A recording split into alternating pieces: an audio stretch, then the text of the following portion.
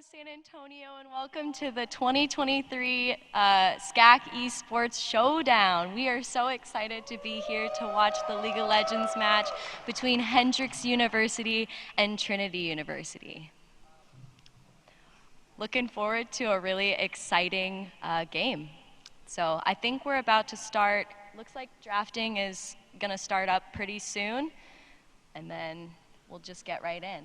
Yeah, I'm not sure if they already did the pick and ban though,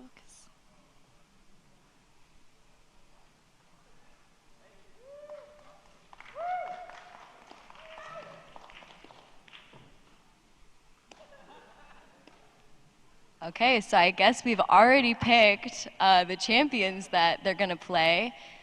If we just kind of look at Trinity University, we got Sion top, Jarvan jungle, Seraphine mid, Misfortune bot, and Leona support. And if you want to name Hendrix. Yeah, and it looks like Hendrix, we got Set top, Malachi jungle, Victor mid, Zaya, and Rakan bot lane. Be pretty interesting to see. I know. So how are we feeling about this? I think my game 1 prediction will be a Hendrix win. Will be a Hendrix win. What about you, Mackenzie? What makes you say that? What on their comp do you like to see? I know Def is a pretty strong mid laner, so I think he'll definitely be scary late game on that Victor. Yeah, it does look like he'll be kind of farming for a while.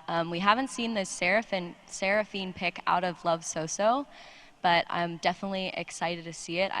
It might have been a little bit of flex pick. The Jarvan is definitely an aggressive pick, and so is Sion. Looks like Trinity has kind of more of an engaged comp versus Hendrix. They have the Zaya Rakan, though, on Hendrix, and that will be a kind of exciting duo to see. I know both those champions are really strong in the meta right now. Definitely, and they got the Malachi ult to follow up if needed. And then Trinity does also have a lot of CC, though, with that Leona, Seraphine, and Jarvan for, so. Yeah, about 20 seconds out. Is there anything that you're really excited to see in this game? I kind of want to see some cheese plays. Like, I'm hoping early game, maybe one of them will be invading or hiding in a bush. I think that'll be fun. Yeah, that would be pretty fun, is to see an engage. I guess we will see what happens. We're about to jump into the game.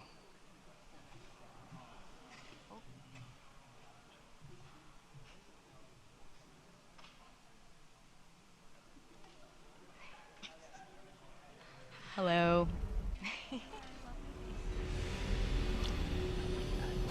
It's like we're loading in a little bit here. Got some emotes, some cool skins. You have a favorite skin for any of these champions? Oh boy. See, I'm a Lulu main, so I don't really know all the the other skins in the game, but. Yeah, it looks like Hendrix might be going for that invade right now. They're kind of sitting in the bushes waiting. Looks like Trinity's going to play pretty cautious as well. 30 seconds until minions Trinity looks like they will not attempt an invade here. Do you have any first blood predictions? Any first blood predictions? Get down with Both junglers are off. big roamers. So yeah, I think we could let's see get a first blood on yeah, either come team, on. to be honest. All right, put But your I think back it'll be into from a it. jungle roam. All right. I don't think it'll be down a with solo it. kill. Dust it off. Just roaming Minions around has the jungle. Looks like no one will attempt an invade, and Hendrix will just kind of focus on taking, is it the red buff or blue buff? Is it red? No, blue buff on their bot side, and it looks like Trinity's jungler will start top side. We already see some trading kind of in the mid lane. Both are kind of these ranged champions, so they'll just kind of be trading back and forth, I think. As for Set and Sion, Set's definitely already started on the top. Sion's kind of moving over there, and bot, after giving the leash on Hendrix, is kind of moving towards the bot lane as well. And it looks like Hendrix' bot lane will still be able to with that against that Leona MF because they still have that advantage with the Recon, so. Yeah. I'm excited to see the engage on bot when Leona comes the next level up ability. We'll see if Trinity will really push for that or not. Kind of see this Jarvan jungle pathing towards the bottom jungle, and we see Maokai kind of hovering towards mid. We'll see if he decides to kind of do anything that decides. Looks like he is preparing to kind of do a mid lane gank. I don't know if Love Soso will be able to make it out. Will Love Soso blow the flash to get out? No, he will not. But Def will get that first blood. And it looks like Seraphine also popped barrier there, so. Yeah, so that's the taking 2 summoner spells for the Trinity University mid laner, Love Soso. We see some trading in the bot lane. A little bit of a CC, but it won't do too much. Trinity has kind of pushed Young and his support under tower a little bit. We just kind of see some basic trading in the top lane. I don't know much about Erewhon's set. Do you know anything? Maybe not. I personally don't. Looks like it's up in CS by 10. Yeah. Cyan is definitely kind of a slower champion, though. I definitely think Trinity will need to just watch out for Myung, the jungler. I think that's kind of the biggest and scariest threat for them right now in this game. He's just really good at maintaining vision and like kind of moving around the map. Yeah, looks like Trinity will also have that split push potential though with that support, so. It's going to be an engage on the bot lane. Digital Otter is going to be here and try to secure 1 kill.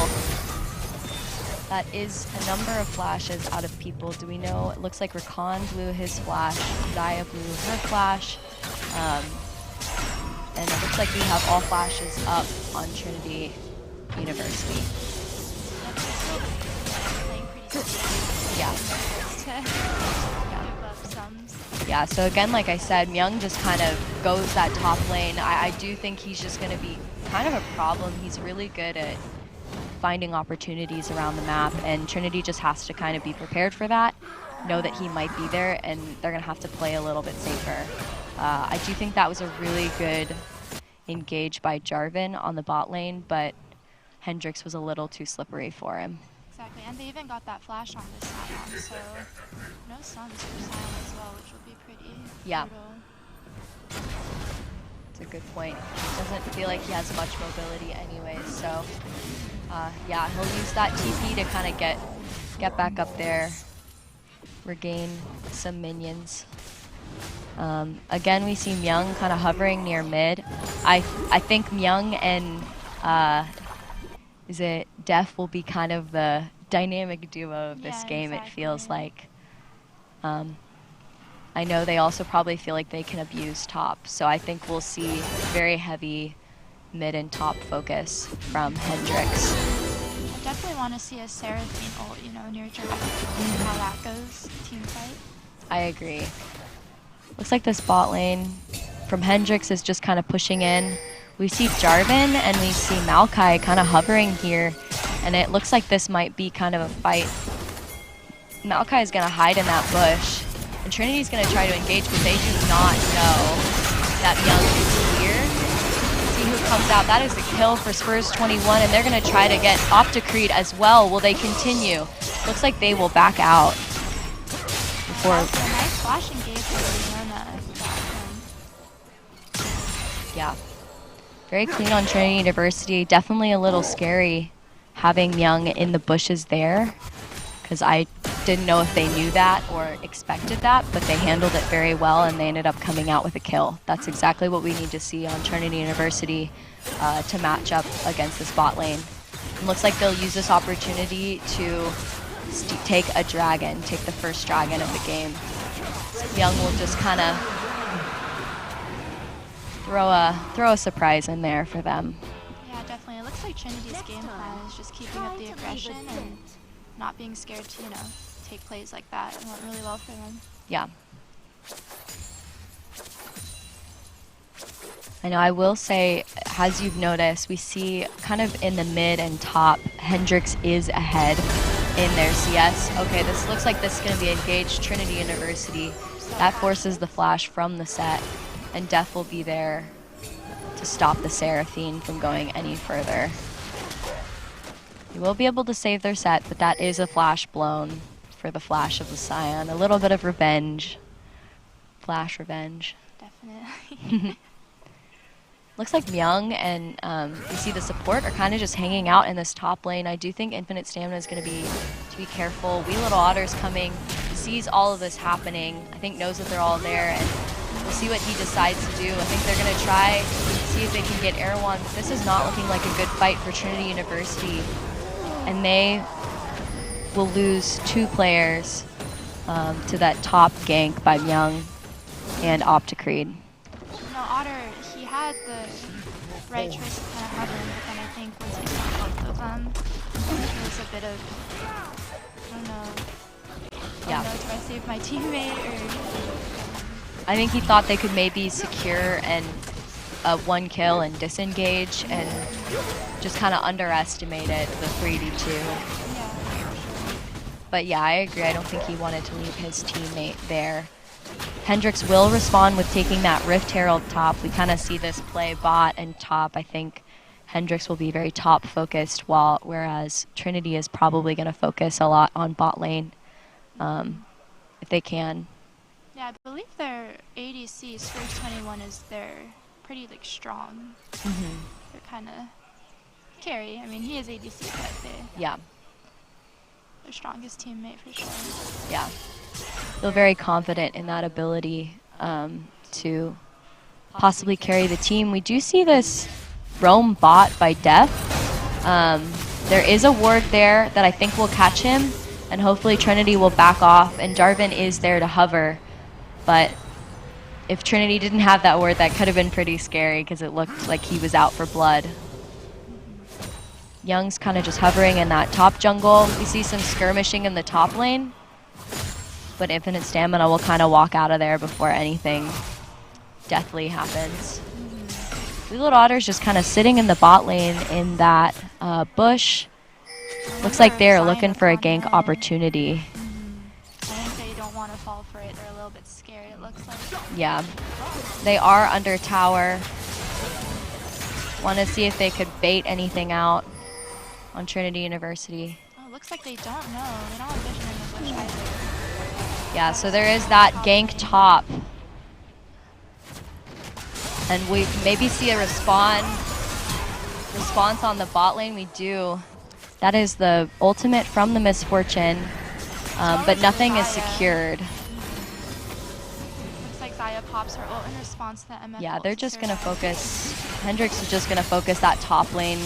If they're getting kills, they can play through that set, and they can play through the Maokai. That Maokai will be really dangerous in the jungle. Wow, and I think they will take their first tower there. At 10 minutes. Yeah, at 10 minutes. Jarvan is hovering nearby, kind of trying to take jungle camps. He's spotted out by Opticreed, who will kind of engage on him. Phoenix 21 is going to be there just to kind of shadow. We see MJ kind of come over too. You go ahead. Oh no, they just ultimately decide, yeah, we should probably disengage. Yeah. And their jungle for too long. They kind of use this opportunity to get some gold back, put a lot of gold on their ADC at this current moment in time. It is about a 3K gold lead, a little bit 3 to 4K gold lead on the side of Hendrix University. Is it Hendrix College? I might be getting it wrong. I'll just say Hendrix. Yeah, still some skirmishing. Def is 1 kill up.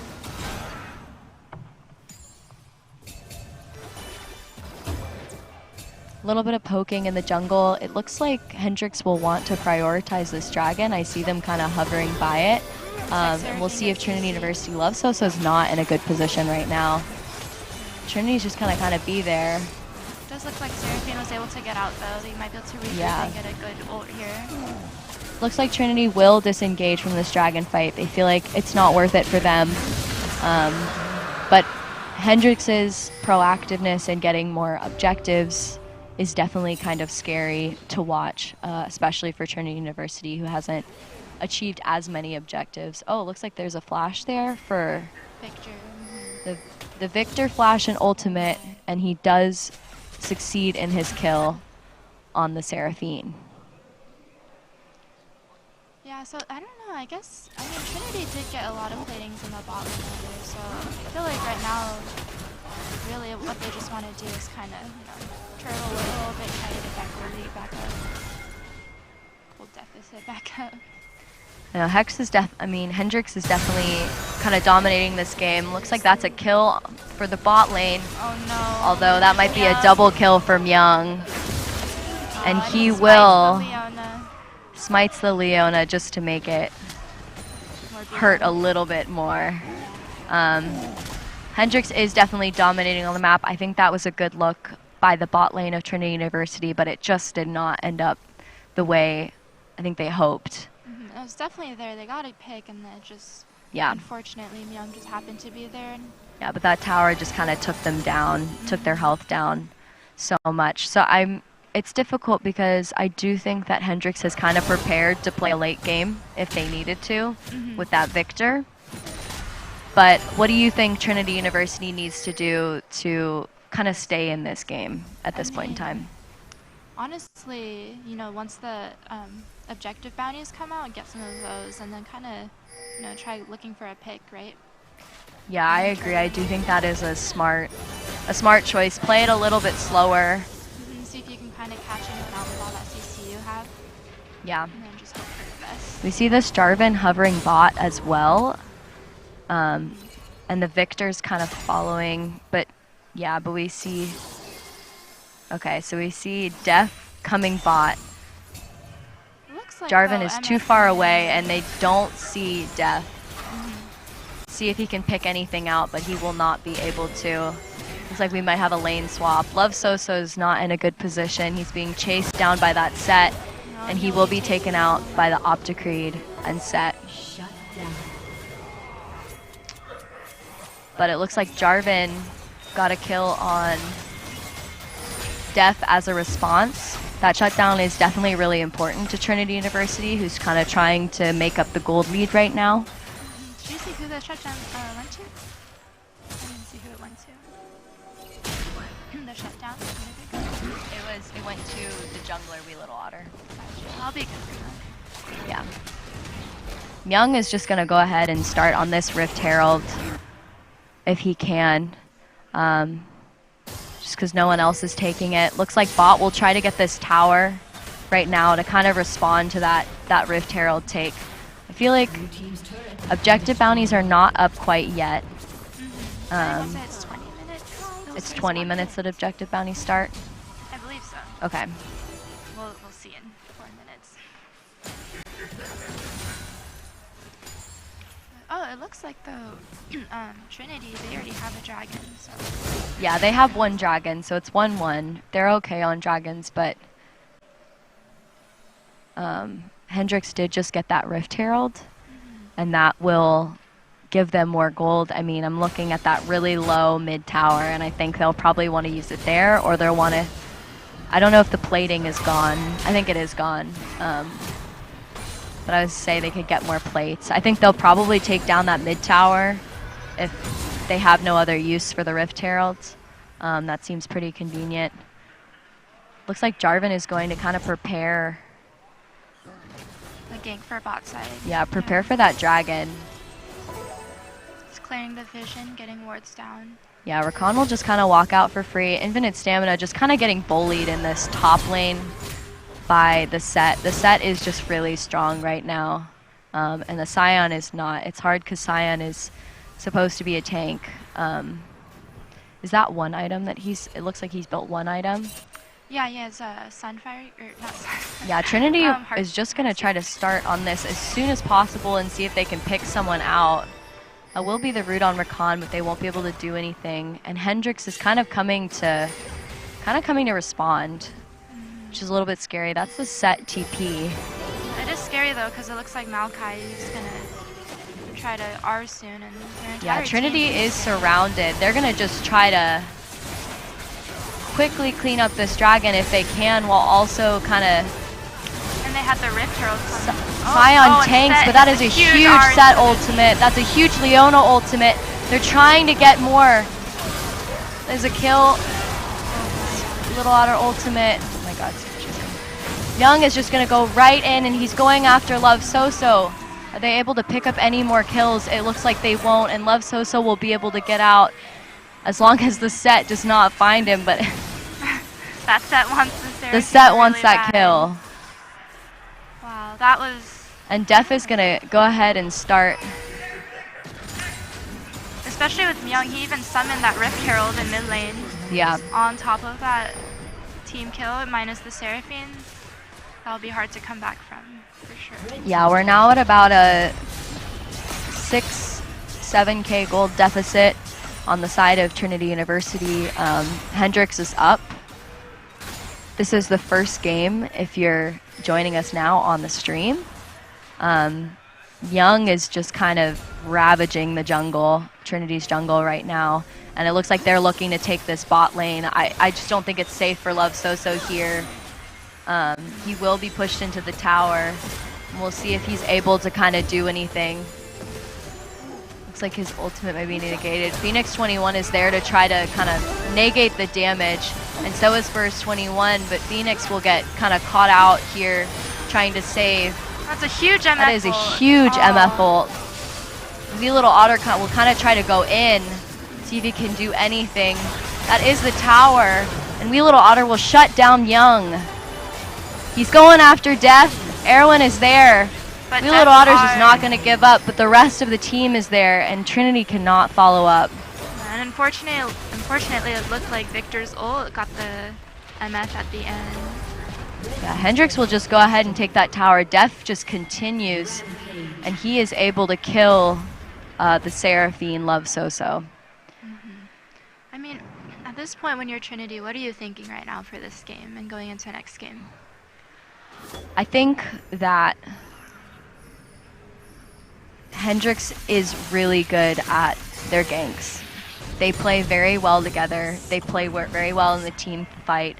I think Trinity, if they were going to go for Dragon, should have focused more on achieving a pick before they did, because I think that was a really tough fight for them. They were close to doing well, but I just think that Hendrix was a little too strong. It looks like Hendrix is going to go right for infinite stamina, see if they can pick out him for a possible Baron play. I do think they might go for it. So yeah, I agree that Trinity I don't think they necessarily need to be more aggressive, but they need to make sure that they're in a good position when they're taking objectives. They were just kind of surrounded at that objective. Yeah, Wee Little Otter just cannot get in here. Hendrix is doing a lot of damage to this Baron.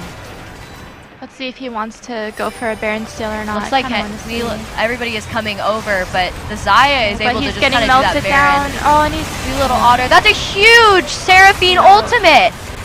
Oh, but that set just that is a huge set. They are able to take down the set. Myung is coming though. Myung is full health. And he will just come in. The Rakan ultimate is crazy. They're going to continue to try to do more damage. That's the MF ult.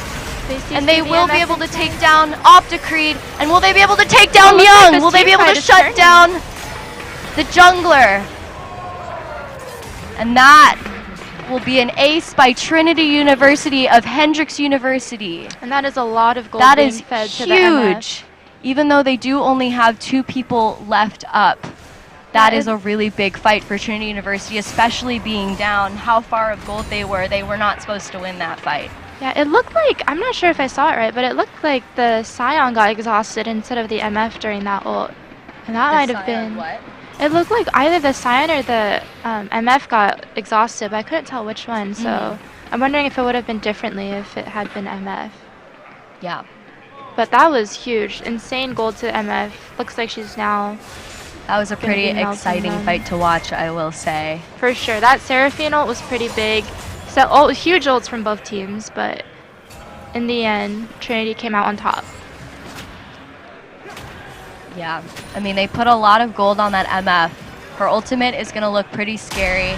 Looks like Trinity, again, will kind of try to go for this dragon. They don't want this soul point to be taken by Hendrix. And I'm wondering if Hendrix will contest it or not. I mean, they don't quite need it, but if they're feeling like they want to end the game, they might. I mean, it looks like they are kind of collapsing on Trinity here. Oh, and it looks As like I said, J4 Trinity is needs to try to get this kill, but Little Otter's just in a really bad position. He's going to be forced to flash. Will take just a little bit of damage. Not enough to do much, but yeah, that burn is going to start hurting real bad from that Maokai. Yeah, and I don't know how teams are looking about for fighting, because both teams don't really have their ults, so yeah, we'll kind of see if, I think it'll just have to be going off of a pick.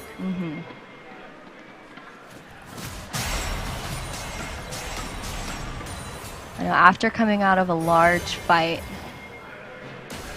we'll see who will end up starting the dragon. Looks like Trinity again is kind of trying to maybe remedy their mistakes, but again they're just kind of being collapsed upon, and that's going to be that ulti. They're trying to get the set, but the set is just super strong. Love Soso's kind of holding that ultimate. He's going to try Phoenix 21, but Trinity is just kind of taken out here. And I mean, what do you do about that? You got that will be almost a complete ace. It will be one kill for the Seraphine. We'll be able to pick up the set.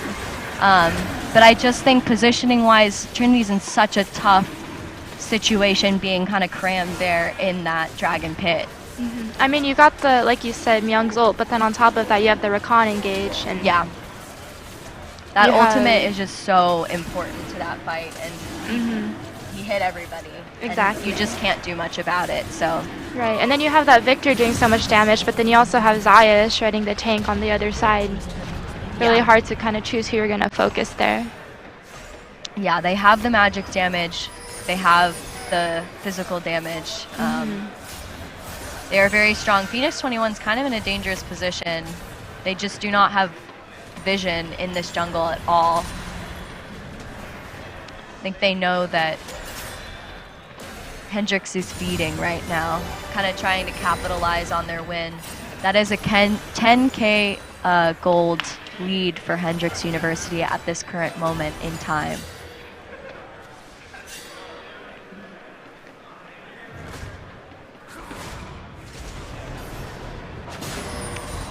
Looks like Trinity will just continue to persevere, continue to farm as much as they can.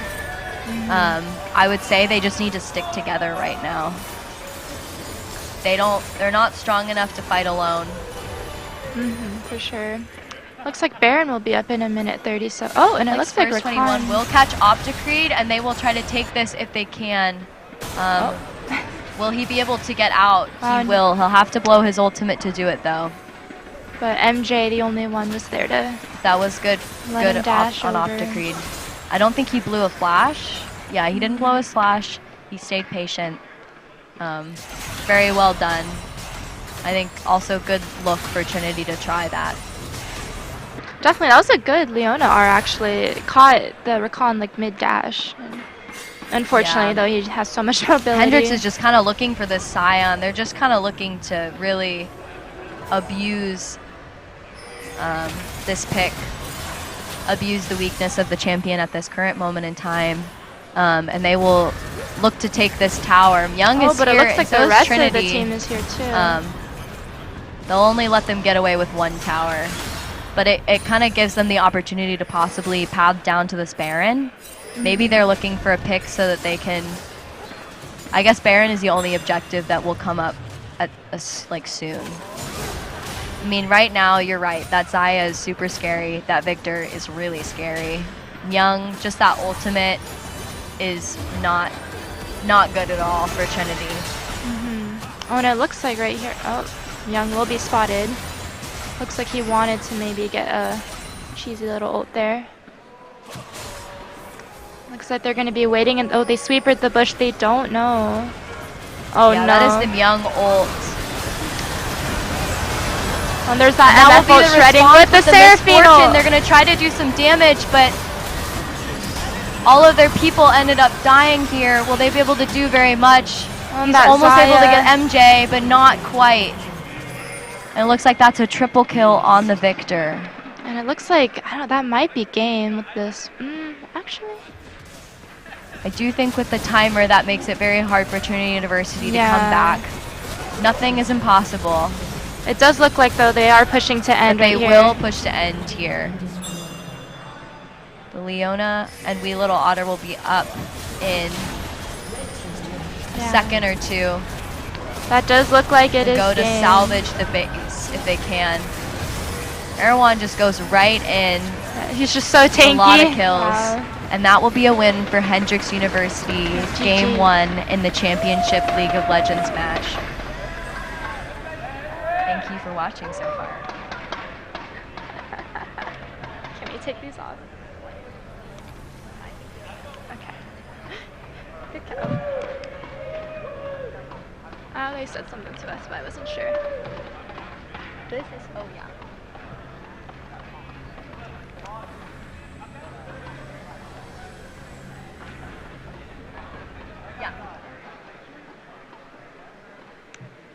So what are your thoughts on that match? I am kind of happy my prediction was right, but yeah, the Zaya, Victor, they definitely shredded. But Trinity, they had some really good team fights too. I think just like the timing was pretty unfortunate for them. So. Yeah, I think that's very fair. What is something that you think Trinity can kind of work on in their next game to come back? I think it did kind of work on being aggressive. They did have really good flash engages, so I think definitely they could try that out more next game. Do you think there's anything you'd like to see them pull out in the next game? Or you think they should ban at least? I don't know. Do you know? Ooh, I think. It's just so hard because so many, champs have CC, but. And they do too. I have no idea. Maybe the Victor, who knows? What do you think was like the key to Hendrix's success in that game? I think their team play was really good. Their ganks, their timing, their rotations, all their decisions were pretty solid. Even that Baron fight, even though they didn't end up winning, they still got a pretty good trade out, and then ended up coming back with Dragon fight. Yeah. No, I agree. Well, we will be going on to Game 2 pretty soon. I'm not sure. I don't think we will be casting the rest of the games, but we really appreciate you kind of hanging in there with us.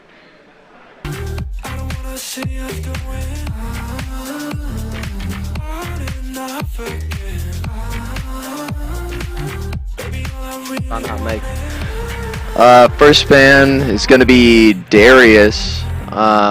You gotta assume that's going to be in. You're looking at the OPGGs.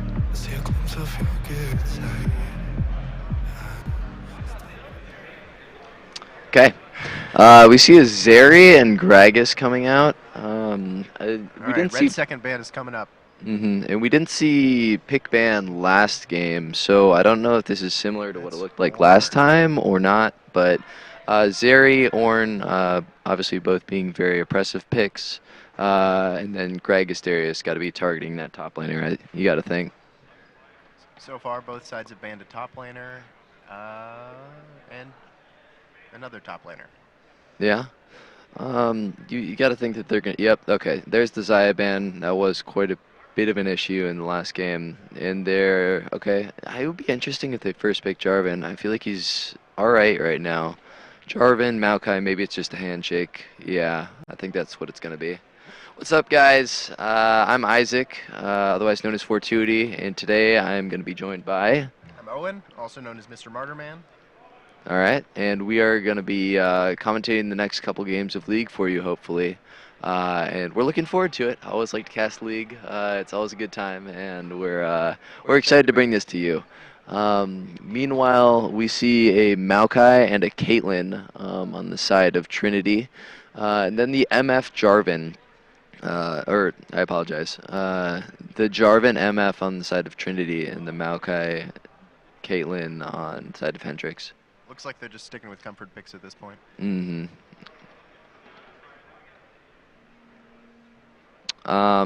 Karma coming out for Trinity, and MF Karma, pretty strong lane. Karma's a really strong support right now. Wouldn't surprise me if they are looking for a similar thing that they did last time. Meanwhile, the Caitlyn Rakan coming out on the side of Hendrix. All right, we move on to our second ban phase. What do you think we're going to be targeting here, if you had to guess? Well, both teams have already gotten their bot laner and their jungler, so mid mostly. All right, so there's the Shen. The Shen coming out from the side of Hendrix. Maybe just for some of that global presence. I really don't see too much Shen in many of my games, so I can't comment too much on what he does. Specifically, but I'm sure they know what they're doing. Obviously, both these teams very good, and they know what's what. Silas being hovered on the side of Trinity. Okay, yeah, there's the Victor ban. I was gonna say I don't know why they would ban Silas when Hendrix has Maokai. Mundo, interesting.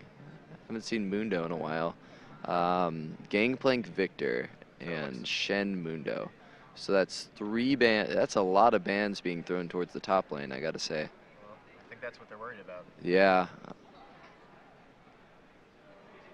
But that's my nickname. And, okay, so they've banned out 4 of his champions, so he is going to be going for the Jace. Very strong pick in Korea right now, from what I understand. But I'm not sure if Hendrix has been playing this much throughout the season. Very well could have. I know Jace is very strong from what I've seen in my solo queue games. So we'll see how that picks out. Then meanwhile on the side of Trinity, you got to think they're going to go for, okay, the Mordekaiser in response. Mordekaiser Jace. Do you know how that matchup goes? I have no idea. Okay. I feel like it's got to... Feels like Jace will be pretty oppressive level 1 just because he's got the range advantage. But then as it scales into the mid game, it feels like it's going to become more even with Mordekaiser eventually having...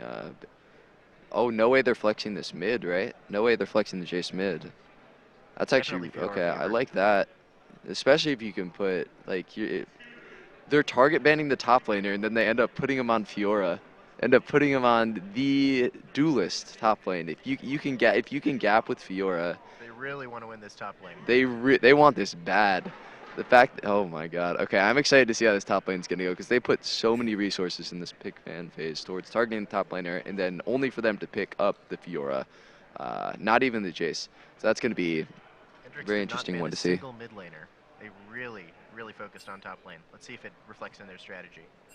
Yeah, and that's honestly good pick bans from both sides, but that was Jace. I like to see that. Definitely like to see that. Overall, who do you think has the stronger comp right now? Who do you think has the stronger comp right now? Who do you think has the Okay. Okay. Who do you think has the stronger comp right now on? Well, it seems like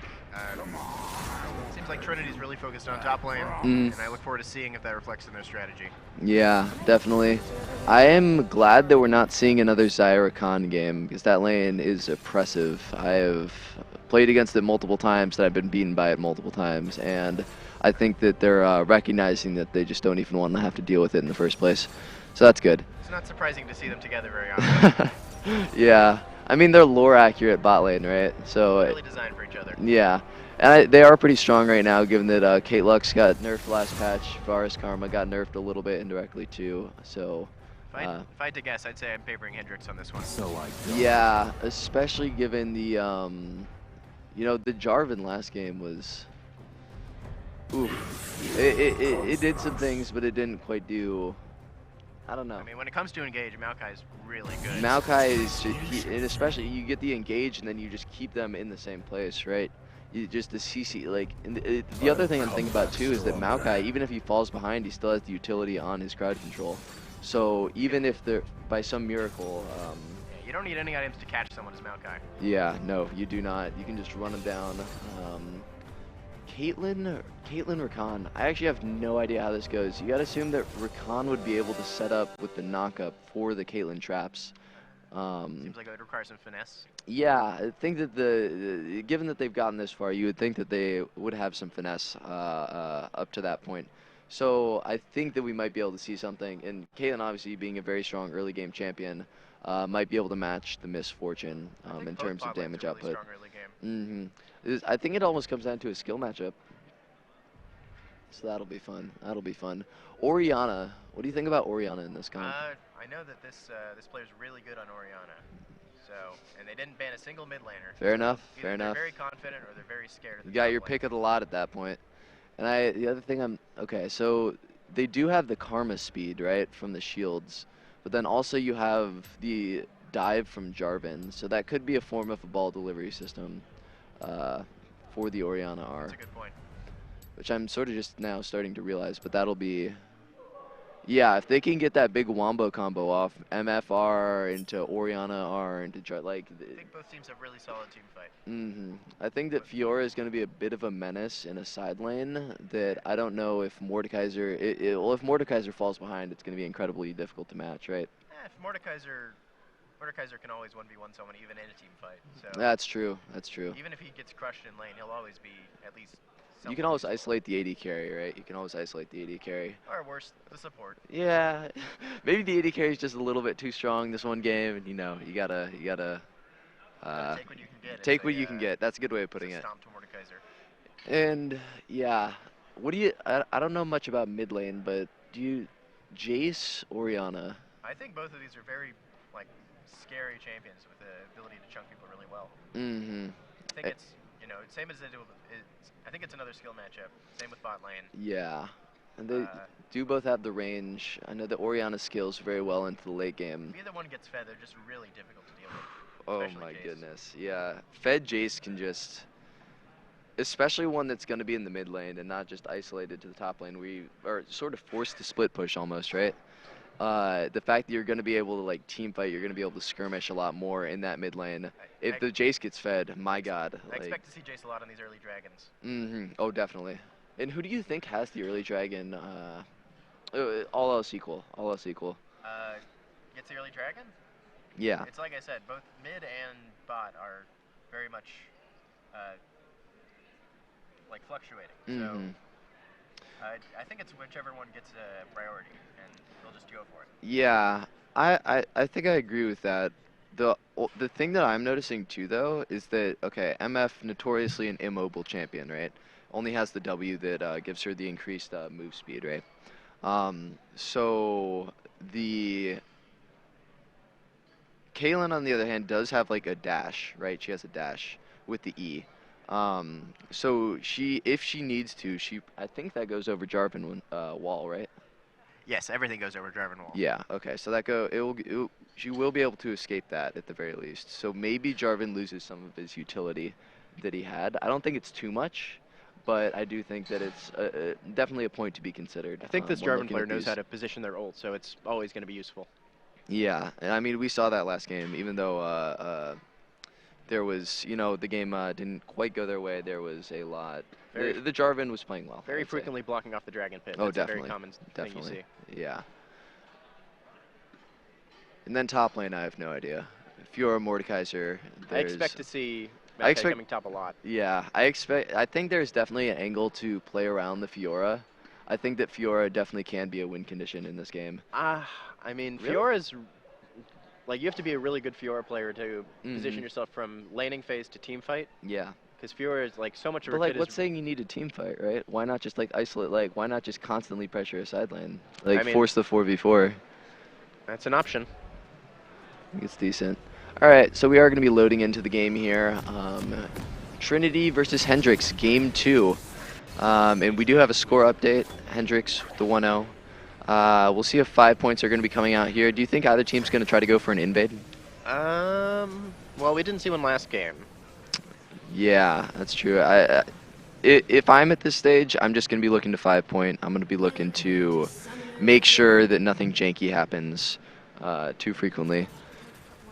And it looks like they are going to be doing that. Yep, the 5-point from both teams. Although on the side of Hendrix, they are stacking that river brush, which I think is a decent strategy. It's a counter invade tactic, right? Yeah, things can get really messy really quick in that little area at level 1. Yeah. So I kind of like this, just protecting their entrances. I think they're both, yeah, they're both going to be starting their, or at least the way they're positioned now, it looks like they're both going to be starting their blue side. Okay, a little bit of early damage on the Fiora. I don't think that's going to matter that much. Maybe trying to get an early ward. Yep, early ward on the Raptors. That's OP. Tells you it helps mid lane a lot. It helps jungler, it helps jungle, and it helps you just, honestly, information is king in this game. Right? I don't expect to see much more before the landing phase starts. Yeah, I think everybody's just going to be showing up. Looks like there will be no leash on the side of Trinity, so they should be able to get level 2 advantage in the bot lane. Whereas for Hendrix, they are going to be leashing their jungler, so they're going to show up to lane a little bit late. I don't think it'll be honestly too impactful. It'll just be a little bit of lane positioning difference. But well, and in bot lane, first level 2 is a really big deal. Yeah, that's true. But with the expectation that it is going to go to one team, you got to assume that they're going to play around that a bit more. Yeah. Little bush cheese coming out from the Karma. Up. Just level 1 engage right away. Tries to go for the Q. Yeah, why not? Why not? I mean, that mantra Q just does so much damage. Yeah. It's actually disgusting. Caitlyn is going to be chunked out a little bit here, but the ward in that bush. Right okay. As soon as it's off cooldown. Big damage, actually. This is okay. Karma overstepping a little bit there. Maybe not knowing the bush was warded. Taking a lot of damage, and although they do get the level 2 first, they sort of can't really do anything with that anymore. You usually don't see level 1 engages. Yeah, but I guess Rakan's built different. And it did seem to work out for them. You know, they forced the Karma to burn both her pots, so. Yeah, another love tap for Misfortune. Yeah. Meanwhile, on top lane, there's a slight health advantage to the side of the Fiora. That's sort of to be expected. Yeah. Mordekaiser's playing safe, which is what you'd expect in this matchup. Yeah. I don't really expect too much to be going on in any of the lanes here for the first couple levels. But we will be... yeah, I expect to see Mordekaiser get poked a lot. He's probably going to build accordingly. Maybe an early Bramble Vest. It wouldn't surprise me. They do have the Maokai healing too, as well as the... Maokai really likes to gank top.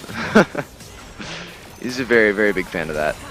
Another Mantra Q hitting the Caitlyn, and Karma, despite being down to maybe 10% HP, still being able to pump out the damage. Yeah, she's run through her potions, but she's back in a fighting position. Definitely. Slight CS lead on the side of Trinity in that bot lane, but I think when that wave crashes, it's going to be a bit closer. Yeah. So. Net worth appears to be mid lane though. There's a bit bigger of one, I gotta say. And Jace will be jumping in here. Oh, Maokai coming mid, forces out the early flash. Burns the flash. That's a bad flash. Yep. That's gonna be first blood going over to Hendrix. Jarvan. I don't think he wants to get involved with this. It's too late for that. Just gonna EQ away. Just smack him and get out of there. This is giving me flashbacks to the last game, I gotta say. Yeah, those early Maokai ganks are vicious. They really are. They have done so much. Okay, now the nice hammer away. Goes for it. He is gonna flash for this. Your mid laner's not really in a position to follow this up. I don't think there's anything you can do though. You sort of just gotta wait for your next EQ combo, no? Yeah. Yep. He misses. does not get the knockup. That's really unfortunate. If he got the knockup, he might have actually been able to kill. That one's gotta hurt. Yeah, Maokai appears he's trying it back, but he might be looking for another gank bot Maybe lane. a dive. No, yeah. It's a bit early for that, isn't just it? gonna hover that. Just gonna hover that a little bit. They do have a slow pushing wave here, so I think there is an. Meanwhile, top lane. Fiora. Let's see if Fiora parries this. Let's see your parry. He tried to bait it out. He tried to bait it out. That was very good play by the Fiora. If you parry that EQ knockup, then you are. See, the threat of a parry is probably Fiora's biggest tool. The threat of parry sometimes being more useful than the parry itself. Even there, you didn't even have to use the parry, but the fact that they had it. A lot of this team's CC is pretty well easy to see in advance. Yeah. Which makes Fiora a really nasty counter pick for a lot of the champions on it. Yeah, the more I see this Fiora, the more I'm liking the decision that they made to go for it. Yeah, it's like Karma's W, or is it her E? That does what? Her, or like chain. That's the W. Missing the cannon in mid lane from Hendrix. That's gotta hurt. It's always unfortunate. It happens to the best of us, but still, you know, you gotta. Every little bit of gold is gonna count in this game, and that's just the way it's gonna be. And if you can't capitalize on that, then you know it's standing gold. You're not gaining for your team. He's got a guy to help him. Caitlyn is a champion. This is, I don't think they're going to try to go, yeah, okay. I was going to say, I think they could freeze this right here if they wanted to, but it looks like they're not going to go for that. Looks like the wave's pushed to the tower. Let's see if anything happens. So it is going to crash, and they are going to have to, yeah. I think that really a lot of the action seems to be revolving around the Maokai this game. Yeah, I mean, it was the same last game. He got a pretty nasty kill streak. But no real solo kills, any skirmishes going on outside of that within the game, I would say.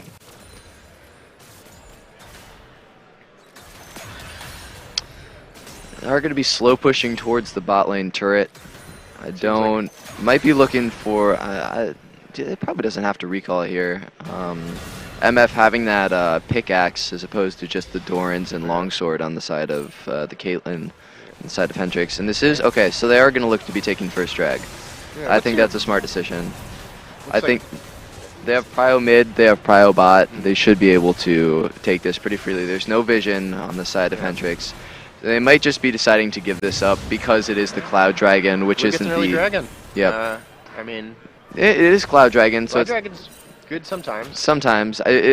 Generally regarded as one of the weaker dragons, so that might have been a contributing factor in why Hendrix decided... Cloud Dragon's so bad, why do you take Relentless Hunter? No, you make a valid point. But yeah, I think that those thoughts definitely were running through the side of Hendrix, right?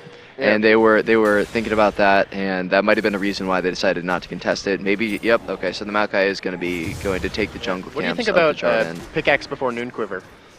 I think on MF it's really good because you get attack speed from your W. It's not like you need help blast hitting on MF. Yeah, you don't need help blast hitting. It's more like raw AD, and it's a lot cheaper. So you just have a lot more, like you're able to utilize your early damage boom a lot more efficiently. All right. So I kind of like it. Yeah, top still seems pretty Meanwhile, unhelpful. Flash being burned from the Caitlyn. Okay, bait ping coming out from somebody. And yeah, so they do get the Flash, an important summoner spell. I don't think they're going to be able to make too much more off of it. Jarvan is going to be hovering down here, maybe thinking about looking for something, communicating with his team, seeing if they can look for a gank. Oh, maybe a lane gank. Okay. Yeah, I actually like this. I like this. I want to see what Jarvan's up to. Going to slow push this. If this doesn't work out, he's going to have wasted a lot of time. Yeah. But it's one of those traps you can really easily fall for. I think it can work. I think it can work. There is going to be no vision on the side of Hendrix in these bushes. So I think there's a very real possibility that they can make this happen if they can force out a fight here. I think Jarvan's probably not going to get much out of this. But yeah, we'll see. He's too far back at this point. Yeah, I mean, Rakan doing a good job of being really able to maintain spent this vision. time getting Krugs. He was able to maintain vision, and because of that, Jarvan wasn't able to walk between the bushes, wasn't able to go for the lane gank, and that is going to be a lot of time wasted on the side of the Jarvan. You look at the impact these junglers have had, 20 CS lead on the Maokai, and a kill. Well, so this is looking like a bit of a jungle gap. I mean, those early kills on jungle are just worth so much, but it takes time. It takes a lot of time for something that may or may not pay out. So farming is usually the safe option. And you think about like last game too, the Maokai absolutely took over. That Maokai had a 450 gold shutdown at one point. Yeah, like four kills, 6 I was gonna say 4 and 6. What are you talking? No, yeah, 4-0 and 6. That was Maokai certainly played that. He played that last game really well, and he is definitely looking like he's in a position to do something. Maybe not as impact. Okay, I don't think that. Yeah. Well, nice job from the Orianna. Jungle tracking. Sure, I being think he's just getting ready for Herald at this point. Mm-hmm. Just making sure people aren't going to threaten that. Not going to threaten the Herald, and then also nice job from the Orianna, tracking the jungler, making sure that they're on the right side of the lane, have the ward in the right bush, etc., etc. Jarvan being caught out a little bit here. He might actually, gonna have to burn flash. Still might die. For it. Yeah. Okay. Yep. Decides. Yep. Jarvan pops his ult. He wants to die with honor. Okay, I gotta question the ult a little bit because you know you're gonna die there. Why are you burning one of your important abilities like that? For Demacia? For Demacia! I think that's the best answer I've heard so far. If that were me in solo queue, I would definitely be question mark pinging my laner or my jungler in this case. We're not in solo queue though. We are in the SCAC Grand Finals. So maybe Jarvan thinking that the R could have stalled them long enough that he could get away. That's really the only thing I can think. He's been pretty busy this whole time. Yep. Mordekaiser's sort of healing a little bit there. Yeah, Fiora's got 2 options for parrying Mordekaiser, and neither of them are pleasant. What's the I actually don't know much about this. Tell me about this. You can, no way. Yeah, it's very, very tilting. That, oh my god, that just seems so horrible. Nice parry. Now, if Mordek wants ult, now would be the time, but he didn't quite go for it. I was gonna say, Fiora still got her R. She's gonna be able to. I mean, there's a reason they call her the duelist, right? Headshot coming out, traded for Karma Mantra R. I think it looks like I think they kind of want to get this next dragon too. Maybe just stacking dragons is Trinity's win condition here. Well, I mean, I could definitely see it. Both teams are still relatively even. Meanwhile, in top lane, okay, gets out the flash. I think they're in the ult right now. Yeah. That was just to save himself. So ult and flash, that's gotta sting. Yeah. Yeah, Mordekaiser's really good at, getting ahead, but against Fiora, it's just not going to happen. It's so hard to fight. And Hendrix having despite being down 1 dragon, maybe about to be 2, this is looking like it's looking like Trinity wants to go for this, but so does Hendrix. Maokai pops the ult. Maokai is just going in, he's in there. He's dead, and Kaylin is going to be able to get out of that Jarvan ult with the E that I was talking about. Jarvan probably going to die here, and if Jarvan dies, this is going to be a free dragon for Hendrix. That's the threat of Jarvan ult, which is, I mean, they're in there, but you're in there too. Yeah, you got to fight. Am I trapped in here with you, or are you trapped in here with me? Yeah, Jarvan is not durable enough to spend 4 seconds in a ring with a lot of characters. No, definitely not. Not at this stage in the game. Jarvan hasn't got too many of his major items yet. Can't be looking for those. You can't face take that many members for that long. Yeah, it's always a risk. Yep. Herald is going to be dropped mid lane, so there's going to be plates bot and plates mid that are going to be going over to the side of Hendrix. 5 kills, dragon, and they are up almost 4,000 gold. So this is very dominant position they're in right now within the game state. I would say. Continue to shift in their favor. I don't think, Jarvan can't look for anything here. I mean, what's Trinity's way back into this? And they've got they got that first dragon.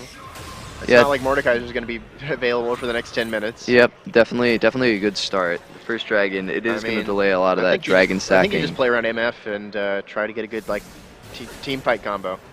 Yeah, I mean MF ult is just, if you don't get out of the way or cancel it rather. I'd expect to see Trinity at least try to contest the next Herald. Yeah, I mean they sort of have to at this point, right? They need to find some way back into this. Or not even back into this because bot lane's doing fine, but the rest of your team is they're losing passively. I would say it's the best way to put it. Well, if you're winning, it's safer to farm, which means you get more money, which means you're stronger. Which means that when they do eventually have to force a fight, you're gonna win even harder. Yeah, it's a bit of a vicious cycle where it really you can't get ahead without taking bad fights. League is a pretty snowbally game. That being one of the reasons. Kaylin is going to be looking to recall here. Maybe has I gotta think she's going to be building into. Gale Force might be fine. Yeah, Gale Force is fine. I think Kraken would also be good. I think this Mord's been doing a pretty admirable job of. Yeah, especially considering you're facing off against Fiora, which is sort of just. Oh no, do you die? It's not Maokai this time. Yep, it's, you die. Rakan. Yep, nice job from Hendrix picking up another kill in the mid lane. Nice roam from the support. Ugh. This is, I mean, it's looking rougher by the minute, frankly. Yeah. I'd like to see Trinity pick up at least 1 kill. Yeah. But I don't think it's gonna. I think it's gonna cost them a lot. It's looking, yeah, it's looking tougher. They're gonna have to make a play soon if they want to make their way back into this game. Yeah. I mean, these games we've been seeing a lot of supports that either. No, just, Jarvan. Jarvan Is gonna be able to. Okay, yeah. Who are they giving it there to? is. Okay, That's give the it to the kill. MF. That might be what they need. I think that was the right decision, giving it to the MF. Jarvan yeah. being more of a dive bot. MF actually the one dealing the damage, and of course you never want those kills going over your karma. Mordekaiser trapped himself with Fiora. Yeah. Oh, but good angle on the R. Nice cancel from the Maokai. Is gonna miss his ult though. Yeah. Let's see if Trinity. Oh, this I is. don't think this is okay. gonna be good for Trinity. It was decent for Trinity until it wasn't. If they were able to get maybe one more there, if they were able to convert with their numbers advantage, play a little bit safer. Or 1 for 3, I guess. Might have been able to make a little bit of a bigger play, but still. Yeah, this Maokai is just such a threat. He's just knocking people around in fights. 400 gold shutdown again, and 4-0-3 too. Yeah, that early Radiant Virtue is just so good in these early skirmishes. Oh my god, yeah. It's actually disgusting. You got the Ionian Boots of Lucidity too. Yeah, you don't. I mean, you want cooldown because it makes his passive more often, which makes you heal more, which is effectively better than defensive stats. We both just saw the Hendrix 80 carry missing that cannon, right? Oh. I mean, I'm just looking at this Orianna getting poked to death. Yeah, that too. That too. There's That was a. I mean, almost the Q, Caitlyn Q, and Caitlyn ult. And yeah. She's down 60%. You're down to the point where you can't actually tank another headshot, so you can't stay in lane anymore. Yeah. And despite the fact that the Caitlyn missed the cannon, they were able to get Orianna off the map for another 30 seconds, so almost worth. Yeah, I mean, Caitlyn's well known for having really high attack range, but I mean, I think it's her like basic ability combos are what makes her really threatening. Yeah, no, definitely. And still being early in the game, Caitlyn is going to be able to shred through a lot of these members of Trinity a lot easier than she would later in the game when Jarvan start to, stack some armor. All right. Mordekaiser starting to become a bit more of an issue, but it won't matter if Jarvan just dies like that. That was, ooh. Yeah, 10 kills on the side of Hendrix, 17 minutes in. I think Orianna dies here, actually. If Rakan can get this knock-up, okay. They do force the flash. It's a big summon shell out of the way.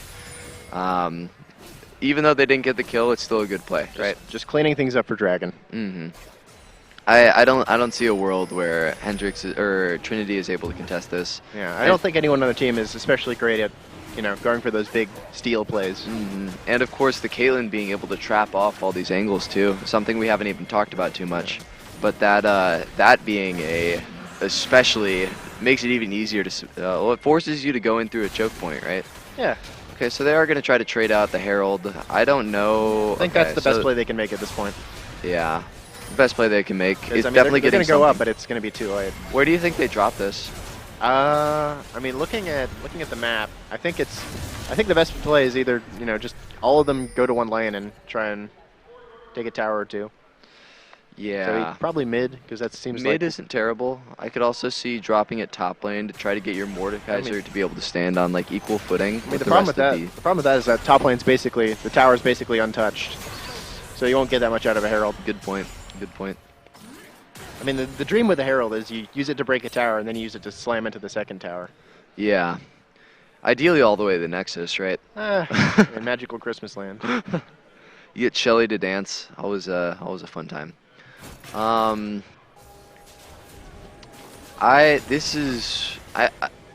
Okay, so generally I'm not a big fan of Gale Force. This is a bit of a messy start.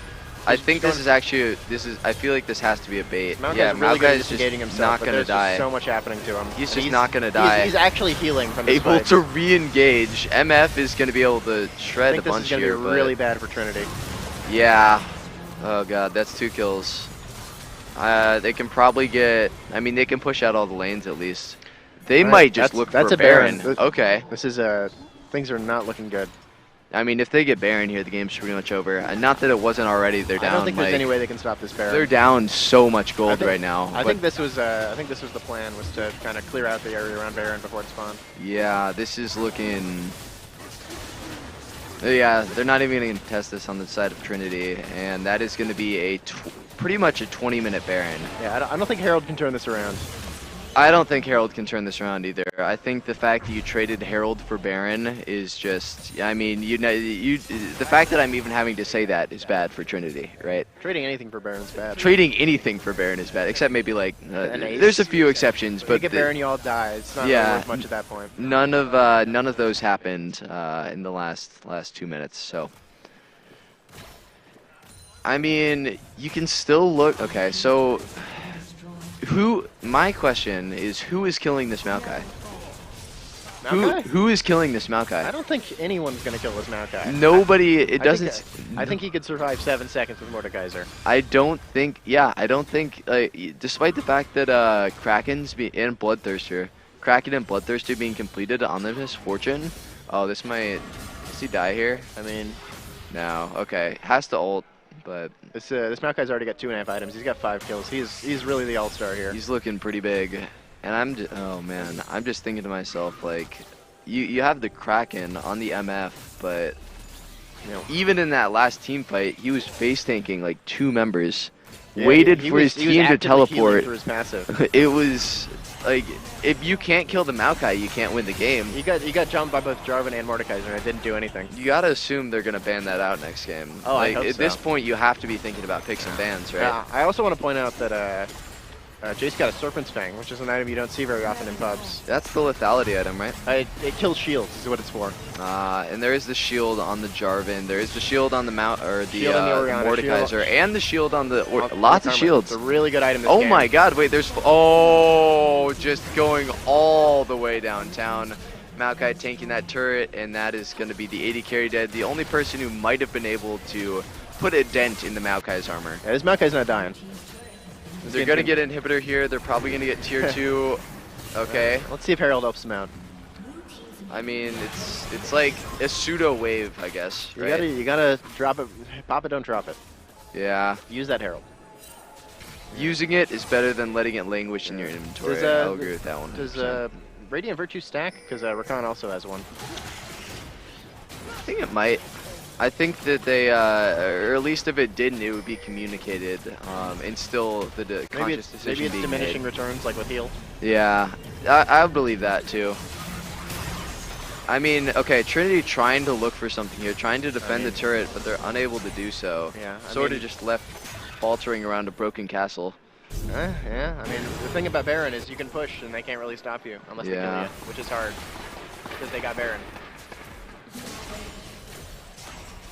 And this is, I mean, what do you do if you're Trinity? I mean, the thing here is, like, we expected a lot out of this Fiora, but, like, it's, once again, it was still the Maokai. Yeah, I see no world where Maokai isn't banned next game. Yeah, that's what I'm going to say about that. Such a menace. Third Dragon, I mean, if they try to fight this, they lose the game. So Third Dragon is going to be going over to Hendrix. Rakan doing a nice job clearing out vision, getting rid of that blast cone, just making sure there's no possible way that this gets stolen. No globals on the sides of Trinity, so. Another one by the books. Yeah. I mean, they're really just putting on a clinic here, I gotta say, especially this Maokai. It's kind of scary to watch, actually. I mean, these being the 1 and 2 teams and Hendrix just putting on such a clinic, both games. Yeah. Down almost 10,000 gold at this point. Yeah. This is the point where you start having to funnel resources, right? I think it's a bit late for that. I think it's a bit late for everything. You have to try something. You have to try something, and that's the only thing I can think at this point.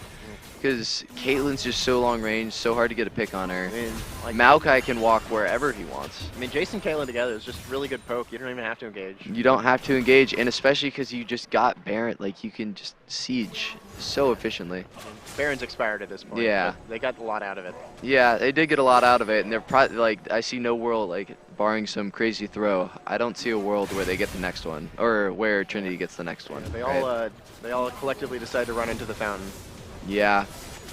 They're just, brute forcing this turret down. They're face taking the poke. Yep.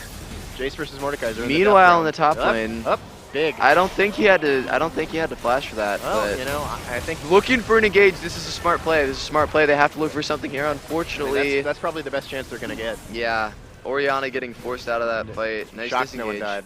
Really nice disengage. Yeah. Oh boy, it's clearing out vision. Maybe they're just gonna recall here, Yeah. buy I mean, some items, clear out the jungle. If this top laner hadn't been so like thoroughly stopped, I think it would have probably been their best chance. Yeah, I agree with that. Like, I think it's like the fact that top lane is just like pushed in all the time means that Maokai's free to wreak havoc on everything else. I think this Fiora has pushed in the Maokai or the Mordekaiser for the entire game, if I'm not mistaken. Actually the entire game. The worst kind of top game. Yeah, and then Well, I guess second worst. the funniest thing, Fiora still has TP, so not even running with the team. Just saying, if you're not going to answer me, I'm just going to take the bot in. Yeah, Fiora's just, happy to sit top and hit creeps. Yep. Or in this case, bot, but the point still stands. So, this is...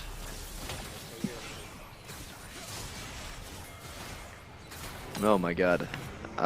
They have no vision here. You sort of have to let one of your tankier members walk in through here. Oh, wow, Baron's back already. Yeah. Well, not for long. They're getting it. Oh, yep. And that's what happens when you don't have vision. You get engaged on. Jarvan tries to do something, but just gets two-shot and dies. Just an absolute vicious engage. Double knock-up on the Rakan. Oh, they almost get something out. This Mordekaiser's causing havoc in the back. Might be able to kill the backline. Yeah, is going to be able to kill. He's going to try. No way he kills no three, one's right? died yet, somehow. This fight is going everywhere. Okay. I think was that a double Gale Force kill? Yeah, I think so. Doing a really nice job cutting. How has this no out. one died? This Mordekaiser, how did he not kill anyone? That's He just killed depressing. one. He killed one. He almost killed two, but this is just like like the healing and shields on Hendrix is just ridiculous. Fiora, was Fiora even there for that fight? I don't think. Like I don't think she was. My God. Oh, absolute stomp from Hendrix, and ugh. you know, if I'm Trinity, I'm banning Maokai. Yeah, ban Maokai. I'm banning the Fiora. I think it was all Maokai. I would like everything else. It feels like I could deal with, Maokai Rakan. but that was just absolute. Like these engaged characters are just ridiculous. That was. Maokai Rakan is just like tearing up the backline, just like Caitlyn can't do anything. Or I mean, like the ADC can't do anything. The mid can't do anything. Yeah, it's just I won't even say that Trinity played badly. It just, Hendrix played better. Yeah, I think it's another draft issue. Yeah, I see no world where this Maokai isn't banned out for the next game. That was, 6-0-8 at the end of the game. That's better than last game. Last game was really good. Like, you have to address that in one form or another. And I think if I'm Trinity, I'm definitely thinking about that. I'm definitely trying to make a play there. Yeah, if they ban Maokai, I'm sure they'll pick something like Sejuani, and it'll be the same thing again. Yeah, so it comes down to what's the answer. Trinity has to be able to find an answer in this next game if they want to be able to. These just like tanking engage characters are just so good. Mm-hmm. The Jarvan not feeling it as impactful that game. I don't know if he. I mean, Jarvan, he's good at everything, which means if you're not ahead, he's not good at much. He was. There were definitely some plays in there. There was that play bot, remember, where he tried to go for the lane gank. Unfortunately, didn't quite work out. Wasted a lot of time there. But if that worked, maybe that would have been a window back into the game. Who knows? Got to try. All right. Well, let's see. I think we're going to be getting back into a draft here. I want to take a second to let's look at the ranks here. Let's look at the ranks here. So we have Def being Master, and then we have Diamond, Plat, and then on the side of Team 1, which I believe that's Trinity, right? I believe that's Trinity. We got Gold, Silver, Plat, Diamond, Plat. So there is I think Solo Queue's its own game. Solo queue is its own game. That's a good way of putting it. But certainly, in my mind, me a silver player, if I'm laning against the master player, I am scared. I'm terrified. It is, especially if I'm playing competitive play too. There's definitely planning around that. Yeah, I've been there. Mm-hmm.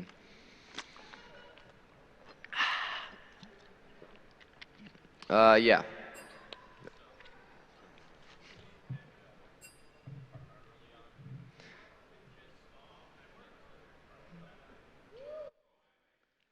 for Game 3 of the SCAC League Finals against Hendrix and Trinity. We're going to be in pick bands right now. We have Karma being picked on one of the sides, and I got to assume that's going to be the Karma from last game. So that was on the side of Trinity, I believe, which I don't think it was terrible, but it was... I don't think bot lane was the reason they lost that game. Let's put it that way. We see a Recon pick. Maokai did get banned, which is not surprising in the slightest. Yep. And there's the Recon Caitlyn. Worked out for them really well last game. Yeah. I think we might see the same bot lane. Yeah, again, I don't think bot was really a make or break factor on either side. I don't think that's where the bans are going, at least. Yeah. So it wouldn't surprise me if we see like an MF picked here. Just to, run back the same lane. It might be a handshake of sorts. But we'll see. Oh, Vayne. Okay, that's an interesting pick. That is interesting. What do you think about that? Well, I think I wouldn't be surprised if the jungler stuck with another tanky initiator. So Vayne might be the solution to that. Vayne definitely could be a solution to one of those tankier junglers. The only issue with Vayne is that it takes a really long time to scale up and actually become useful, right? Well, I mean, you can always disengage with Vayne really easily. Yeah. So that's Victor coming out on that side too. Victor was not banned this time, so it's fine, I think. Victor again scaling pretty well into the late game with all those augments, right? I think that's their comfort pick. And again, I thought the Victor was fine. Olaf, ooh. Olaf is an exciting pick. He's a scary, scary character. Olaf is a very exciting pick. Lots of early skirmishes, and you're just so strong. Like you're so strong when you're so low health, and seeing Olaf just shred somebody from half health while he's at like 200 HP and just winning the trade. There's a lot of top laners that just can't play against Olaf. Yeah. Looks like we're going to be getting into the second ban phase. We see the Mundo.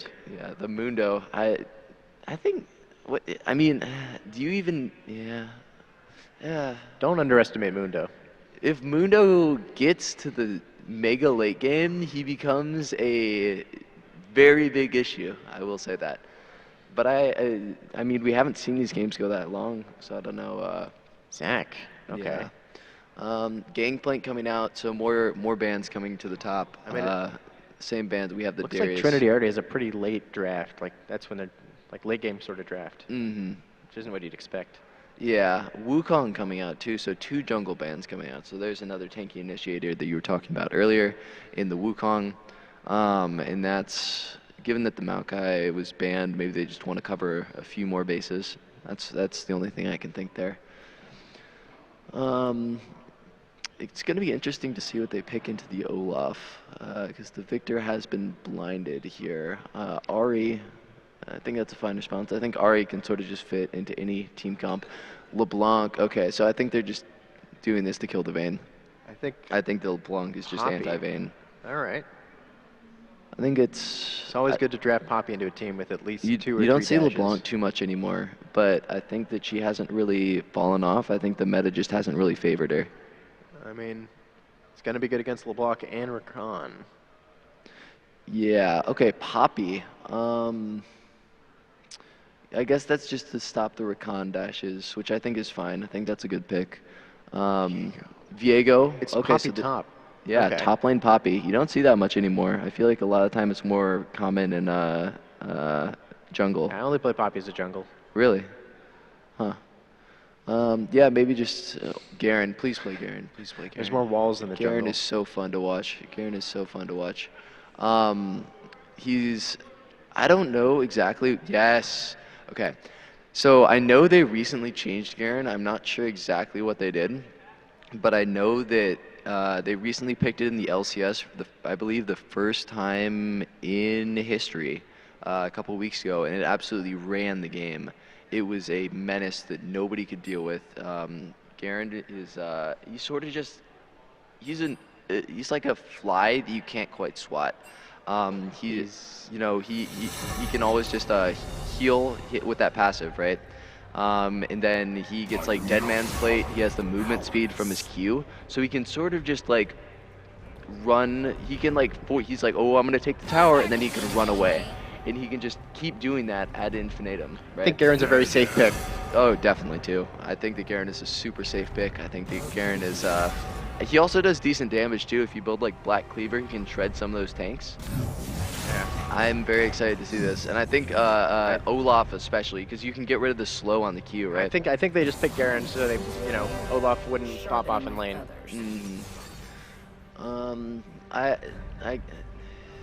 It's interesting. Garen's got that execute. I'm not sure if it's a counter, but he's always going to be effective. True, especially if Olaf gets low health. Usually that's a good thing, but against Garen, it just becomes a bit more of a liability.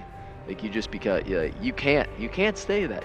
Oh, I guess Olaf is on the same team, but it doesn't really matter. The point still stands. What do you think about this mid matchup? What do I think about the mid lane matchup? LeBlanc Victor. I feel like Victor is more useful in team fights, but I think that LeBlanc is sort of just their way of dealing with Vayne. I think that LeBlanc can, like, if you get the, the QW, you get the full combo off, right? The Vayne will be taken out of the fight. Yeah, I think Victor's goal in this lane is to not die and get as much farm as possible.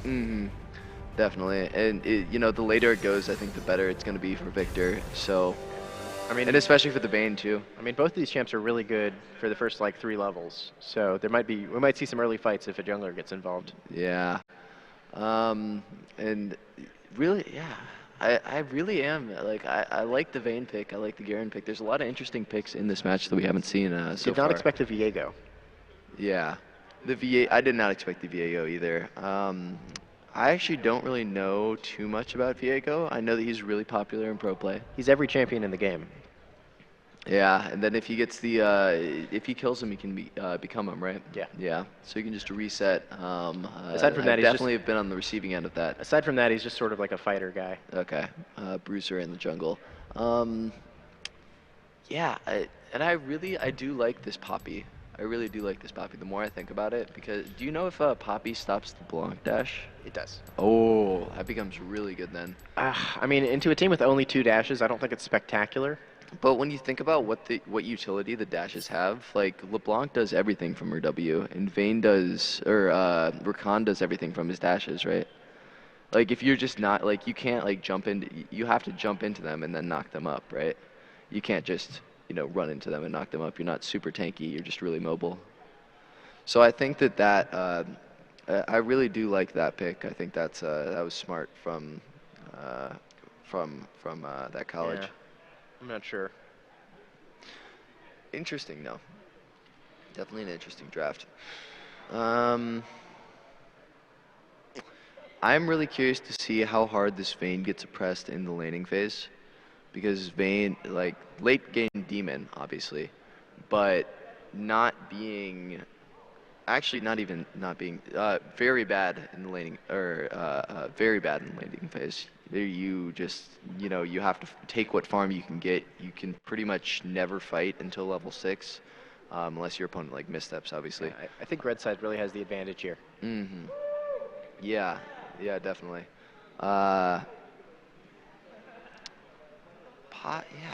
Poppy's gonna be interesting too.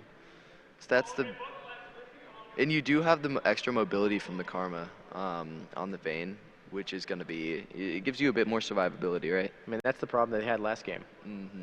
Yeah, it was you have the MF, and yes, she does pump out damage, yes, she's a lane bully, but you can't get away once the Maokai get rooted by gets on top Maokai, of you're you. going to die. Once that Maokai presses W, you've just, you might as well just turn off your PC at that point. Yeah. They're going to have different problems this time. Yeah, there will be different problems. And, honestly, I could see this going either way. I like the fact that they stuck with the Caitlyn Rakan. Again, I saw pretty much no issues with that. I think I'm very interested in this Garen. That's what I'm curious about. Yeah, what do you know about Garen? I know he spins and he likes Demacia, and I don't see him very often these days. Yeah, definitely. He's an interesting pick, and he's lore relevant too, which always makes it that much more enjoyable to actually see him in the game. It's like having this, it's like Arcane, the League of Legends show adaptation, which is quite good, right? won a lot of awards, really good story, really good acting and stuff like that.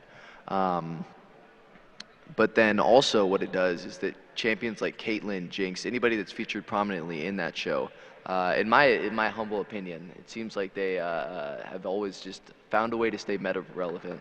And I'm not really sure if there's a correlation there, but it's certainly something I've noticed. I think they've always been good.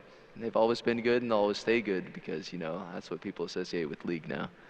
So it looks like we are going to be hopping into the game. Enough of my talk about Arcane. We'll actually get to watch some quality League of Legends gameplay. This is going to be Game 3 of the Grand Finals, potentially the last game if Hendrix is able to close this out. What do you think about the skin selection here? We don't have time for that. Marauder Garen. I see there was a skin on the... Ooh. Can we... Flashing the mastery. Flashing the mastery. I gotta respect that. I gotta respect that. Okay. Back to the game. Do you think we're gonna see an invade here? Sorry, what was? Okay. And we are gonna be seeing the. I think we're gonna see an invade. Yeah. Okay. So this is probably a counter invade strat right here. Maybe the Garen just trying to bait something. Actually, not even maybe. This is 100% a bait. Not even a question in my mind. Yeah, the classic all chat strategy.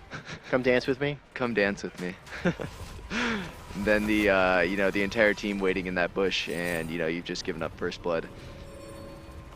Not sure if I oh, they want it. They actually do want it. Oh! Everyone knew it was happening. How many flashes got burned there? Oh, Olaf has an amazing level 1. This could be really good for the side of Hendrix. Is going to back off a little bit though. Does get the ghost burned. I think that was 2 flashes.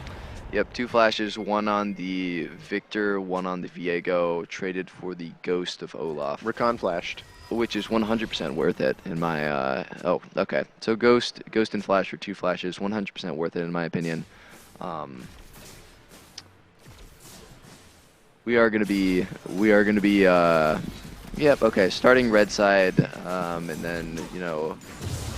Olaf is actually going to be pretty late in his start because he spent so long. Well, A, he burned Ghost, B, he was low on health, and despite Olaf having a good clear when he's low on health, it becomes... You can't be that low on health. So there is going to be a bit of a gap in the timers for ganks from the jungle. We'll see if Hendrix is still able to make some things happen despite that. A fast clear is worth anything. Yes. If you're Olaf, take 2 tower shots before you start your clear. Fair enough. Garen having level 2, just gonna... yeah, I think Garen actually does have the ability to solo kill Poppy. I think Garen's got the advantage in this matchup. Mm-hmm. There's really no dashes to stop the... to stop from Garen. Also, you don't have to worry about the slow from the Q, right? Because you can just cleanse that. And then Poppy is already on top of you, so you can shred the armor. I think you're pretty dependent on dashing someone into a wall. And that's hard in top lane. It's hard. Very long lane, very wide lane. Better in the jungle, obviously, which is why you a lot of times see Poppy in there.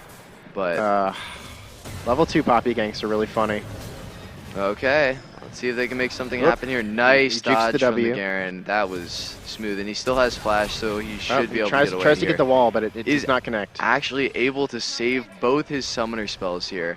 He could probably stay in lane here if he wanted to. He could turn on his passive. Yeah, and with just wait it out with the passive. And I think that is in fact what he's going to be doing. Garen is actually going after Viego. He's following him into in lane. Yeah, why not? You know, if you can make your junglers on that side, your mid laner can go over because obviously you're super mobile. And you know, Viego's sort of just left floundering here. Down 8 CS.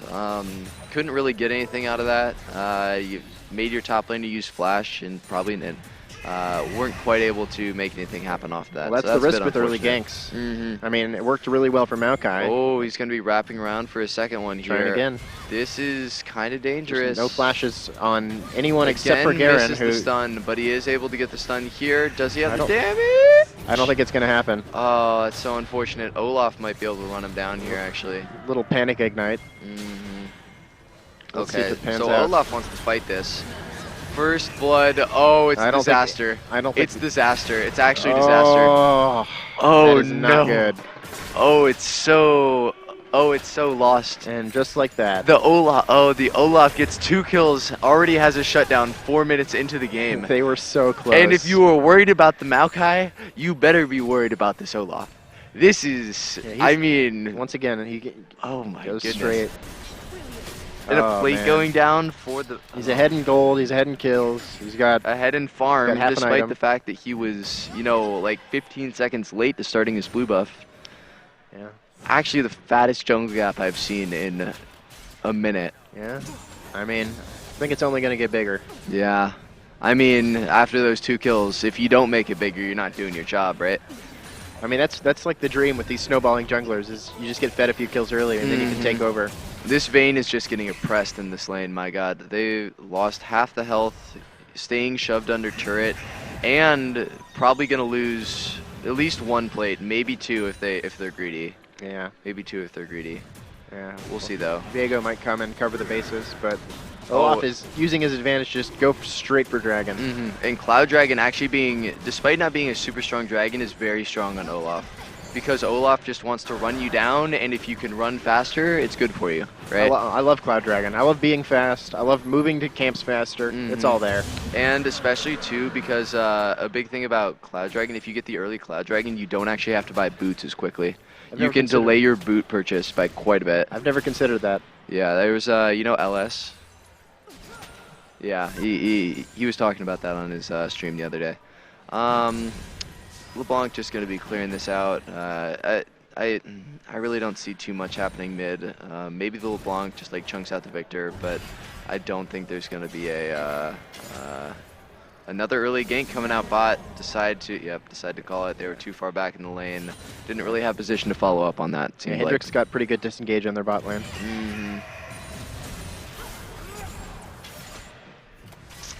There is a bit of a farm gap developing from the Vayne to the Caitlyn. That's to to be the tune expected. of about 18 CS.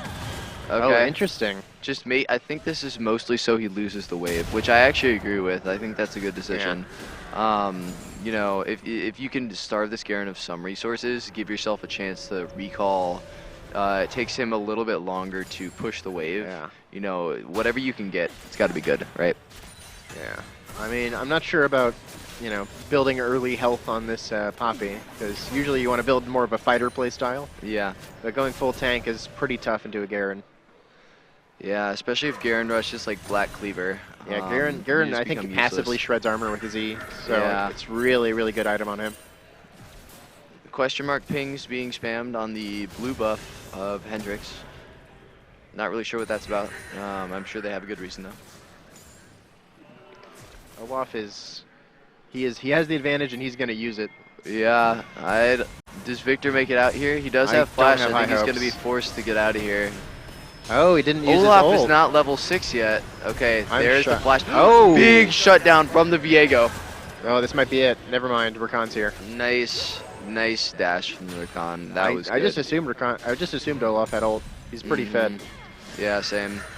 I think this is still. Oh, looking for the re-engage. This might be the turnaround. I think Rakan should be able to get out here. Yeah, That early still has shutdown flash. is so valuable.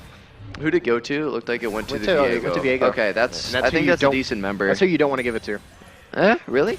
Fed Viego is just Oh not yeah. fun. Yeah, for the side of Hendrix, definitely. That's gonna, you know, cut the gold lead by a bit. They are still down a dragon, but it's looking better for Trinity than it did last game for sure. Looking very, honestly, kind of strong actually. If I had to put some words to it. Of course, there are, you know, they're going to be able to take if they take 3. Oh no. He's already got 3 plates down. That is not good. Yeah, they really. Yep, 3 plates for this Yep. Caitlyn. Powered Q. I mean, they're poked down pretty hard. I don't think they can capitalize on it. I think they're just going to try to shove this in base. The fact you've got 3 platings like this early into the game, you might be able to push for. You might be able to push for first turret, honestly, at this point. Like, that's a very... If you get Herald, like, the turret's gone. Herald is up, and I think But also, just, like... Viego might be going... what- Viego might try to deny it from Olaf, but nope, he's going for the gank. It's like, why wouldn't you try to push turret? Oh, no, this Poppy is... Yeah. You got to think if that stun hit, it would have been the dead Garen. Garen had flash up. I mean, it's how it is so frequently with Poppy. You need to land that stun to kill people. If you don't hit the stun, then they just sort of walk it off, and you've just tackled them further away from exactly from where you want them to be. And that's that's why you take Prowler's Claw on Poppy. You dash into them and you push them back into your team. Yeah, that's a good point. What do you mean? There's no way they get 4 turrets, right? Or 4 plates. There's 4 plates, and then you just kill the tower. Okay, in the mid lane, Victor looking drops the ultimate. LeBlanc should be fine. Might actually be able to look for a kill here. Yeah, most of that damage went into the duplicate. Mm-hmm. And especially with him not having R anymore, this could be a very real possibility to, you know, just burst down the Victor, right? Olaf has finished his first mythic item before 10 minutes. Vayne getting the stun, crucial stun. Really nice knockup from the Rakan, though. My God.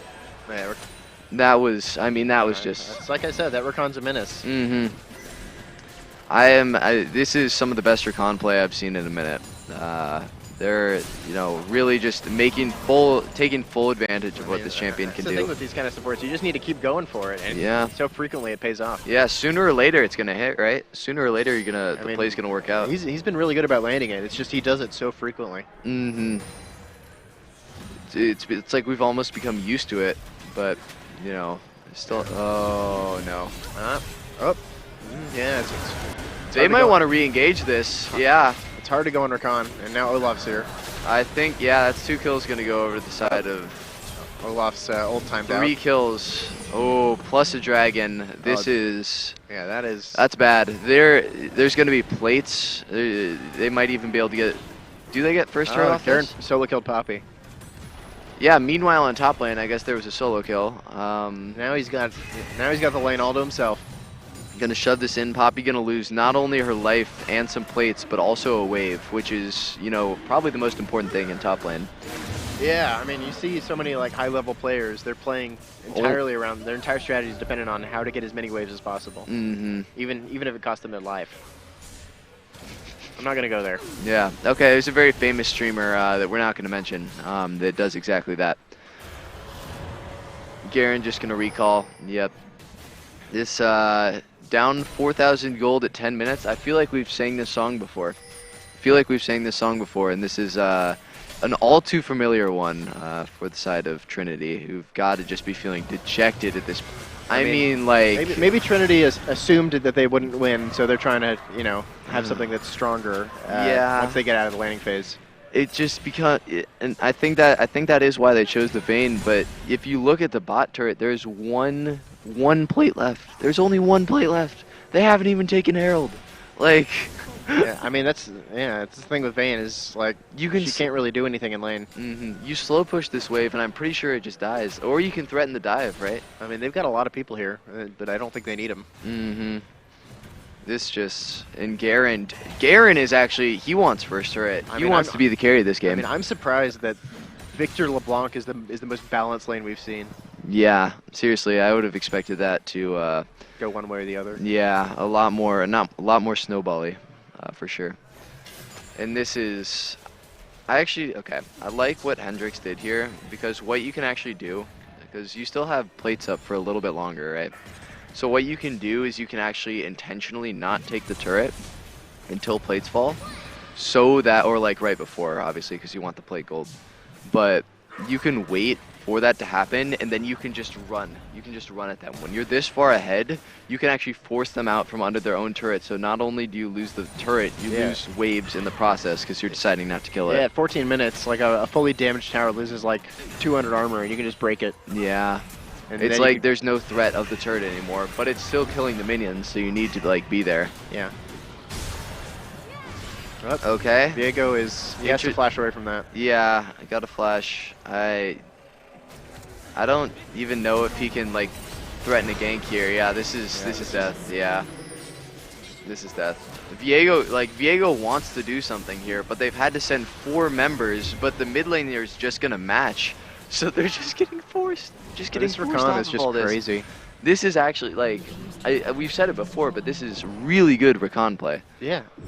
My God. Okay, it's gonna be a race to see which side. Okay, first turret going down, and you know you're gonna get a charge probably. You can probably force a charge on the second turret too. Top is falling, bot is falling. It's all just collapsing. It's all collapsing around them. I think this is the most gold they've had. Oh, are they gonna let Harold charge a second time?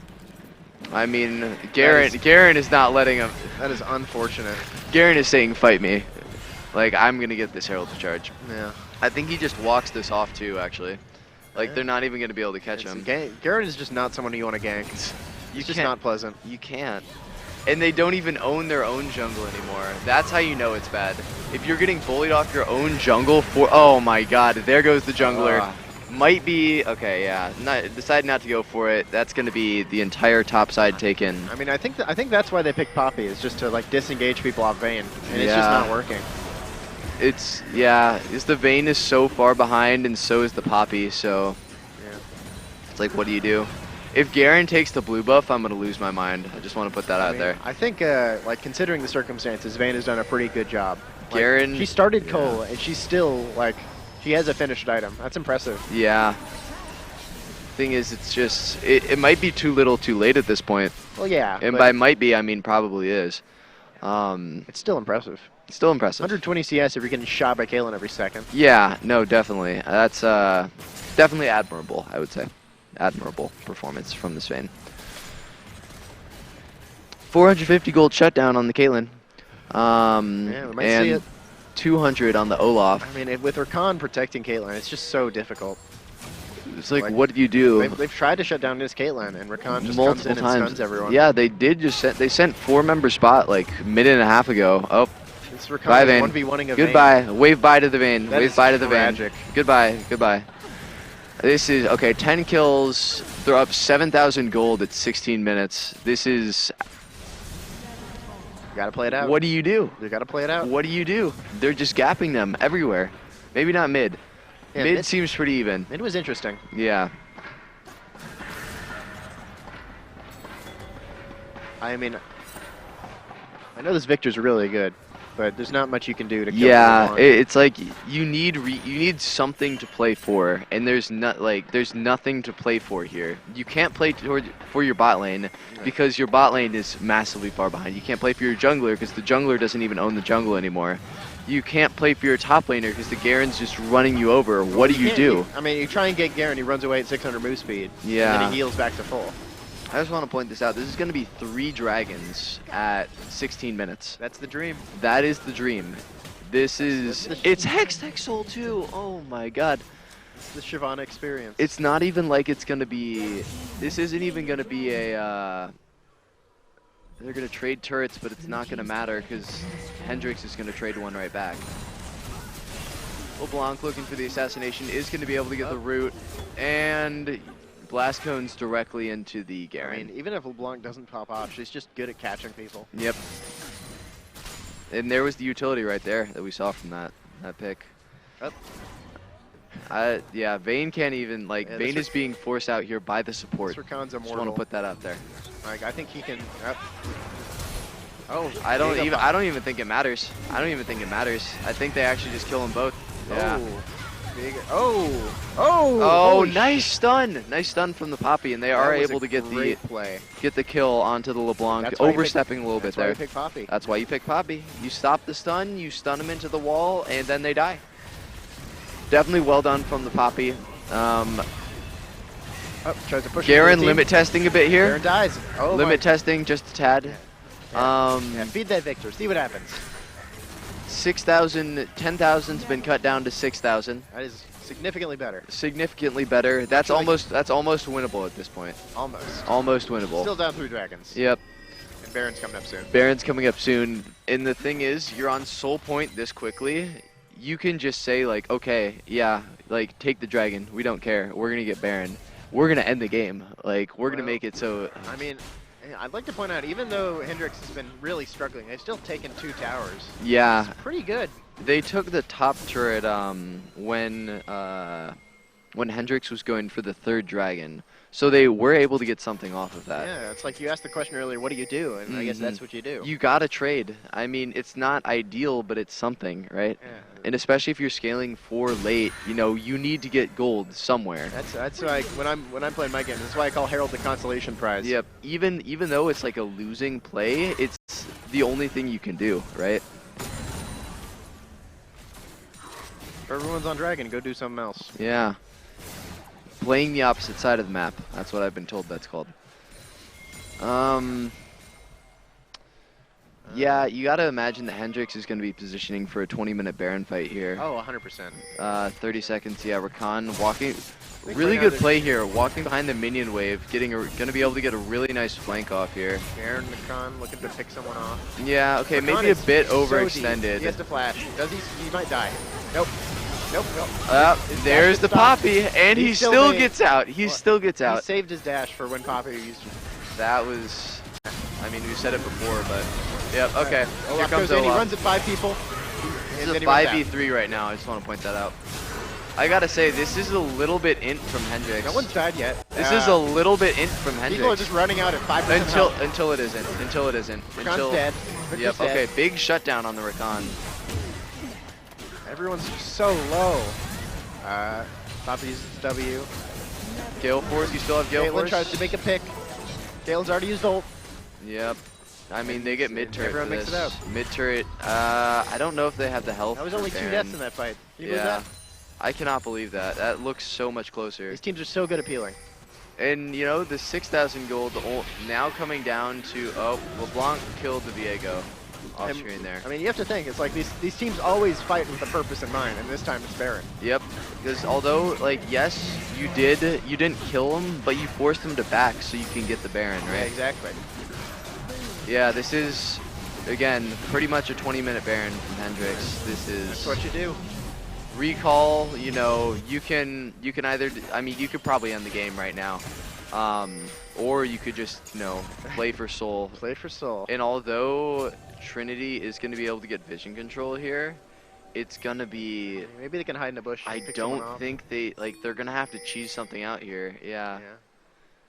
I mean, they're all in that bush, and I'm sure someone's going to stumble upon it. Yep. Bush of Death. This is the Rakan. classic solo queue angle right here. Rakan has no interest Rakan's, in it. he's Trying to deep. bait. They're just Looks gunning like him. they've decided to go on the Rakan. They've given up their Rakan position. used his dash. They will be able to kill They him. want this man dead so bad. Using a lot of things here, and they are going to be able to kill him. They want Rakan dead I so think bad. this still won't matter. I think it will. Really? I think they've got like I mean, they've spent a lot to kill this Rakan, and it took a lot of effort, but they got him. They did. That is true. That is true. If it comes down to a fight, though, I just don't know if they have the ability. I mean, like if Victor has an advantageous position, like, Yeah. he can do a lot of damage to a lot of people very quickly. This is looking... They're gonna try for it. I mean, they have to. They have to. It's Baron. It's Soul. You have to. I think it's gonna come do down this. to a smite contest. LeBlanc looking. Oh, this is gonna be such a nasty flank. Oh, this is gonna be such a nasty. Oh, Vayne. Okay, red team steals that. That is unfortunate. And it's lost. The game is lost. It's over. It doesn't even matter if they win this fight, but they do anyway. So, Oh, that is Hextech vicious. Soul is gonna slow him down. LeBlanc. Oh The only God. one to die was Garen. I think they might push. Do you think they push for end here? I think they just try an end. I mean, They've you got can at Baron, they've least, got Soul, yeah, you it's can take over. like a couple. There's no way you lose at this point. Hextech Soul being the most broken soul in the game, and not even a question. I mean, Yeah, they're I pushing won't for argue it. that. They're pushing for it. I mean, there's definitely still. I think that Trinity might be able to save the game here. I don't think so. I think that maybe. How? Okay, so they are just, yeah, they're gonna regroup. I think that's the smart play. You've already won the game, like, you don't want to, like, make it close. You know what I'm saying? Yeah. You gotta play it out. Yeah. Well, That's a shame from the Karma. Like, he had the right idea, unfortunately just wasn't able to quite get that last little bit. And, you know, Vayne just hasn't really gotten a chance to come online. Vayne has been farming really well. considering Farming the super circumstances. well, but it's just not enough. It's like Vayne Vayne and Victor are the only ones with 2 items on their team. Yeah, Vayne needed to 1v9 this. I mean, Victor, like, give him 10 minutes and he'll be really strong, but I don't think they have 10 minutes. It's looking like they don't. I don't even know if they have 2 at this point. Yeah. They can just group up, run down mid. You have the inhibitor. You can force a fight. Poppy's about to die. All your your waves are pushed. Garen can tank this turret if he really wants to. This tower's done. Poppy can't actually like force him off this. Blue team's turret has been destroyed. Okay. Yep. Vayne disengages herself with her condemn. Yeah. She's about to be shot in the head. Just gonna try to get some poke off here. And there's another Rakan beautiful engage. from Rakan. Really just like good stuff. Oh, they're doing Garen a really good might job actually die. taking Nope. down Garen. Knowing his limits really well there. But here comes Olaf. Man, they're doing a Here really comes good the job low of health healing. Olaf. Just ready to rampage through your entire team. They weren't down 12,000 gold. That would have been a 1 fight. Yeah, They peeled super well. they did. They really did. Trinity really just fighting till the end here. I think this is probably going to be game. But Trinity really, despite the fact that they lost this, it was they fought till the very end. They did that. So last respecting fight them real for well. that. And just the stab different was too much. There's only so much you can do, and that is going to be your SCAC champions, Hendrix University.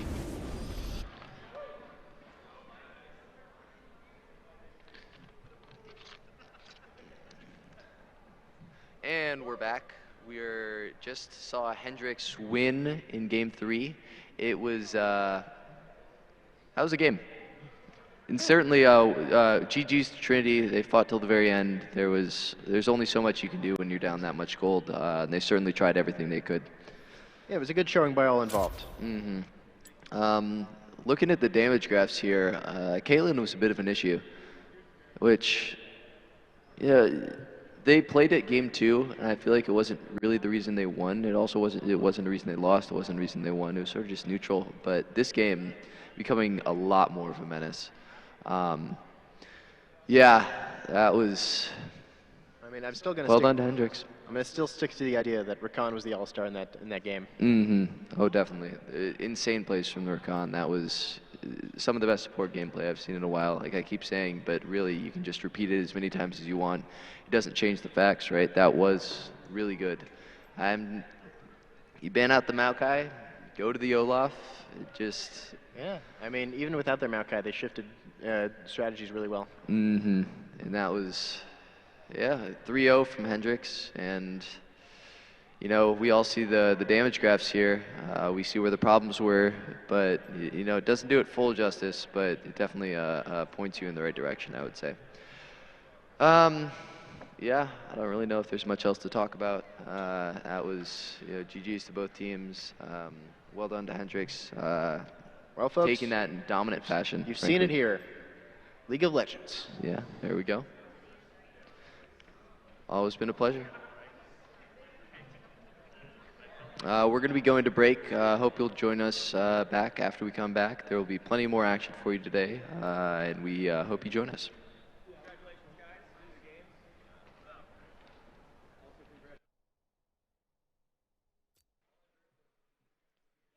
Hello, everyone, and welcome to the 2023 SCAC Rocket League Grand Finals. My name is JC. My name is Jaden, also known as Dwayne, and we have Colorado College today and Concordia University matching up against each other. Yeah, this is going to be an interesting one because Concordia has to win 2 best-of-7s if they want to take the final this year.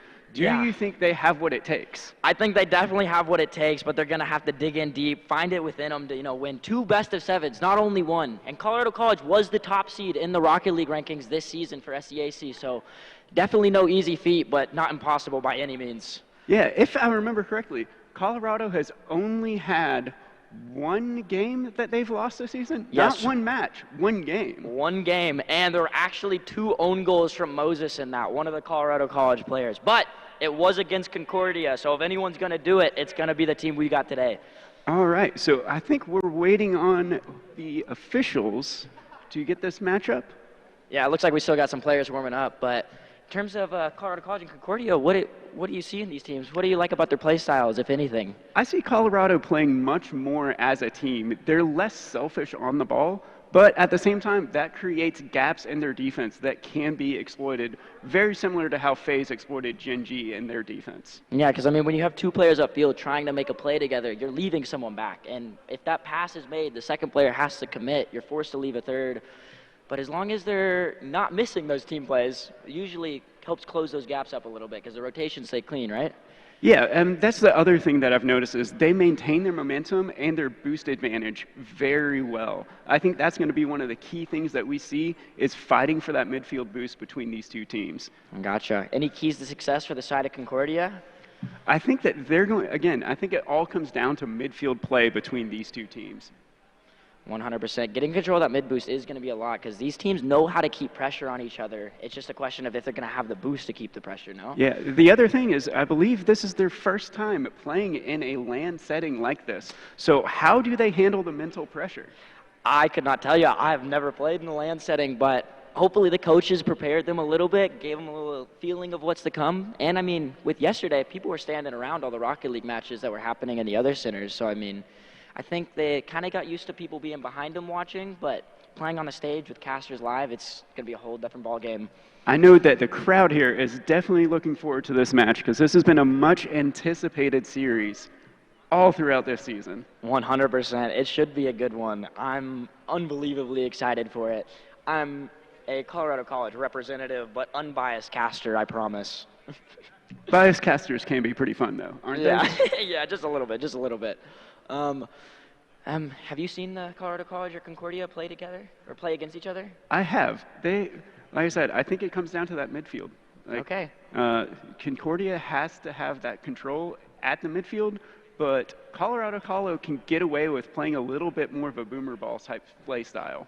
100%. And I mean, they have some players on their team with impeccable 1v1 ability. So if the team plays aren't working, they always have a different option to fall back on. Where I'm sure Concordia does as well, is they have amazing players. They're in the finals, like. No Yeah, I see this matchup being very reminiscent between Gen G and FaZe. It's just going to be which FaZe and which Gen G shows up. I like the reference. I like the reference. In terms of Concordia's path to get here, 3-3 in regular season, and then had a fight through the bracket stages, taking out, I believe, Shriner and Austin College, which no easy task on its own. Yeah, and a lot of these series, even though they were 3-0 series or 3-1 series, this year at SCAC has been probably the closest that the Rocket League scene has been to each other. So it's anyone's game here. 100%. I don't want to bring up bad memories or anything, but there was a reverse sweep yesterday, too. Yes, there was. Don't need to say the teams on that, but there was a good reverse sweep yesterday. Teams can pull it out of nowhere, it seems like, to get back into these games. Yeah, Rocket League is always about who is playing not only on the day, but in that game and in that rotation. Yeah, because, I mean, every game is going to be completely different. Do you think we see any heavy demo strategies from either of these teams today? I don't see it coming out of them until they get desperate. Okay. I think that's going to be something that they're going to change into. I don't think that's going to be any of the primary styles from them. I gotcha. I hope we see. I'm just excited for some high-flying action. In all honesty, it's going to be some good Rocket League today. Yeah, both these teams have players that are the highest rank in the game, so it's going to be quite the exciting match. And here we go. As you kicking can hear, off. We're getting in. Oh, yes. All right. Moses is taking control. He's trying to get that mid to his team. There's a shot. But a wonderful save from Young Blazer there. Ty Night G going to start a push of his own. Slowly getting it up, but Colorado College already up for the pass. And again, we're already seeing that battle at the midfield. Slime is taking it into the corner. He's trying to make a solo play through, and it gets saved. They get to the corner. Yuz there to intercept. Can they get the open net? No! A slight miss shot from Colorado College there, but a sigh of relief from the side of Concordia, but not just yet. A double tap and another target. save. Oh my gosh, this is such a way to start off a grand final. Moses is up in the air. They're trying to get this out. Can they get this clear? It's back in. Yuz there. Top it's off the crosspost. No. Yellowtoad trying to get this out. He gets this 50. He's kindly pushed it out of their half. Give his time, team. But taken away by Yug. Gonna look for a double tap. He has the read. And a wonderful opening goal for the start of SCAC. Yeah. Man, this is going to be such a battle. It's gonna be something. that being our first goal of the series, I honestly don't know. I don't know how it could be better. Yeah, we're already seeing this pace fast. Everybody's fighting for every bit of boost, every bit of possession. Yeah, and right now, we see Slime immediately taking that air dribble on net. Great backboard defense from Yellow Toad. Yeah, wonderful save there from Yellow Toe, but yeah, trying to bring it back in. Kainai G has other plans. Pushing it upfield, get to 50 in the mid, but BC just taking control of that boost, doing these half rotations, not really letting Concordia out of their half just yet. But as I say it, Concordia, first ball into the corner, but coming back out just as fast as it went in. But it only works as a clear. It does give them time to get back in the set and rotation, but they had to give away possession, and they're already applying pressure again from the other side. Yeah, but they do get that booming clear, and it looks like they've overcommitted just a little, but they are able to get back in time. Yeah, barely able to beat Blazer to that shot, keep the offensive pressure from building too much very quickly. But like Colorado College already banging it back. Looks like we're getting a little more into the boomer ball stage of this game. Teams kind of going back and forth, no sustained pressure. It is looking like they're playing for more possession, and that shot just off target. Toad getting it in. They're getting closer and closer to breaking down this defense. Yeah, Concordia is starting to find some demos, to find some shots. Nothing on target just yet, but they're getting the looks. They're showing signs of life, getting back into this game. Only down one, anything can happen. Yeah, Moses clearing it back to his teammate, and now Ya takes control at the midfield, trying into air dribble, but he's shut down immediately. Now Young Blazer moving upfield, gonna try and find a pass middle to a teammate, but Slime the Lime says not today. We're seeing such a solid defensive rotation from Colorado. They're able to get that clear, but not only just the clear, but keep possession as they get it out. Yeah, and backward defense being so important in Rocket League nowadays, not allowing for double tap opportunities, passes from the backboard. As long as they're up there, they can really shut down this offense from Concordia. Moses clearing it to his corner, keeping it safe. His teammates are both behind him as he goes up to get boost. And yeah, clearing it away to the corner, but Young Blazer trying to get it back mid. No teammate up for the side of Concordia, so it's going to be a little bit of possession for the side of Colorado College, and Yellow Toad banging it off his own backboard there. But we're seeing this pace of play. I don't think they're playing quite as fast as they were in that opening, and I think that's giving everyone more time on the ball to take their solo plays. I think that Colorado's just trying to hold on here. Yeah, just honestly, it doesn't seem like they're going as fast as they were in the start. They started off way hotter, trying to keep a little more pressure, and now they've slowed it down, playing a little bit more of a possession game, no? Out of first shot nowhere. from Ty Knight G. Yes, and out of nowhere, we see just how quickly 150 sets up their teammates to take that shot mid. Yeah, just doesn't get the 50 once there, plays it in midfield, and Concordia's ready to capitalize, tie this game back up with 1:22 to go. Yeah, Colorado looked like they were just trying to keep that lead, and they started playing not to lose instead of to win, and it backfired on them. Yeah, with a 50, but gets beat out by Concordia. Slime to Lime, barely able to get back in time. Slime does a good job of getting control of that in his corner, and look at that big slow play shot. to take a shot. Bang! Yes! Oh my gosh, what a team play. You can see Slime using all the space that was given to him, and Colorado punishes them for not challenging them anywhere on that transition. Yeah, Slime to Lime with a vision to find Moses there in the middle. A great passing play, just catches Concordia off. But 1:06 left. Concordia had shown they can answer. I want to see the equalizer. And Flip again, reset Slime for going Slime. for a flip reset. He gets the 50. And a Yes, shot there from for the shot. Moses, and Oh it's my not God. far. Man, look at this team play. At that 50, they're expecting it. Look how fast he's coming up for that. Yeah, honestly, just great speed there from Moses, capitalizing on the shot opportunity, and unfortunately Concordia not able to get up in time. But only down 2, a minute left. Anything can happen in Rocket League. Blazer gain trying to get a possession off the possession kickoff. started, but a little bit of a fake. Yuz has gotten control at the midfield. He's passing it back to his teammate from Moses. And again, it looks like Colorado switched back to that. Just take possession and waste time. With how little's on the clock, I think this is probably a smart move. Yeah, because I mean, as long as you're able to keep possession or keep a player near this ball, 50-50 opportunity to stop a shot is way better than just trying to save a shot anytime. Man, is going up for it. It looks like he's ignoring everything, and he's just going for these flips now. I think they're comfortable with, look at that double commit. They're still going for these shots. I think they're trying to make a statement in these last seconds that they're not going to go back to playing defensively. And Young Blazer with another miss there. Some of the pressure might be getting on being in this land environment. One more shot, but a wonderful save from Yellow Toad. Yes, but Moses is still keeping it in, and I think this game has come to an end. There's no way that they're going to be able to score 2 goals with 1 second left. Yeah, Colorado College able to take game 1, 3-1. Not closer than the 3-1 scoreline, just some good passing plays from Colorado College. Like we said, if their team plays are on, they are going to be scoring. Yeah, and you see that very beginning, that fast midfield pace between these teams, both teams scoring off of controlling the midfield. And so I think that continued battle there is going to be the funnest part of watching this matchup. 100%. Kainai G and Slime to Lime on kickoff. Moses able to power it through, but Yellow Toad back for the clear.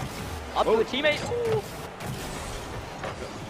They clear it up. Yuz going for this. It's a little bit too hard of a pass for him to be able to rebound, but they take possession in the corner. And Slime pushing it upfield. He's able to get that boost, and Moses is just a little bit too far forward for that 50. Yellow Toad trying to make something happen for his team, but Yo with the backboard save, and now Slime the Line with the actual save from Young Blazer. Ball's back in midfield, but Colorado College there to pick it up. An immediate shot on net, making them respect their pace. Yeah, it looks like Concordia is already playing faster this game, kind of getting in the hair of Colorado College just a little bit more, knowing that they want to play that possession game. And again, Knight taking possession in his corner. He's able to get this 50. Can his teammate follow it up in a way to keep possession? Slime Lime in the corner, trying to get a 50, gets one, but can't get the second. Gonna take the boost and get out. Yellow Toad, not a lot to work with, but gets it past 2. Can Yug get back in time? He does, but Knight's already there to challenge him in his own corner and make him uncomfortable and have to throw this away. Yeah, but gets an air dribble all the way into the corner. Looks like an awkward save for Yellow Toad there. Luckily, though, Colorado College without a shot. They get it clear as that an open net, and they put it in! Where did they go? Colorado got caught sleeping. They didn't challenge that midfield fast enough, and Yellow Toad was able to put the shot on the open net. Yeah, Colorado College just getting caught with their pants down in all honesty. No one back, and a wonderful shot from Yellow Toad. A great capitalization from the side of Concordia. And we see this fly up, and again, they're playing that midfield. Yuz taking control of it. And a double top opportunity for Yum miss. Not something we see miss often. And again, we see Knight get that clear out, and there's immediately somebody there, but he's demoed. Yeah, taking control of this. Yeah, giving his teammates a little bit of time to work, a little less pressure to deal with. Knight is sitting up there for the cherry pick. I think he's trying to throw a wrench into the defense of the Colorado. Yeah, I mean, honestly, a cherry pick could be devastating, but they are not ready for this player to be all the way in their half. It could be wrapped with a good shot. And Slime going for the mechanical play. He tries to get the flipper set, but it doesn't come through. Gives blazing out to his teammate. NIG with a good 50, goes into the midfield, but Moses is up for it. Now Yellow Toad picking it back up, trying to create an offensive push of his own. And again, you see Slime trying to take possession every single time. And I think that he's got to be able to play a little more mix-up on that defense. I don't think you could have said it better there. Moses, big 50 into the midfield. Out the Slime to Lime. It's going to be a shot. Top bar! 1-1 Colorado College. And there is what we're talking about. He's not sitting around trying to take possession, and he immediately takes that shot. And Concordia is just not ready for it. We have ourselves a tie game with halfway through. Yep. We got and Yellow Toad on the kickoff. It's going to go back to Moses. Going to get it in their half. But an awkward ball for the side of Concordia. Luckily, Yellow Toad's able to get it out to the corner. And a miss from Young. No more possession for CC. And now they're able to start this dribble out of the midfield. They've got a 2v1 situation. Ball's popped high. Tyne IG off the ceiling. Unable to make contact. And again, we see this possession play coming out from Concordia. They're able to get this air dribble over 2. But is able to get it clear. But no, it's intercepted at the midfield. Luckily, Slime to Lime on the backboard to pick it back up and play his own air dribble. But guess what? It's going right back. It's coming right back out from Ya. And again, Yellow Toad there fighting for every inch at that midfield. Yeah, we're really seeing Concordia get faster this game. They are not giving Colorado College the space they gave them last game. They don't want to see these solo plays come out. They don't want to see the possession. They put a shot on net, but it's not fast enough. They're able to recover and get back to it, but they are able to keep them off the ball in their own end. Moses with a shot, forced high by Tiny G and able to get the demo. Now off the corner, looking for something, but pushed away by Yellow Toad. Now Slime the Lime, his turn, and he almost gets the shot, but saved away by Concordia. Concordia Knights bringing this out. Can he win this 50? He does. Now he plays forward and grabs that boost while Blazin follows up behind him. Ball's challenged in the mid. Tiny G unable to get there for it. I think he did that backwards somehow. A little bit of an awkward touch. But now a shot from Moses. Forced high. Is anyone there for CC? Yes, they are! Slime the Lime securing the second goal for Colorado College. Moses with a beautiful touch to set that up.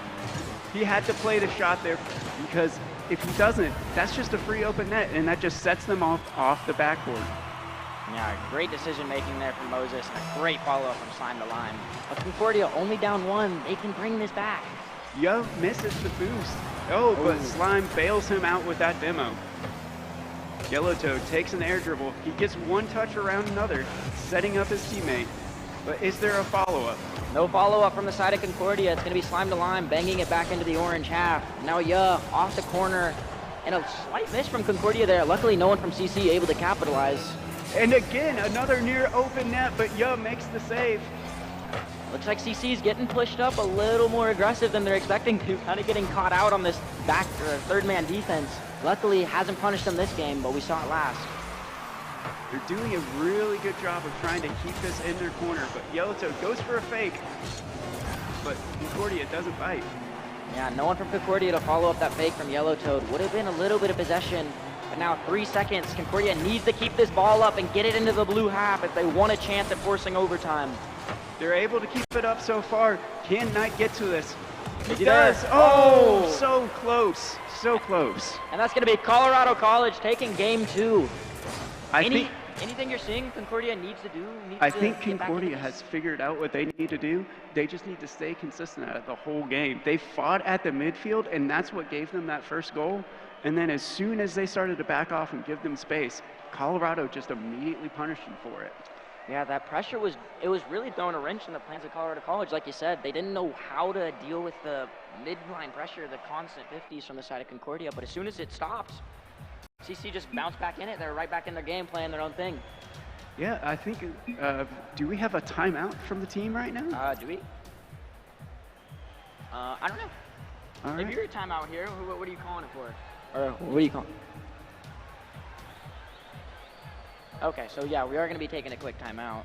Yeah, so what are you seeing? What's the big thing that you've seen from your school that you're liking, that you want to see more of out of this series? I really like the team plays. When they find each other in the midfield, it's when they shoot best. Like Moses' pass down from the sidewall, Slime the Lime finding Moses in the midfield for a top bar shot. Like, it's so hard to defend unless you're ready for the pass.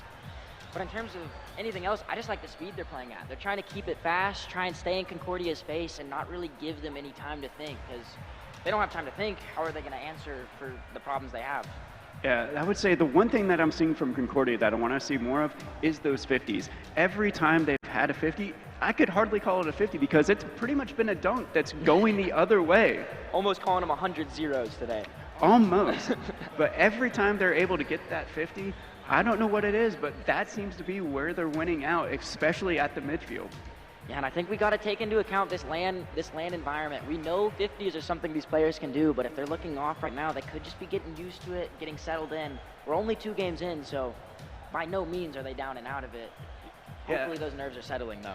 I mean, but Concordia has to figure something out because not only do they have to win this series, but they've got to win another one if they want this title.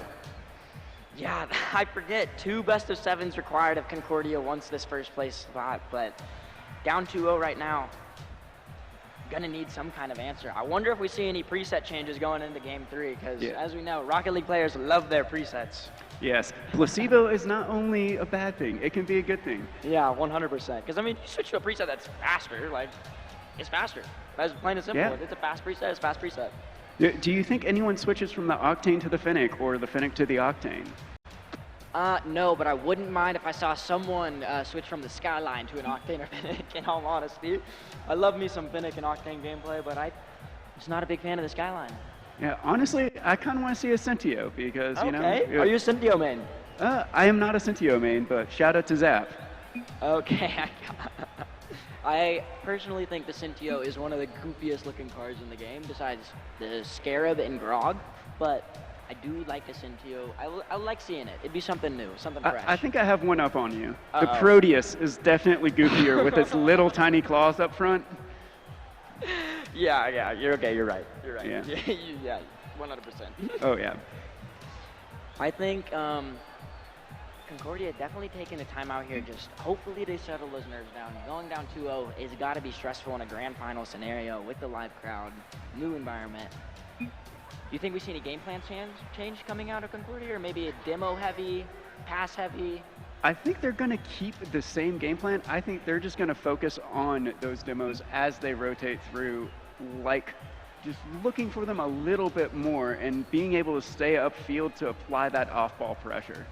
100%, because like you said, that game 2, the first minute or two, they had that midfield off-ball pressure. They had the speed for it. They just stopped.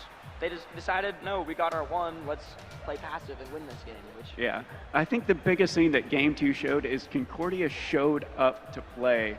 100%. It may not be a win, but they showed that they can hang with them, and it's anyone's game. Yeah, they're close games. Like, I mean, 1 goal, 2 goal, it's not a big difference at all. So Concordia just has to get one less mistake and one mistake from the side of CC, and they win that game. Yeah, I mean, it's very simple. I mean, if they get one of those shots in, and if one of their teammates is just a little bit faster to it and is able to hit that ball a little bit harder, I mean, the difference at this level is so small. Yeah, it's generally all about consistency, like you said earlier. So we can see some good shots from the side of Concordia. I think they can come back in this. And honestly, I would like to see Colorado College get a 3-0 and then get reverse sweep. But honestly, that would be fun because casting reverse sweeps are very fun. Yeah, coaching them on the other reverse hand. Sweep, Yeah. forward up bracket, reset, then Colorado College is mental and the momentum's gone. What do they do? It'd be a real switch of pace. Yeah, we have to say, there has been a lot of good Rocket League. What other series that you watched this week that excited you as a Rocket League fan? As a Rocket League fan, I hate to bring it up, like I said, but the most exciting match for me was definitely the Austin College versus Hendrix reverse sweep. Yes, that was exciting for me, but for a different reason. Understandable. I mean, your shirt might say Hendrix on it, but yes. Austin College goes down 2-0, and it looks like they had some offensive pressure. There was only 1 or 2 goal games, but then something clicks for them, and something unclicked for the side of Hendrix. It seemed like it was just exciting to see a reverse sweep happen. It was like, as there's exciting. Like, you can't beat a reverse sweep. Yeah. But would you have any series or matches that you really enjoyed watching? I would definitely say that the McMurray match, because that was something that McMurray on paper wasn't supposed to be able to hold a candle to the teams in this conference, but they showed up and played, and they even took some games off of people that are in the grand finals today. Yeah, I mean, really, the Rocket League scene here, everyone came to play. There was no team. Like, I think Concordia was seeded maybe 5th or 6th, maybe 4th, but they definitely weren't seeded number 2 or number 3 and expected to be in this grand final. But here they are competing. McMurray put their 2 cents in. Do you know who knocked out Shriner? Because Shriner was the favorite. Austin College actually knocked out Shriner. Okay.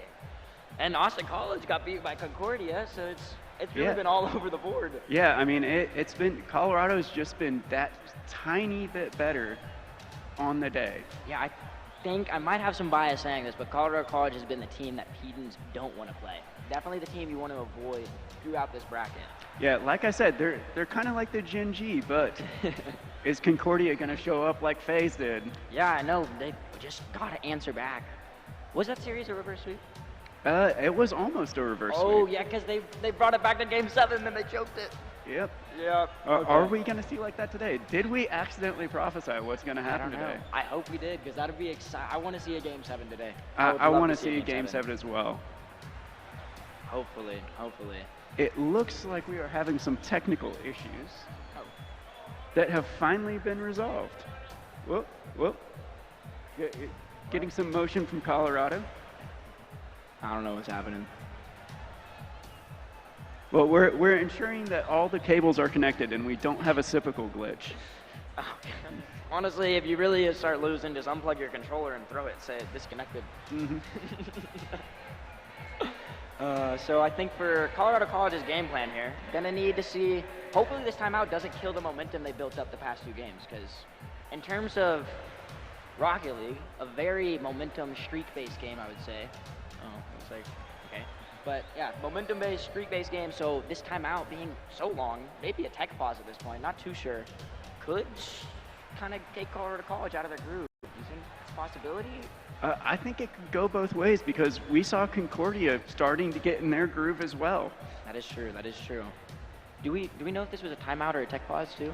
I believe it was a timeout that turned into a tech pause. Okay, well that's So- always perfect. Nice smooth transition between the timeout and tech pause.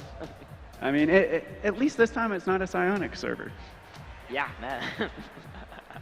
I'm honestly surprised we haven't had any latency variation in these servers yet, because that is something I don't know the last time I haven't seen it in a server. In all honesty, respectfully, Psionics, but Yes. So, speaking of things, Unreal Engine 5, when do you think that's coming out? I heard someone say never. You're wrong. I would say a year and a half. A year and a half to 2 years is definitely my guess. I would hope next month because that would just be amazing. But I kind of worry, like, if you're switching the game to a new engine and you have pros playtesting it to try and make it as consistent with normal Rocket League or Unreal Engine 3 Rocket League, I just don't know how possible that is. Do you have any skepticism towards Unreal Engine 5 or hopes for it? I think it's going to be a very similar rollout to the recent rollout of CSGO 2, where I think there's going to be changes. There's going to be things that we notice, but I think the things that we notice are going to be more consistent crossbar hits and more consistent map bounces, the things that everyone is always on Twitter and Reddit about. Well, the new map that just came out has a different corner than the rest of the map. So, like, is that even the engine's fault at that point? Possibly. Yeah, okay, possibly. Yeah. But my goodness gracious, it should be good. There you can see Moses on the far left, in the middle, and Slime the Lime on the far right, the boys for Colorado College. Looks like they're still trying to figure out some tech stuff, but looking excited, ready to play some Rocket League.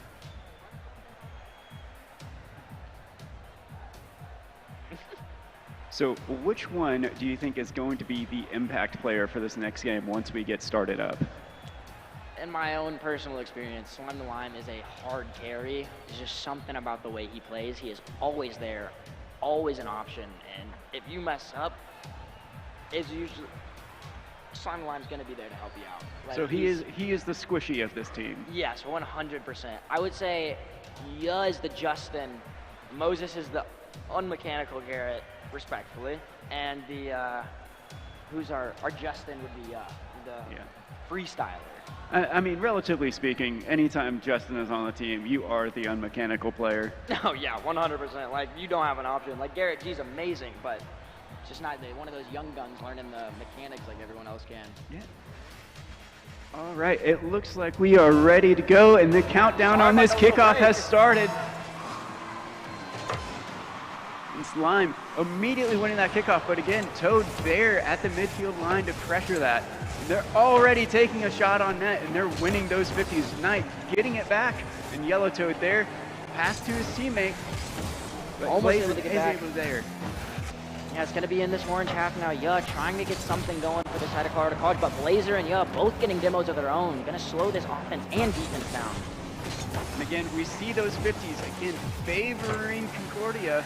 And they get this shot off. Ooh, but quick whiff, but they faked each other out. It's back on target, but just not fast enough shot from Young Blazer. We're seeing Concordia. We're getting exactly what we asked for. They're playing more, or they're playing faster, contesting in the midfield, trying to stay up and up Knight close is and up. personal. Can he get the shot on net? It's high, but it's an open net. Can he get the dust?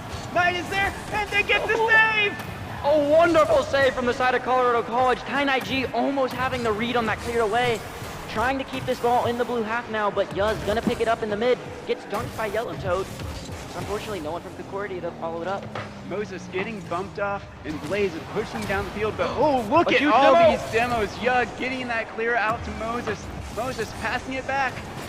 They get those team plays, but it's off target, and they get the save. A wonderful backboard clear there from Yellow Toad, able to get it all the way into the blue corner. Just unfortunately, Colorado College is going to pick this possession back up and start moving as a two-man unit down the field. Passing it off, but it's intercepted. There's an open net, but he can't get the angle. Slime is there to cut it off. Moses there for the follow-up. Yuz there, but he's mid. back. Who's there for the save? Slime the lime, you menace. Again, Yellow Toad opts to let this ball get cleared out so his team can get possession. But is there to immediately pass back to his team, but that's intercepted as well.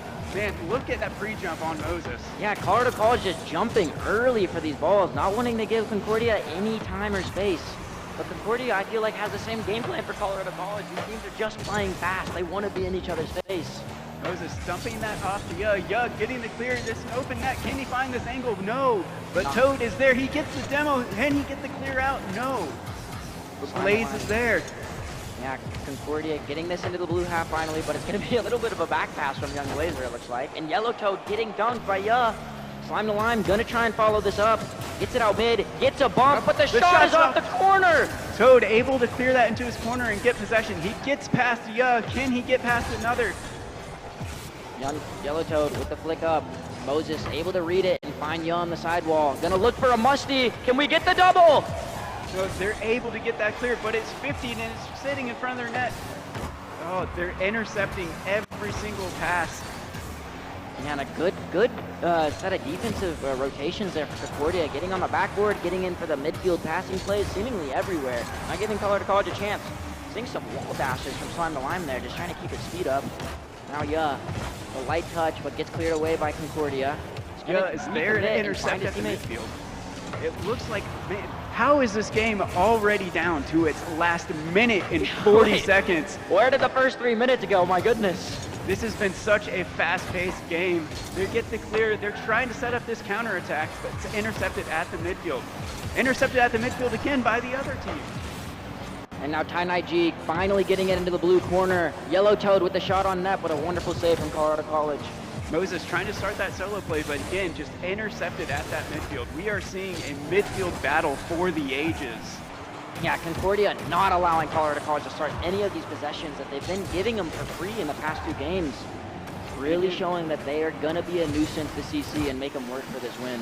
And 60 seconds left. They start this transition. Yellow Toad off the backboard, but it's intercepted by Slime. But he's able to get that challenge again, but nobody is there to follow up the pass.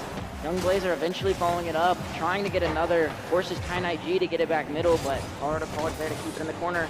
They get a shot, but it's high and wide. Yuz is able to clear that to the corner. And now one more shot opportunity for Blazer. A double commit forced out from Colorado College. This offense is still going for Concordia, and there's the goal! With 37 seconds left, Colorado has to win this kickoff. With the way this game has been going, they cannot make a single mistake. They have to capitalize on something here. Let's see what type of kickoff strategy they pull out. We see a Spanish, we see a fake. We see a cheat kickoff. It's into the orange half, but Ty G able to pick it up. Slime the Lime, however, has the read. A little bit of a mistouch it looks like from Concordia, but able to pick it up by Yellow Toad. Yeah, Yuz, they're up cherry picking. They pass it off, they take the shot! And 15 seconds later, Colorado College has an answer of their own. Man, that beautiful trust from Yuz. He's 0 boost, but he knows that ball is going to get to him to pass back down to Slime. That is such an amazing team play and such amazing trust between these players. All 3 players getting involved on that one, but it looks like Ty G might have come off sidewall on a little bit of a mistouch. But regardless, trying to go for a touch pushing again. Are we going to see this overtime? There's 15 seconds left. Yuck, there's this high, but it's, again, intercepted. Slime the Lime has to play it over Concordia to get this ball out of danger's way. Moses trying to pick it up, but just passes it and double fake from both sides. It looks like both of them were respecting the touch, but ooh, we're going into overtime. Yeah, team's not opting to keep that ball up, just want to get in overtime and play a golden goal scenario. Yo, with a bang into the corner, then try for a corner read, but no chance there with the backboard defense from Concordia. It bounces mid, and it looks like those fakes are starting to have an effect on Colorado's ability to read these 50s. And no boost from Young Blazer, trying to stay close to it and get a 50. But both Colorado College players pushing in. Now Slime to Lime getting it mid. Yellow Toad able to keep it in the corner. Again, they're just fighting for a possession here in this corner. And Ya is there to force it out, but again, 50 going in the favor of Concordia. Moses with a touch to the backboard, but able to get cleared away by Concordia pretty quickly. Ya now being a nuisance at midfield, finds Moses, gets a double. Is anyone going to be there for a follow? And it's halfway in, but saved away by Titan IG. And now they start their counterattack. Everybody's sitting back deep. I think they're a little bit scared to go for the offense here. Yeah, I think Colorado College doesn't want to get caught out being with no third man back, especially in an overtime scenario, knowing with what's on the line if they can get this 4-0. Knight gets faked there. Again, we see this midfield battle happening. Pass! Fake Shot! Moses and Ya linking up to get Colorado College game 3. Again, the passing plays being what ultimately sets Colorado College apart from Concordia. And again, those passing plays are set up by not getting contested properly at that midfield.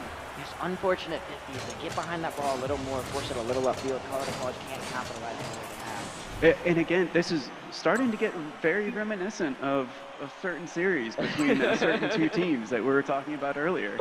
If you guys can see chat right now, actually, no pro team for you from Yellow Toad, meaning if Colorado College loses a map here, or a game, their coach will not let them scrim against true neutral. But if CC is able to take this match here, they got their pro scrim, and that's all they're fighting for. I mean, you should probably drop that information at the start of the series. Yeah, probably, but we're 3-0 now. This is the only match that matters for it. Moses, immediate shot. Oh, but and a double it's tap off. missed. Yellow Toad able to pick it up, thank goodness. But if someone from Colorado College was there to capitalize, that would have been a quick 1-0 start. And again, Moses. we see Moses taking his time in the corner, passing it down. Gonna be played to corner. I think Young Blazer getting a touch to mid. Yuck, bumped off of it. Yellow Toad there, but no shot opportunity. Again, we're seeing this pressure come out from Concordia. They're not giving them any space. Those fakes come out, but a good save, and now they're setting up this counter. Not sure how much boost this player is working with, but it looks like none. Has to flick it twice, and unable to get it on either one. Slime to Lime moving into the orange wall, but Yellow Toad there for the pinch. Slime, however, had the read. Knight no is shot. there for the clear. They're able to get possession and take the shot And on going that, and back. it's just open. Where are they at? Where'd they go? It looks like they all committed, and they weren't expecting to be able to get this much of a clear, and for somebody to be trusting that clear for a counterattack. Yeah, Yellow Toad just realizing that no one from Colorado College is back, banging it onto net, and it's in, just like that. All right. We are still going here. Young Blazer up. Gets 50 by Yellow Toad. I'm sure y'all would like to see it. Okay, there you go. All right, Moses starts to drop this possession for his team. Now he's up forward. He's trying to get the counterattack just like Concordia did. But Titan IG able to 50 it out. Now a backward clear from Concordia. CC still banging this back into the orange half. Again, Moses playing that sidewall, but he gets played around, but now he's cherry picking it. Now able to get a pass back down to Ya, just a little behind him, so no real threat to the side of Concordia. Now Titan IG. What a read to get that pinch. It gets around him, but nobody's there to put in the shot, but it's filled up high. They're going for it. Oh, there's nobody there. And now they're leaving their goal open, but they're back in time. Colorado cannot get a shot in, but they... Was that a pass? I think Concordia hit that off backboard, no? Or no, a pass from Slime to Lime off the backboard. Wow. A great shot from Ya. And an equalizer with 3:10 remaining.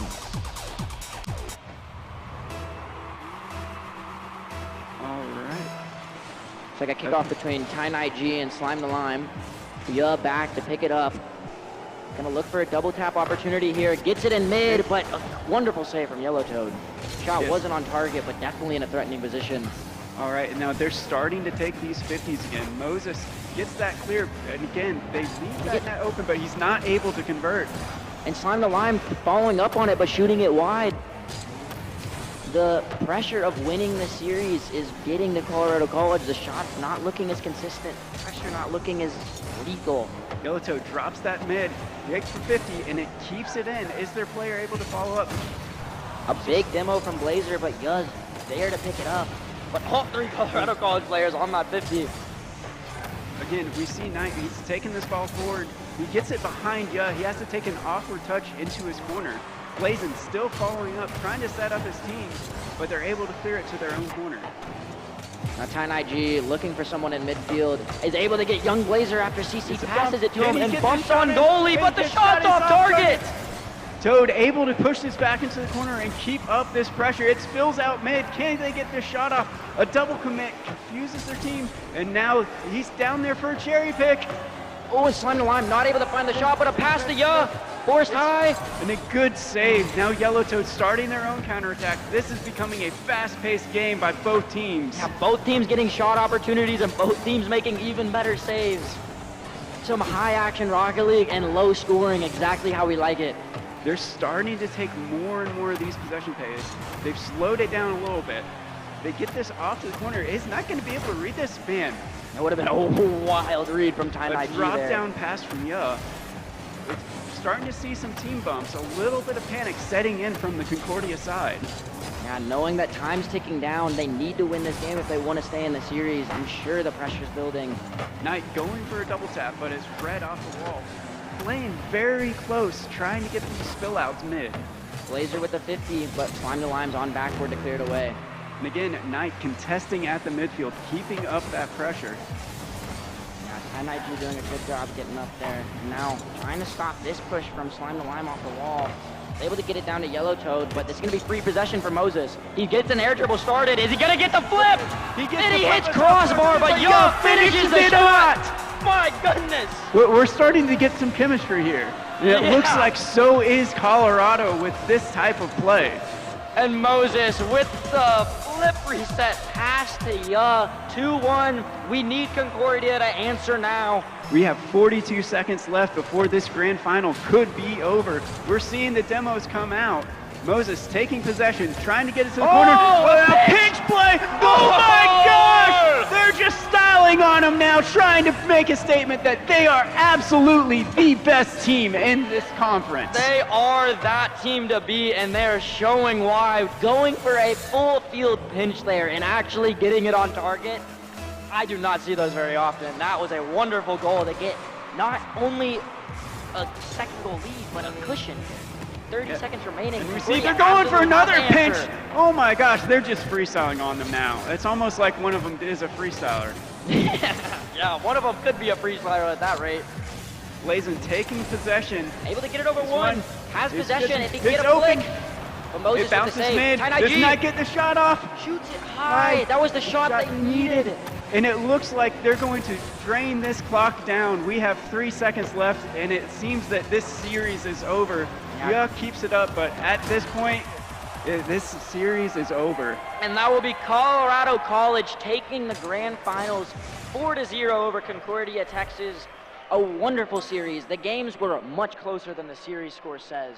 Yeah, I mean, this is one of those series that, yeah, it looks like it 3-1, 2-1. It looks like it's going to be a sweep, but it doesn't tell the full story. The difference between these teams were so small. Every single game could have gone another way. 100%. I think just one mistake from one side was all that decided every single game. Had Colorado College missed one save, Concordia's right back in it, forcing OT, and it's so close. It was so close. And thank you everyone for tuning in for this Rocket League match. We are about to set up for the next event, which is, I believe, Super Smash Bros. I don't want to lie to you guys. It's Super Smash Bros. Or Apex, but I think it's going to be Super Smash Bros. Yes, and so we are about to switch over to that waiting screen, and congratulations to Colorado for such a good series. Not only a good series, but a good season. Yeah, Colorado. Yeah, congratulations to Colorado College, and I mean, from me, go Tigers. But I believe we're going to be going to break soon, so. Alrighty. All right, well, hey, we will see you back here with some Smash, Apex, and Valorant today. Yes, much more to come. Thank you all. Thank you.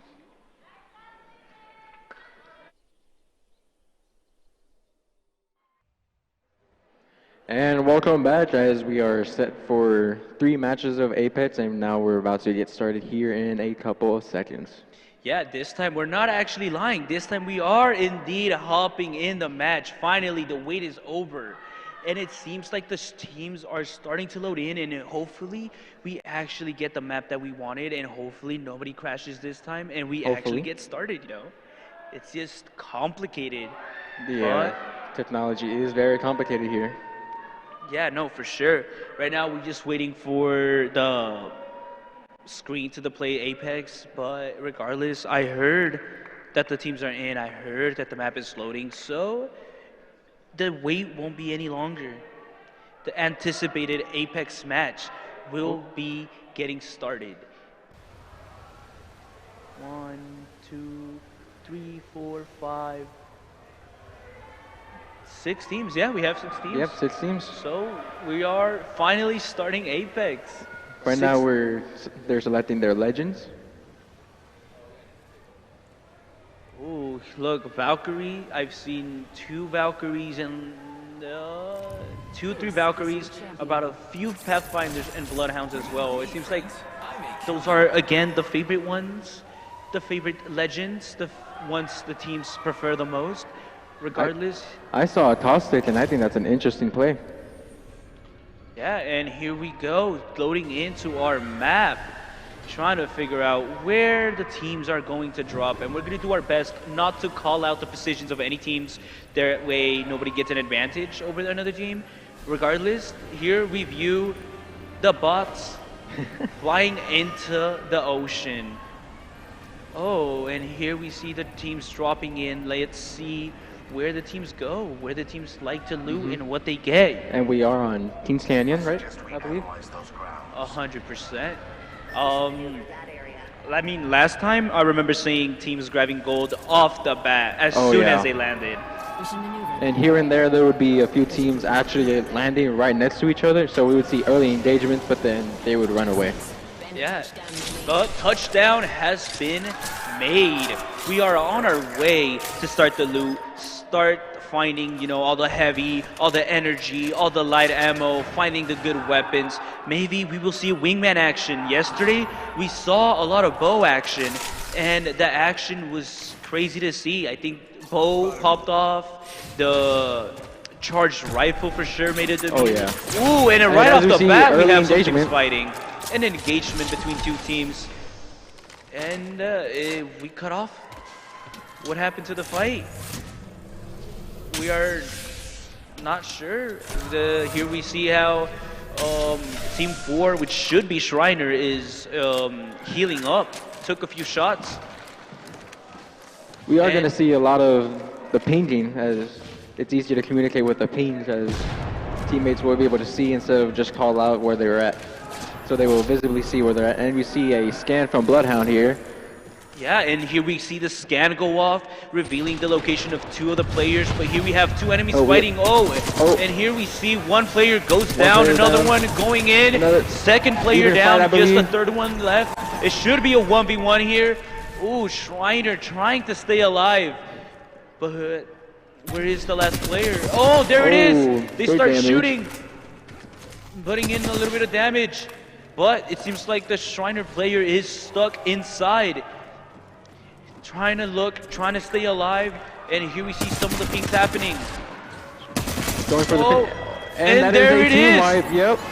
There it is. Team has been eliminated. Shriner stays in with 1 man left. Here we see great push by both teams, honestly. But now it's time to loot up. We see how...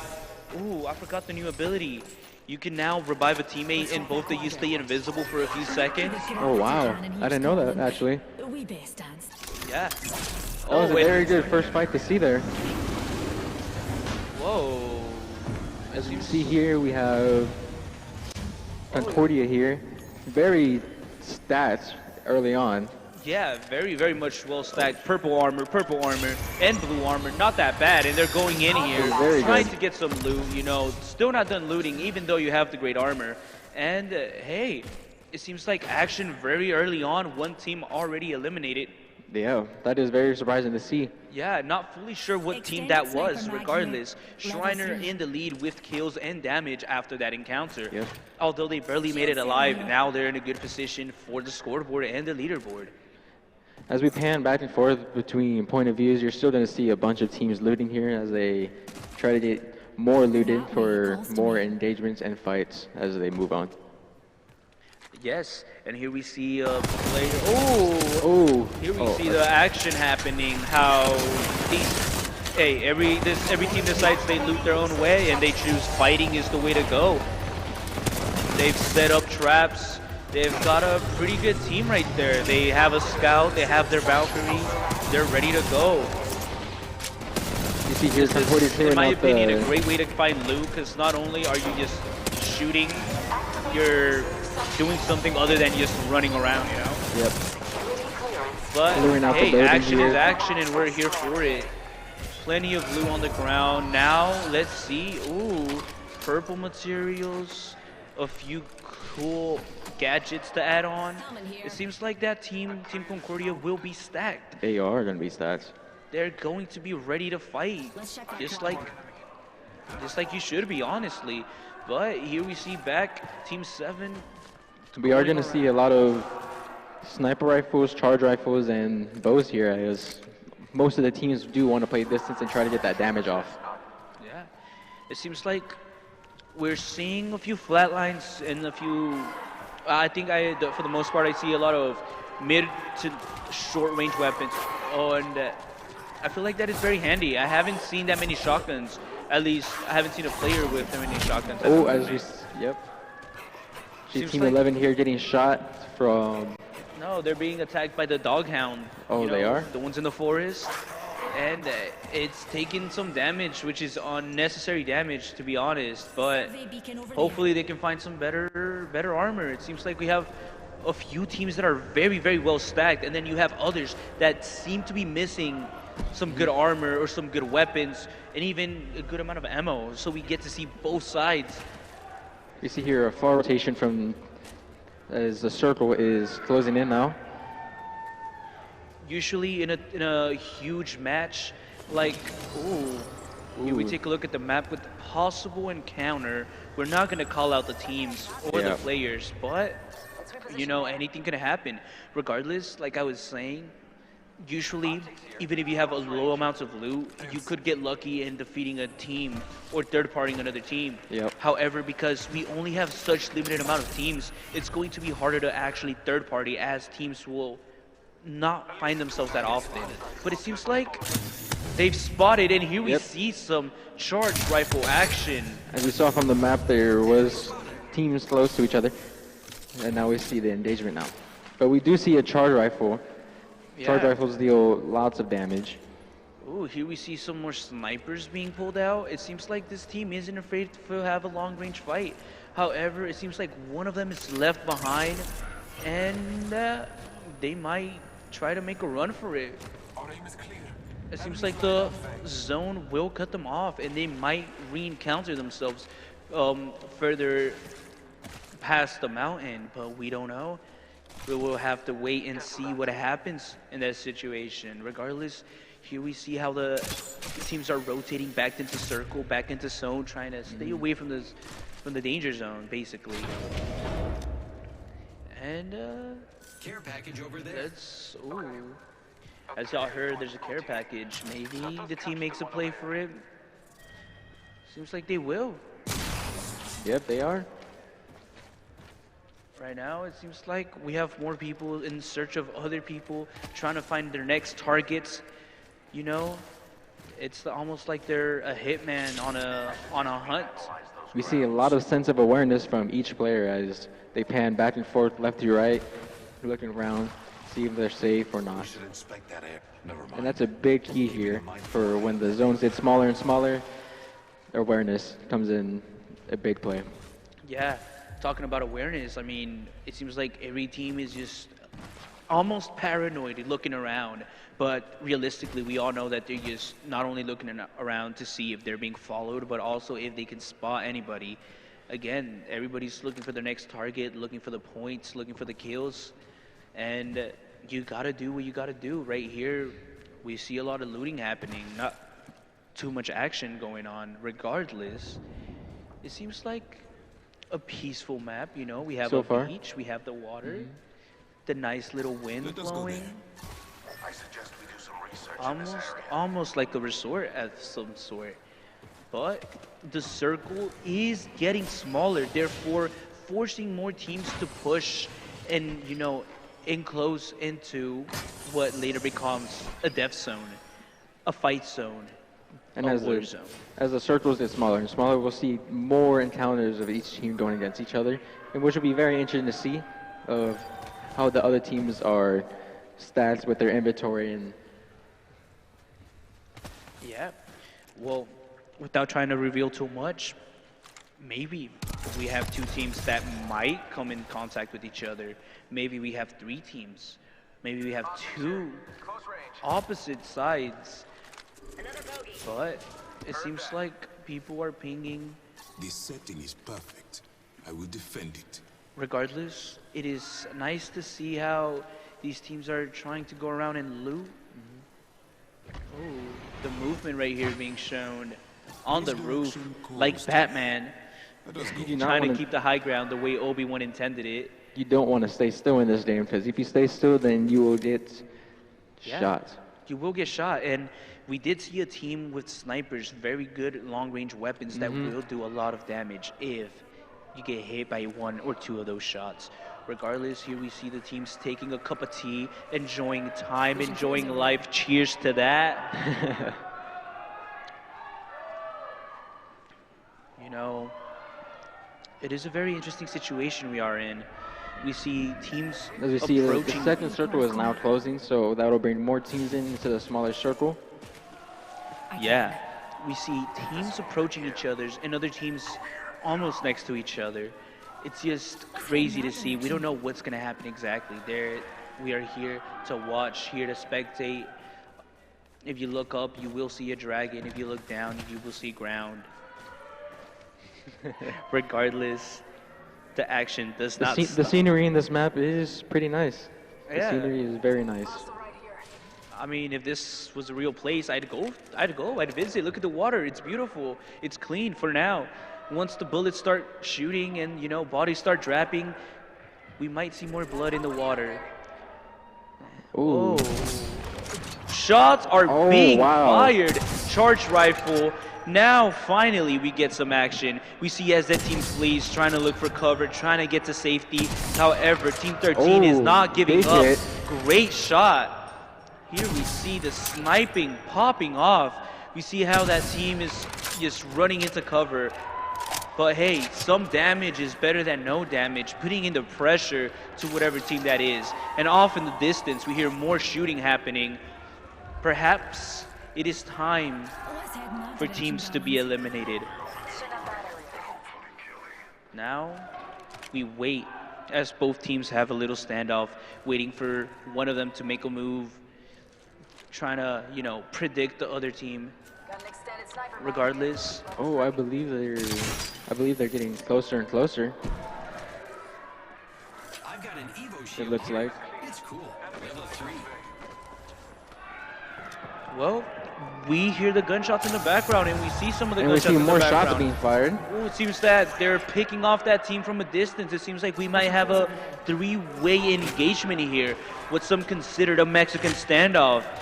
But the shots are still being fired. As you can see, sniper shots are passing by, just barely missing heads. Snipers and charge rifles are going to play huge here when people are rotating, because you can get Ooh. shots off and you can provide early damage for your team. Great shots right there. Oh, we here see we here, see a an close-range engagement. weapon. We see how the toxin is affecting, and down goes the Shriner player. Here we are, spectating a different player, and it seems like they're healing up, and they might take out. Ooh, it seems like they did indeed get scanned. They are even right here in this fight. They're both down one. Seems like Team 1, which should be Concordia, is facing Team 4, which is Shriner. Off the shots are going, and both teams are, you know, doing their best to stay alive. It seems like Team 7, which I'm not fully sure what team it is also trying to run away from some shots. We can see the top person for Team 7 took a lot of damage there. It currently seems like we're having like a huge battle happening, and one of Shriner's players has been eliminated at the moment. Will Shriner be able to pick up their revive card, or will they leave a man behind? Regardless, it seems like Concordia is there, just keeping track on Shriner, making sure they're not able to do much. It will be risky if they try to get his card because they don't know if the team is still there or not. Oh, it seems like they got left behind. Their team accidentally leaves them, but now they have to run and make their way down. Team 7 has been splitted, but we see how this team is running through the smoke again, trying to find some action, and it seems like action will be found. They want to be careful here while rotating because if you get split, then that almost causes an immediate death once you're split from your team. Right now, we have 5 squads left. We've only lost 1 squad, which happened basically at the beginning of the game. Yep. We still have 14 players left. We know that Shriner is down 1 player, so everybody else seems to have some more shots from Team 1 here, as they were both playing inside both buildings. Yeah. Right now, even though it seems like, hey, if you're trapped, you're going to have to do your best of it. And it seems like there's some gunshots, gunfire happening over in the distance. But we still have 14 players left. Shots again in the distance. Oh, great shots right there by our player. Ooh, that is a down. Yes. That is a very good down. Very, very good to see. Ooh, just barely being missed by that charged rifle. You gotta be careful while peeking. Oh, using the Havoc. Or no, that's the new gun actually. That's not the Havoc, my bad. I apologize for that. But you can see all teams playing very strategically here. Yeah, Team 1, which is, I believe, Concordia again, it seems to be very well stacked. Purple and gold armor. No, you couldn't ask for anything better other than red and gold. Team 1 seems to be the most prepared here. Most ready for any action that brings them. Yeah, they definitely are the most well-stacked team. However, I believe they are sort of trapped in between 2 teams, possibly. See Team 1 here shooting more as the other team is rotating. Great and that is another down. Right now. Another down. Very impressive shots from Team 1 here. Yeah, their accuracy is insane. And yeah, as you can see, they are in between two teams. Regardless, they're still staying in it. They're still stacked, and they seem to still have more than enough items to keep themselves in the position where they're at right now. And here we take a look at the map. We see how everybody is slowly closing in into the zone. It seems like now we have 3 teams with full squads and 2 teams with half a squad left. It is the circle is now closing into the smaller circle as more teams will be brought closer together and possibly for more encounters. Teams have to be careful rotating here as they don't want to get left out in the open. Yeah. Seems like the engagement will be happening very, very, very soon. It seems like both teams, I mean, all the teams are just waiting. It is a standoff. Nobody wants to run because as soon as they start running, they know they're going to start getting picked off from different angles, from different sides. However, they need to start doing something. We have teams on the outskirts trying to find cover, teams inside trying to stay in cover and trying to, you know, not be surprised. Oh, here we see how we might have Team 11 shooting inside the building here. Yeah, we might have a battle happening. Not 100% sure, however, it seems like Team 11 is keeping still. They are aware that there's people all around them right now. Here we see how they're giving out different call-outs, pinging around, showing themselves where to go, where to be. But things should be getting interesting very, very soon. Teams are getting closer and closer as the zone shrinks. The It safe should be zone very is interesting to see as the circle does get smaller, as you said. Teams, again, doing some urban warfare, staying in the buildings, trying to fight in the streets as other people are in the outskirts just looking for cover, looking for a place to hide. And here we see a scan revealing not only players, but a few traps as well, making them reconsider their options. And yet another scan. Ooh, that is, you know, We can see that when the teams have the advantage, they're looking for one little slip up of any rotators when the circle does close, so they can take advantage. And oh, hit shots all the start going damage. off, grenades start being thrown, the smoke has been popped. We see as a black hole enters and Mirage and does his thing to multiply. Let's take a look. Oh, and here we see the fight, Shriner engaging another team. Bloodhound activating his... You can see the scan here. It seems like they're taking a lot of damage right here. Shriner could be taken out. It is not looking too good right now. They are running around, being picked off from the buildings, as I mentioned before. You know, nobody wants to run in the outskirts because they know they're just going to be picked off from different angles, and that's exactly what happened. As soon as the team dropped, they started getting shot, and now Shriner is out of this round. And the zone did play a big part there, as he did not want to get damage from the zone as he was rotating, but if you're out in the open and teams have the upper hand, you are going to pay for it.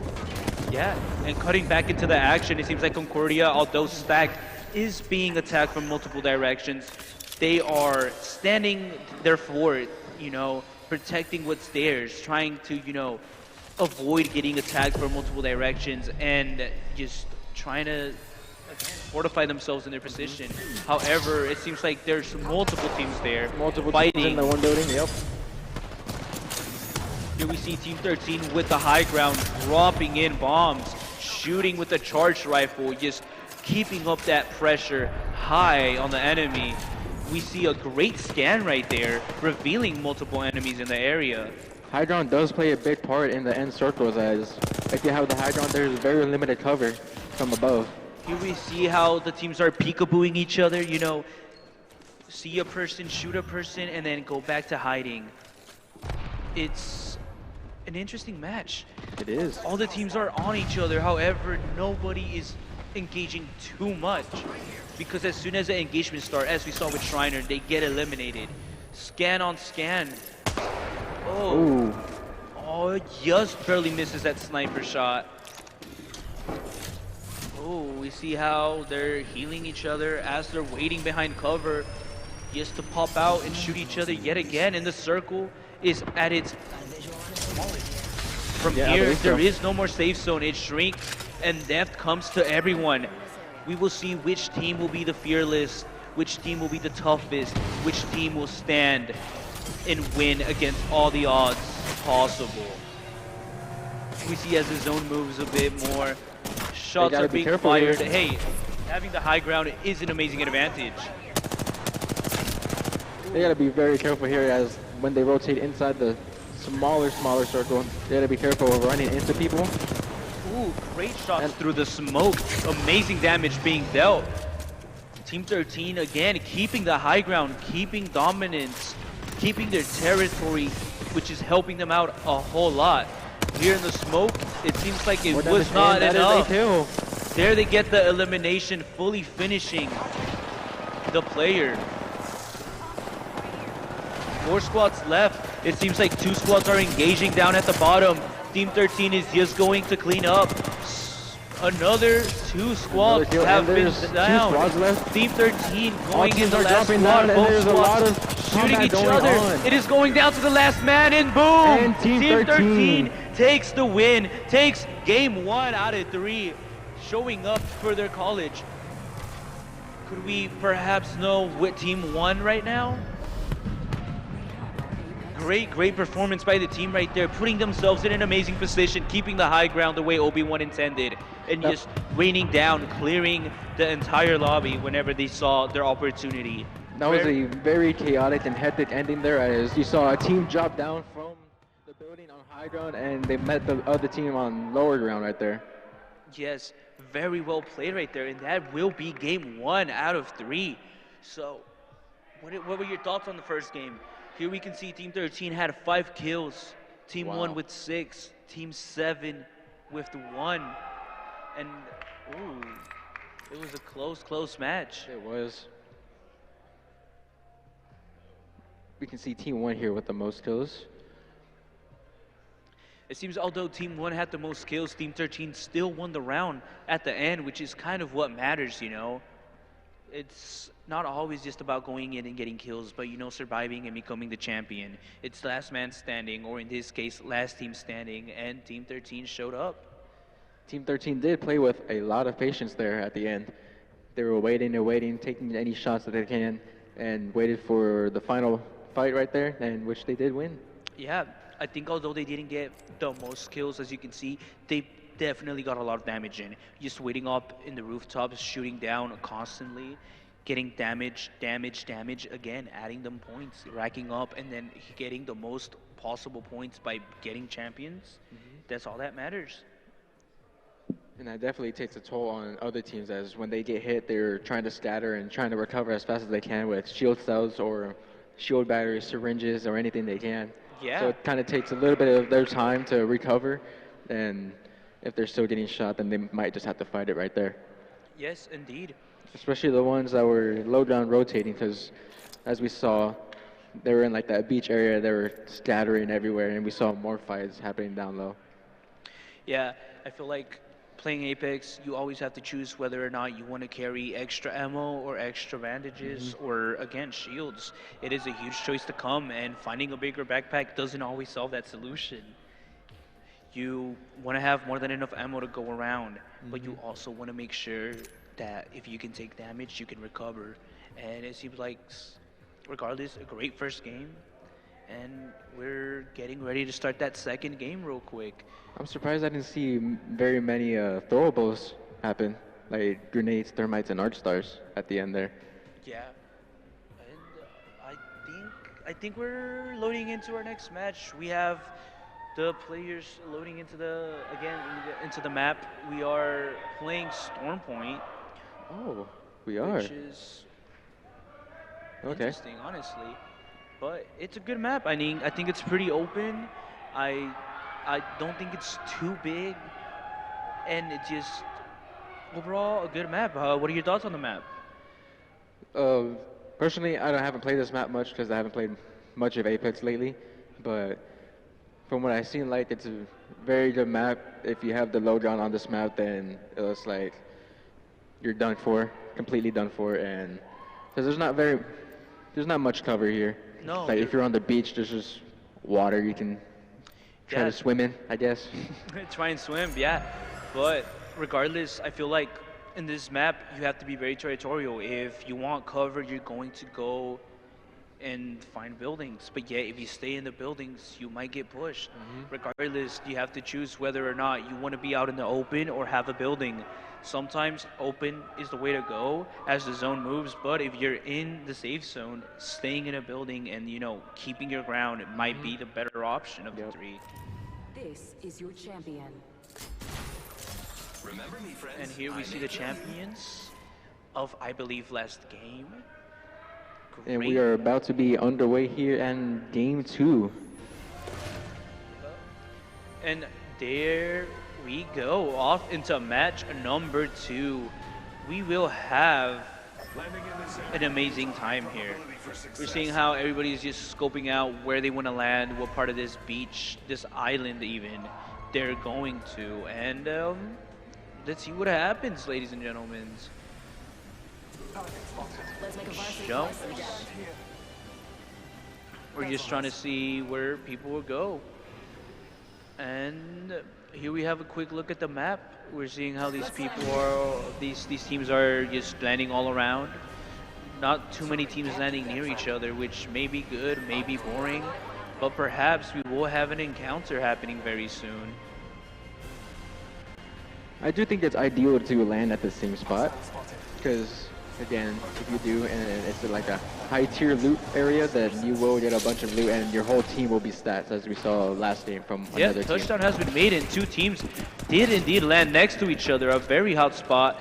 Here we see one team chasing the other one, cutting him off. Oh, predicting his movement. Oh, what a knockdown. and he's Bloodhound going on for the Bloodhound finisher. 8. Using the finisher, not scared at all. Getting the finisher off regardless. Oh, he didn't get it off. That Team 13 is really showing some of their skills They're right bringing here. the heat today. Oh, and it seems like Team 13 And that is a team wipe. team wiped Team off thir- the bat already. Team 13 eliminated, I believe that was Team 20. Almost like last game, in which two teams fight each other off the start. But this time, it happened even sooner. Last time, both teams had time to loot. This time, Yeah. they just landed and straight to the gunfight, They straight got to the fist fight. They even. got the first weapon they saw and immediately fought. Or as we Yeah. saw Bloodhound, he punched him, he kicked him. Hey, Bloodhound wanted blood, and he went out seeking for it. And you love to see it. I mean, the fact that he went for that finisher. Oh yeah, that was very risky. Very risky move, and he did take damage, but he still got the finisher, which I guess. It's risky to going for the finisher because you're stuck in that animation. Yeah, he was going for this statement. You know? Yes, he was. He made this statement He regardless. did make the statement, I believe. He's not afraid. He won a ground, and he's feeling good. Hey, a statement has been made, and he can back it up with the win. Oh, and here we see as another Team team is 11 just here. engaging with some bots, trying to get the loot. And we see another team, which should be Shriner, just trying to craft materials. And here we see Team 1 just running around. Everybody trying to loot up, get ready for battle. We will see teams utilizing that crafting station as they can craft better armor, better materials, better gear, better attachments. And I Yeah. think that's very good for early on. Oh, 100%. But here we can see the different ways the Apex players get loot. Way number 1, do what Team 13 did and just find enemies and eliminate them, get their loot. Team number 2, or option number 2, go and craft your own materials, you know, just build the resources and make what's yours. Or run around and just grab what's on the floor, you know, you get 3 different options. Regardless, both of them seem to be pretty effective. It's just up to the players and what they want to do. You can see Team 1 again, very, very stacked. And we'll see other teams here, as they move on, they will become even more stacked just like they are. Now we see how Team 11 is exiting the transporter, and they're looking around to see if there's anyone, and it seems like they should be good. They're good to heal, they don't have to fight, and off they go in search of their next target, or possibly more loot. I believe the first zone is now closing as it will bring more teams into the first circle here. Yeah, and I mean, for the most part, it seems like the teams are just running around looking for stuff to do. Again, grabbing loot, just exploring the map, the beautiful, beautiful beach map that we have. Walking in the sand, looking at the view. Survey beacon there.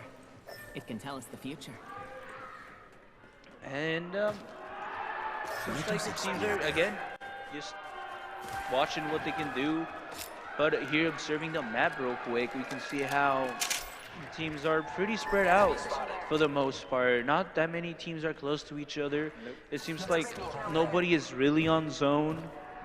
A few people are barely in the zone. Other people are a little bit of a distance away from that zone. But, oh, here we see some movement from this player here. And everybody's just... I think that is a big part of this game too now, as more people are discovering better movement techniques. And with better movement techniques, that'll mean you'll survive a lot longer. Here we see somebody using the sniper to scope out and find possible targets. And as they look around, they don't seem to find anything.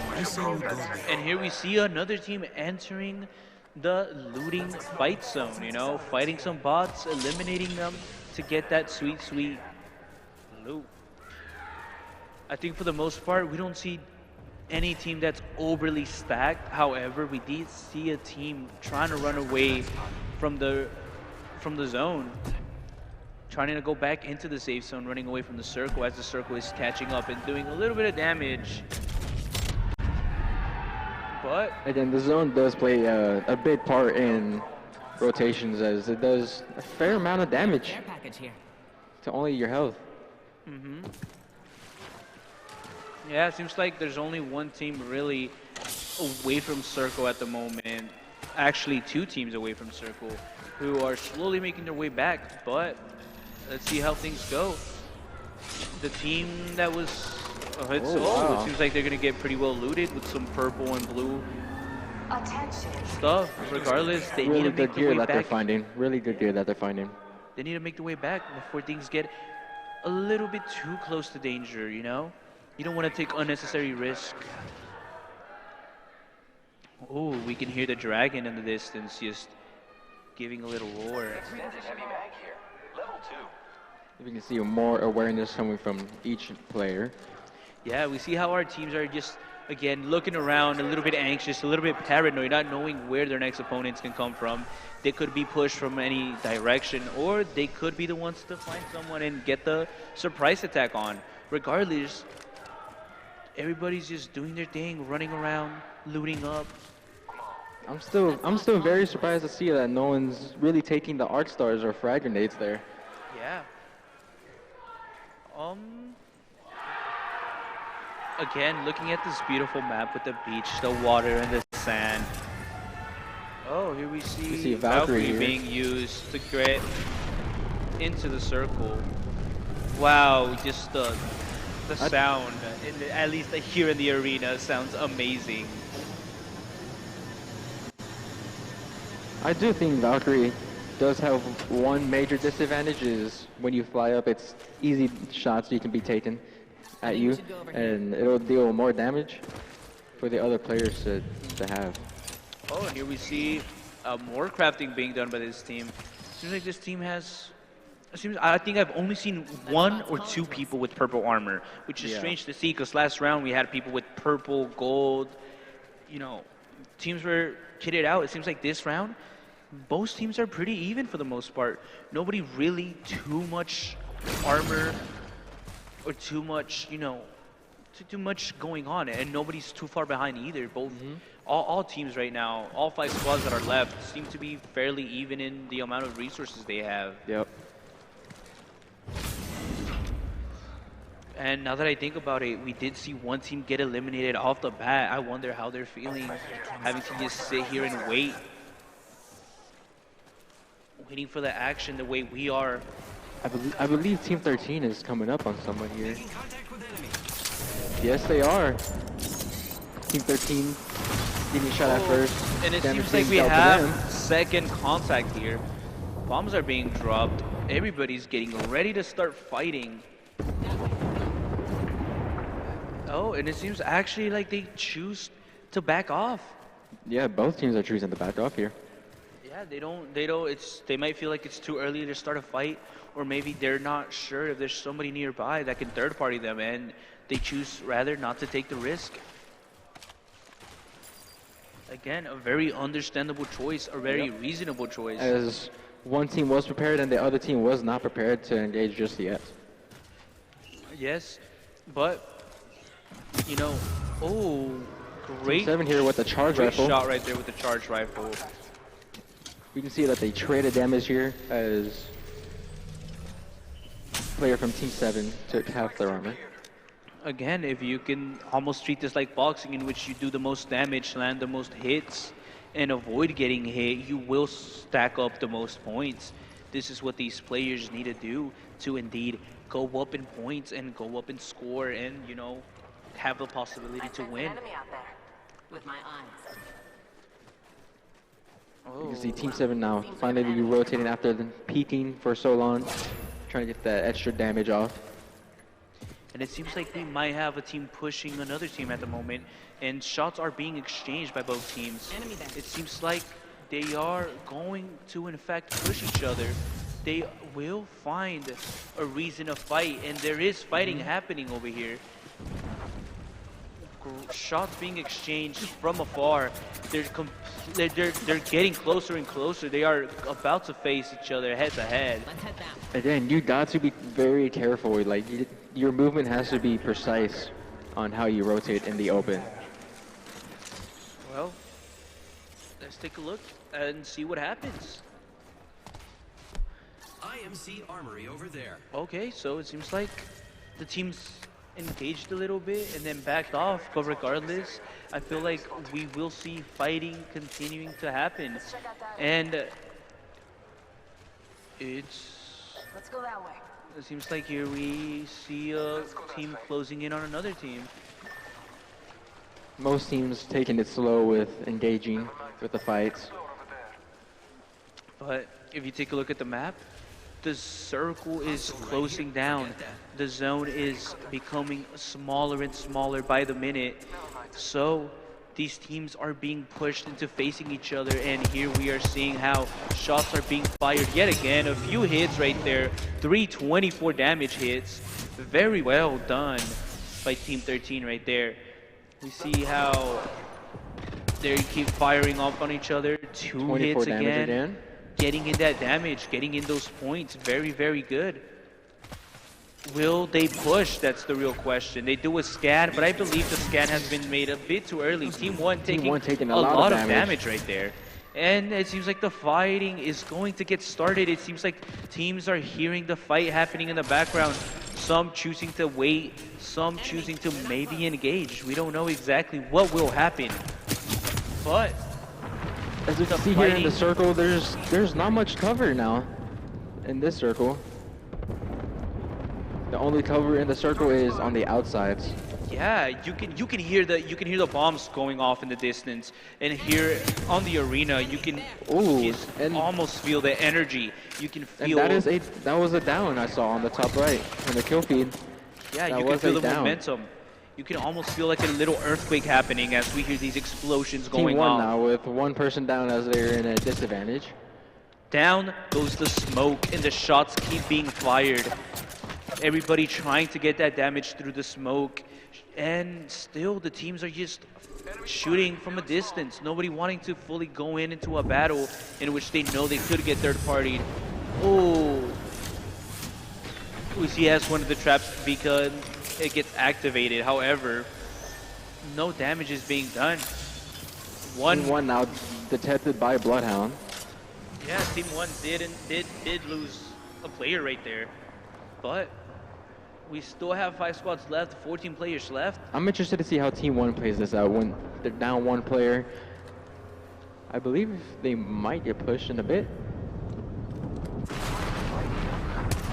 Oh. See Team 13 now engaging with another team here. We see how this bombardment is happening. Team 13 pushing in, not afraid, healing up possibly, being scanned again, and they're following the footsteps, and there it is. They see the player. They start the engagement, shots start getting fired. Here we see as both teams try to fight through the wall without being afraid to engage. Oh my god, what is going on? We see as Team 4 now coming up on the team that was just fighting. The back. Oh, great damage being dealt. Team 7, Team 4, and Team 11, I believe. Oh no, it's Team 13. All fighting here. Bombs just going off in the distance.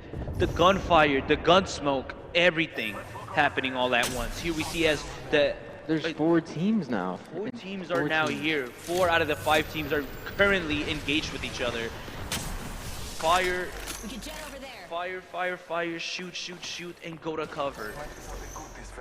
Everybody went from fighting to trying to hide, but here we see the charge rifle again beaming from a distance. That is a shield broken right there by the charge rifle. Yes, very well. Just great damage dealt right there. Now we see how this team is trying to push, trying to go in for the final kill. Team 11 knocking down an opponent. Shooting with the sniper, not afraid to engage that long distance. They can afford it. They have snipers, they have weapons, and they have ammo. They gotta be careful here with the other teams that are around them. Make sure they don't get pinched. There we see more smoke being dropped, and we see how the Valkyrie fires down upon them. Not afraid to use the abilities, you know? We should maneuver to that area. Oh, it seems like they might be willing to push. And there we saw a small engagement between two teams. Oh, great damage being dealt right there. So it seems like now most teams are out in the open with like 1 or 2 in the actual buildings. Yep. You see all teams now playing it really slow now instead of close range combat like we saw earlier. Oh, and here we go straight into the fight. Seeing that charge rifle just beam players left and right, doing the damage, forcing the opponent team to drop down the smoke, trying to go hide. But regardless, it doesn't seem to help out for the most. There's, oh, again, the charge rifle just doing damage. Man, that charge rifle Look is at doing that, a and lot down of and damage. down the players go. They're being third party from both sides. Unfortunate for that. Oh, and they get third party themselves. 2 of the players dropping, and there it goes. Team 1 might get the elimination with only 2 players pushing in out of nowhere, getting in that crazy damage. What a flank, what a flank. We have 3 squads left. 2 squads have been fully wiped out after this interaction. Now the circle is going to shrink even more. Here we see 2 I believe Team 1 knew that they were behind another team, so that's why they were waiting so patiently. Yeah. Oh, and again, Then more... gotta be careful with that zone. More damage, more 2 teams engaging in the background. It seems like we have 7 players, 3 squads left. We know 1 squad has 2 players, which means 2 of the 1 squad should only have 3, while the other 2. Oh! Wow. What? Down goes another player. Team Here 11 we see with 1 a solo player running around trying to do its best to survive. It's crazy. We should go that way. Seems like only Shriner has 3 players left. I believe Team 4 is still patiently waiting, trying to slow down the fight. Yeah, it seems like right now we have 3 squads left, 1 team with 3, a team with 2, and a team with 1. Yep. Let's see how this works out. Ooh, great what a snipe good right shot. there.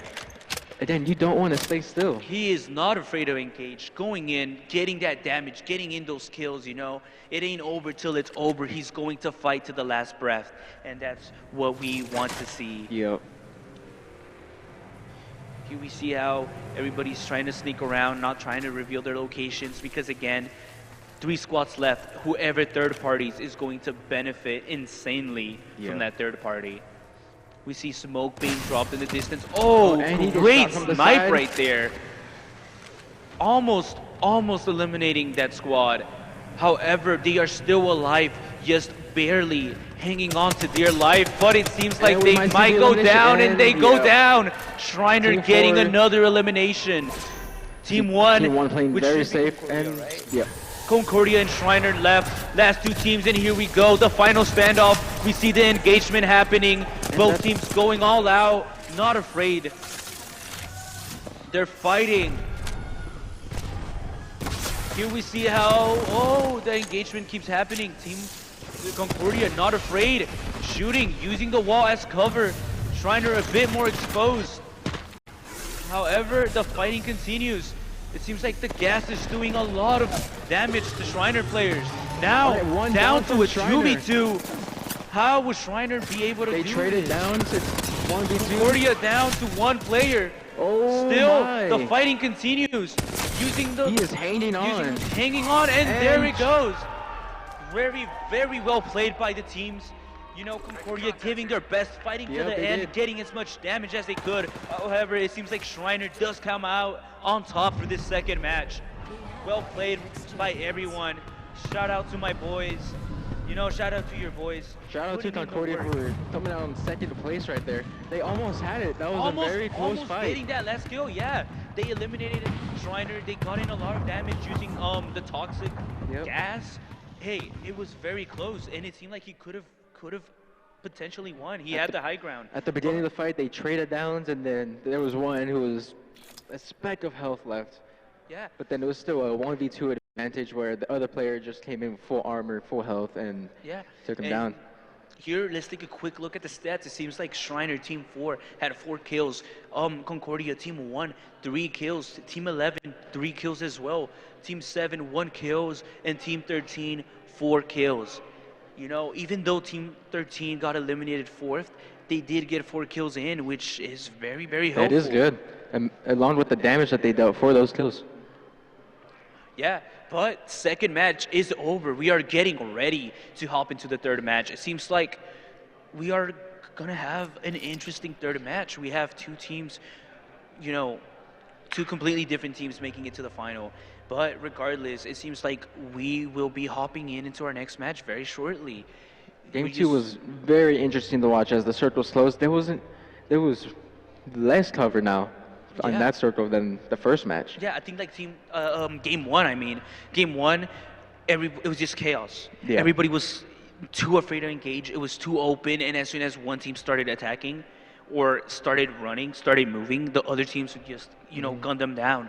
This time we had a different scenario. This time everybody was being careful and aware, but everybody was being smart. Yeah. Nobody was engaging unless, they were being engaged at first. Yeah. And overall, teams made a very well job at staying alive. However, eventually, push came to shove, and shots started happening. Yeah.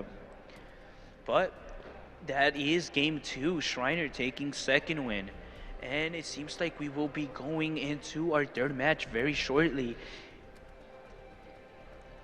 And so far, though, great matches, man. Yeah. Very, very good matches that we are watching here. Yeah, it seems like this very open map is dealing us really different scenarios. I think this second match, again, it was much more open than the first one. Oh, yeah, it was. But you see how our players from all teams adapted using the mountains, using the hills for cover. And even though the circle was very, very close, they were still struggling to find opponents. Yeah. Also, props to that solo player.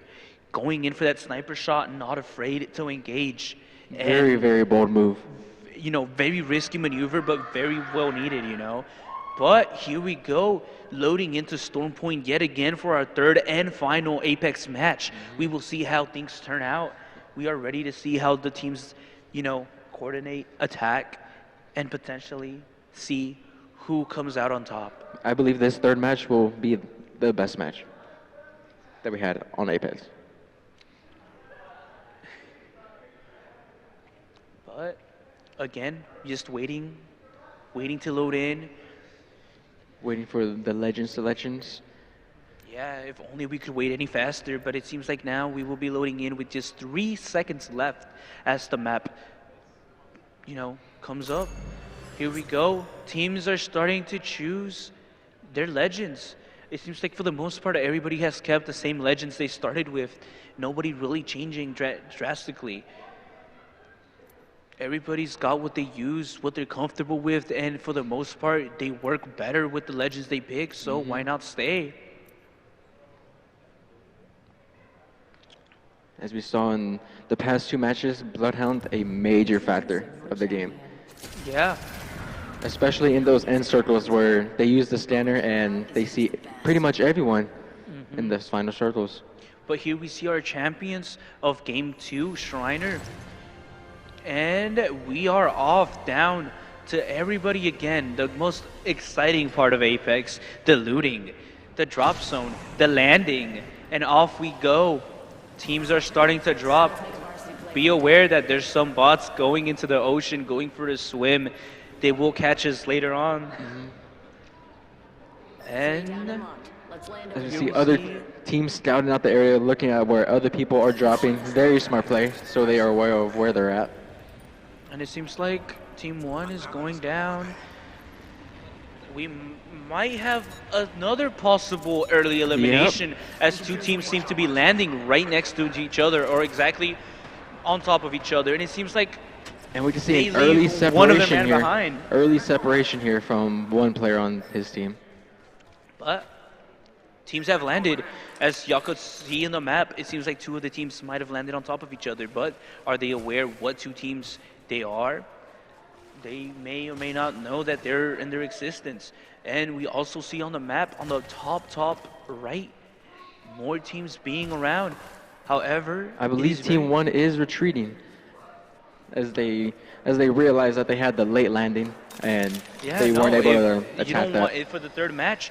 If you have a good shot at, placing, you don't want to stay and fight. You want to stay alive and later on engage to get those points. Let's go. Oh, here we see the looting yet again.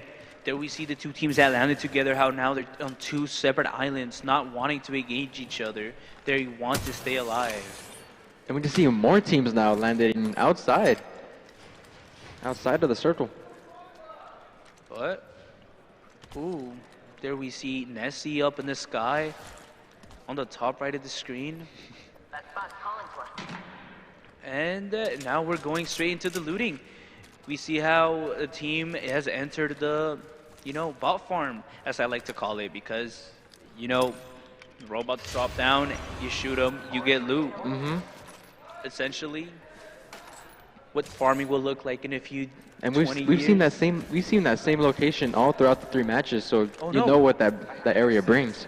It is a very helpful location. Oh, Not yeah. only do you get a lot of ammo, you get armor, and you get huge attachments that help your weapons, And I think last game we saw 2 or 3 different teams use it. Yep. So even in one match, we'll see multiple teams use that because it is, again, a huge, huge help to whoever gets to, get the loot, get the resources, get the supplies. But looking at the map, it seems like One team is inside the circle, and that's surprising to see. Only one team inside the circle. Yeah, but again, we're back to this looting, back to the running, the search. Trying to figure out where you want to go, where you want to be, whether the beach, whether the caves, or in the ocean. Regardless, I am loving whenever a player looks up in the sky and you get to see those balloons. Yeah. Very great to see. They're like the Octane up in the distance. Oh, wow. Also, I'm very surprised I haven't seen anybody play the Octane.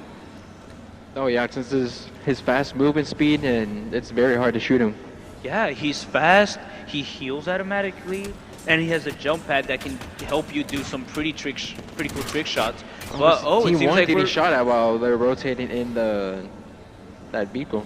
Yeah, it seems like they hopped in the car, but yet they were the ones being shot at. A reverse drive-by, something rare to see nowadays. But they got out of there. It seems like getting in that vehicle actually revealed their location. And possibly... Oh, I see okay. another car here. Oh, it seems like he went to pick up a friend. But they're trying to escape the circle. And it seems like his teammate does not want to get in. Oh, he had to loot. Hey, loot comes first, man. Circle may be coming. Who cares? We need to be prepared for the players. That's the real threat. But overall, it seems like map is pretty much spread out. Players, nobody really too close to each other. Everybody having more perfect distance. But this third match is interesting. Unlike the first 2, we have all 6 of our teams still alive 5 minutes into the match, I think game 1, the team got eliminated 3 minutes, 2 minutes in. In game 2, they got eliminated in the first few seconds of the match.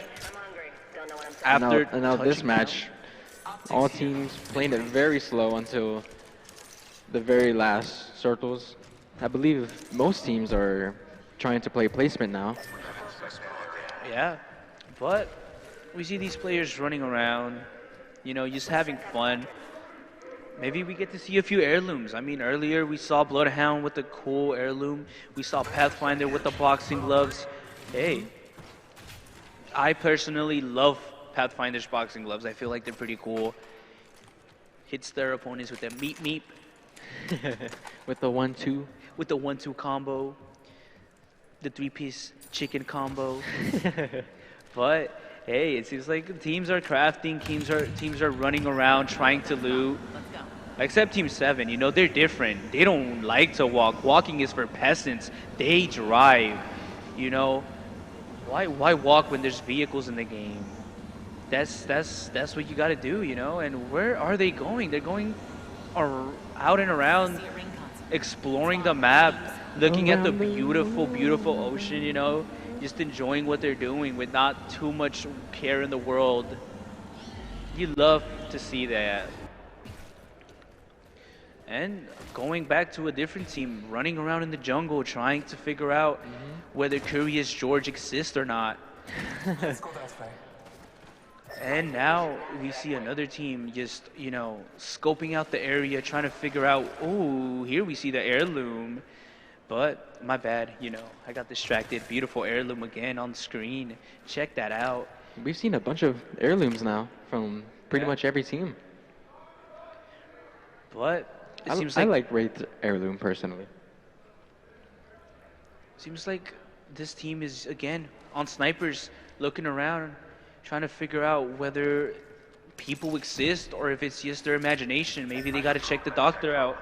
Nobody is anywhere to be seen. It seems like they're playing on a ghost lobby. Players, are they even there? Will they show their face? We don't know. Ooh, seems like here we see Valkyrie going up in the sky, dropping down in search. They don't seem to find anything other than a dragon. But the dragon wants nothing to do with this team running away. But, again, I believe they could have tried to land on the dragon. That would have been funny. I know that the dragons sometimes carry loot, but nobody has really died, so what loot is there to carry? Oh, ooh, there we see a golden backpack being picked up by one of the teams. You know, talking about saving space with the gold backpack, oh, you have plenty of space, you know? And with the gold backpack, you carry pretty much almost as much ammo as you want. Shield cells, shield batteries, Phoenix kits. Oh, here we see the charged rifle being shot at these creatures, you know. Hey, these creatures are just there, man. You should leave them alone. This is some Jurassic Park stuff. Look at the cages. They're electrified and everything. They don't get choice of what to do. They just want some friends. They just, yeah, they're just there, man. What are you doing? What did the creatures do to you? You gotta get PETA up in here, man. You can see a very interesting play from Team 13 here. I think they just want to avoid being in the cage. They also don't like being trapped like those poor animals. Yep. Oh. Well, it seems like we might have an engagement between two teams happening, but let's take a look. Two teams are right on top of each other, or right next to each other.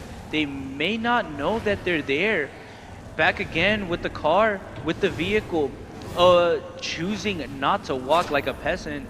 Oh, and they scan, but I don't think they found them with that scan. Will we see a drive-by or a reverse drive-by? You never know. But it seems like they're just going around, having fun. Hey, they have pretty good amount of armor, pretty good amount of loot, so there's nothing else to do. Here we see another team pretty stacked. Oh, and we see Nessie right there. The keychain, the key charm. Blending in with the trees, very tactical.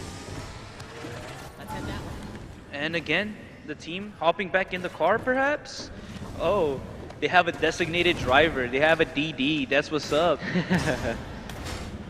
They have the shooters on the side and the DD ready to roll. Whoa, they're just going on and around. I believe they're still trying to locate where the people are at. Seems like we have two potential teams, or two separate potential teams, possibly engaging each other. And there we go. We do see some shots fired. We see some shots being fired. We see the car again driving in the storm for some reason. Team 11 is the one getting shot at. Not sure. Yeah, it seems like Team 11 has taken some damage, but Who shot them? Who shot first? The shot heard around the world. Team 11 now taking the high ground. So I believe it was Team 13 that engaged. Yeah. But yeah. There it is. Team 13, Team 11. They've spotted each other. There's that dragon flying over with purple loot. Maybe perhaps enticing one of the teams, but I think both teams are pretty much resistant on giving away their position. So they will choose not to shoot the poor dragon. Oh, and we see some fighting happening off in the distance, as you can see on the map. Someone took damage. I think it might have been actually from the circle, now that I think about it. It might have. Still, we're a few minutes into our last and final match, and all 6 squads are still left. Oh, and Team Finally, 20, those we do see some people. Who will shoot first? Oh! And as soon as one person shoots, everybody starts shooting. Everybody starts letting it rain. Not afraid to let it. They had to be careful and watch out to not shoot the friendly dragon that was in the distance. You know, you don't want to shoot the dragon.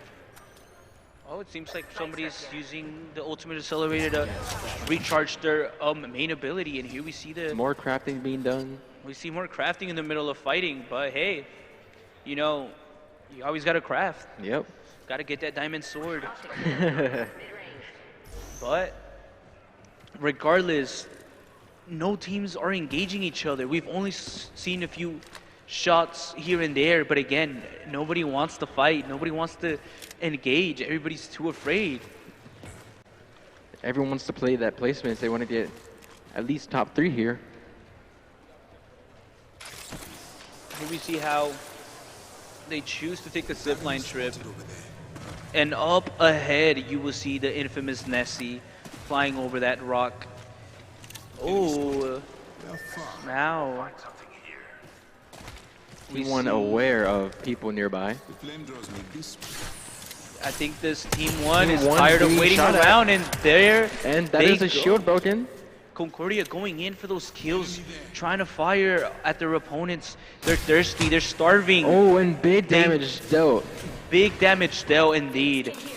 Seems like Team 20 is taking a little hit. Concordia just keeping the high ground, you know. They're thirsting for blood and they're out for it. They want to deal damage, they want to get kills. They're tired of running around. I feel like most teams are. Everybody's desperate to start a fight. There we see Team 1 getting shot at and shooting back. A risky lineup taken by trying to line up a frag grenade throw as he stood still. Yeah, and we'll. Ooh. Again, all teams are playing very safe here, as they are aware where everyone's at, but they do not want to engage and it seems like we have an engagement in the middle. It seems like purple team is fighting orange team, perhaps? Yep. Yeah. And that would be Shriner engaging now. Oh, and here we go. We see the engagement. Oh, they're fighting the spiders, the bugs, the creatures. But the spiders, they may not know it. They might reveal their position to a team that's up ahead or behind them. Again, I'm not sure.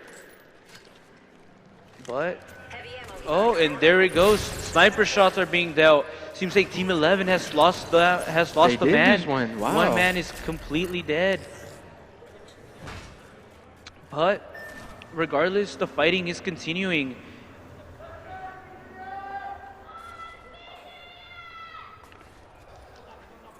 And here we see, oh, Team 20, 2 men down, yep.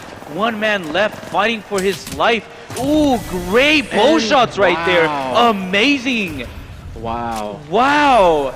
Hey, the bow, me personally, I cannot use that bow. However, this man, this player, just going off with the bow, not afraid to use it, doing that damage, and kept his team alive. It seems like now one team has been eliminated. I'm not fully sure what team that was, but they are dead. I believe that was Team 1. Concordia. Team 1? Yeah. Ooh. Again, it is the sad. bow is very underrated. If you can hit your shots with the bow, then props to you. Perhaps. Oh, it seems like Shriner has spotted an enemy. Will they jump him? Oh no, they spotted two. We might see an aggressive play here from Shriner. Oh, it seems like they're spotting a lot of enemies at the moment, and they choose to take cover rather than engage right off the bat.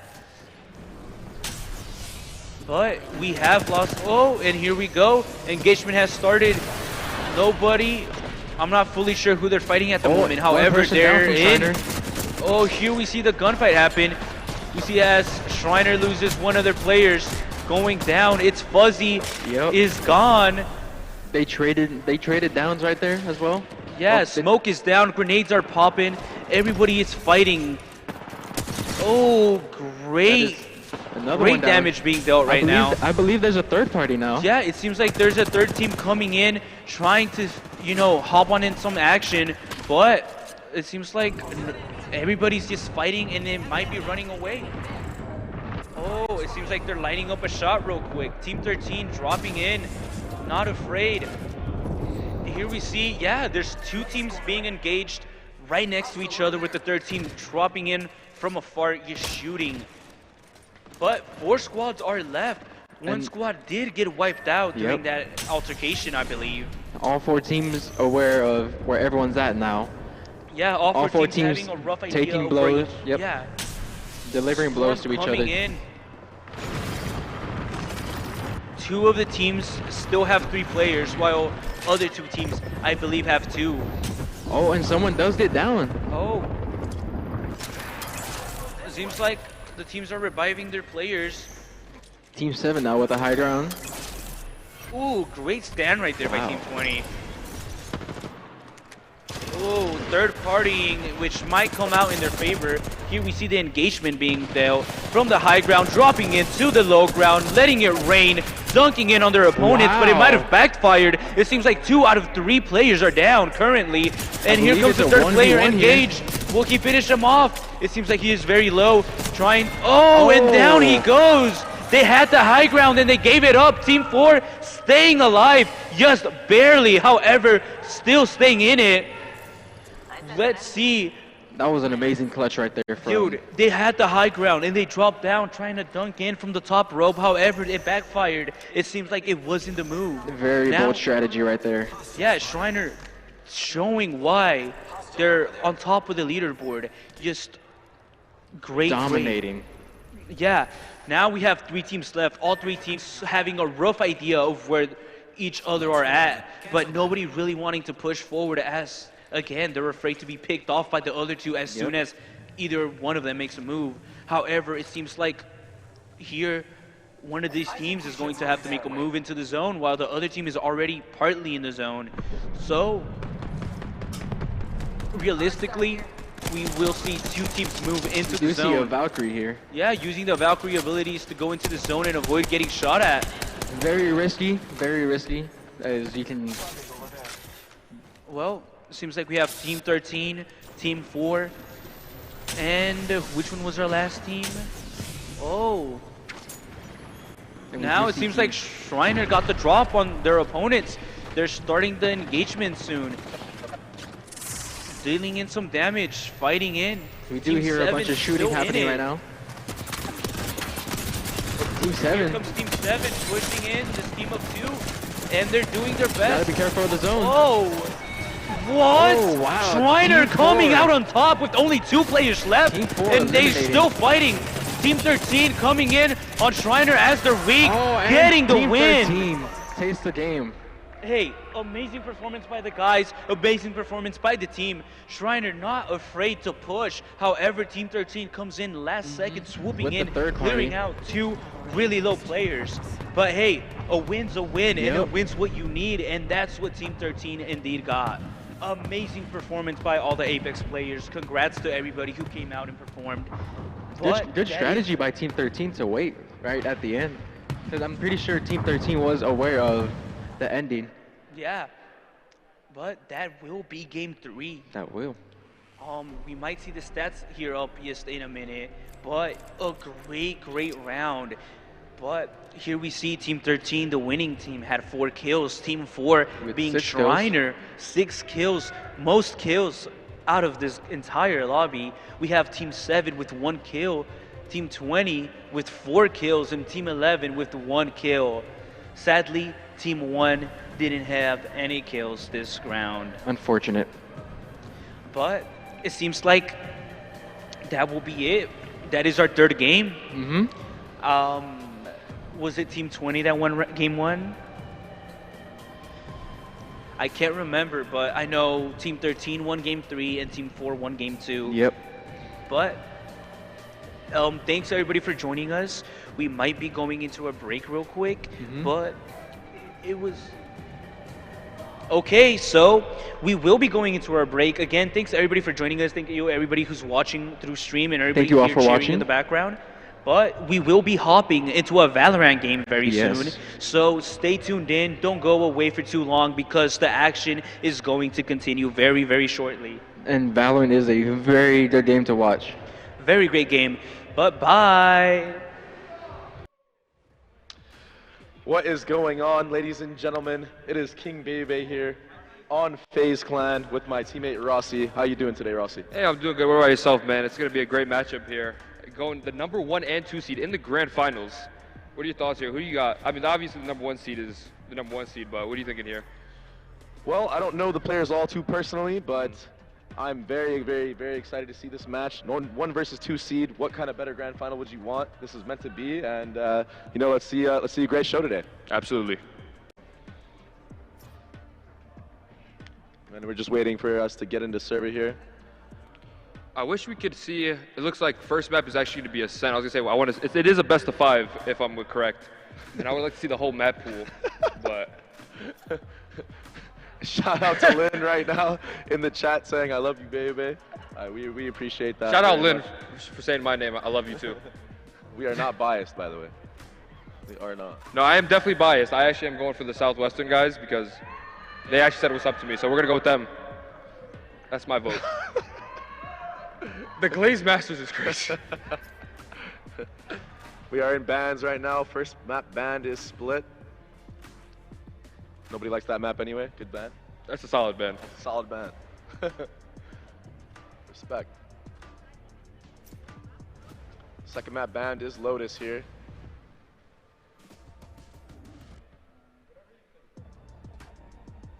It's gonna type lame. Cool. Pick Haven? Huh? No, nothing. Never mind. Haven will be the first map being played. Ooh. Oh, second map will be Pearl. I don't know who's picking these maps yet, but Haven and Pearl are the first 2 maps. Those are pretty banger maps. That's a really good map pool so far. Yeah. Can you hear me? Yeah, I can. Yeah. Can you hear me? In your No. All right, so. I'm just making sure. Yeah. Yeah, that's what I did, dude. Yeah, no worries.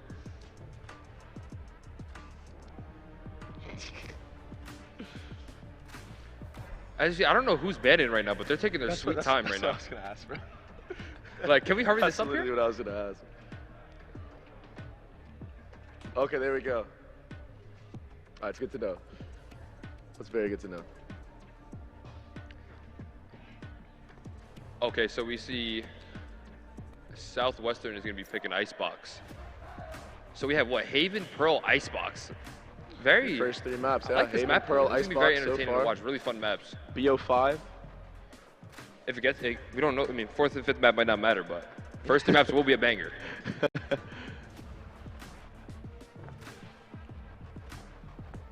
I'm sure either side right now definitely wants to get a 3-0, Rossi. I mean, what are your predictions going into this? Eat Like, some nice food. Huh? They don't want to be here all day. They want to get home, eat some nice food. Yeah, nice food.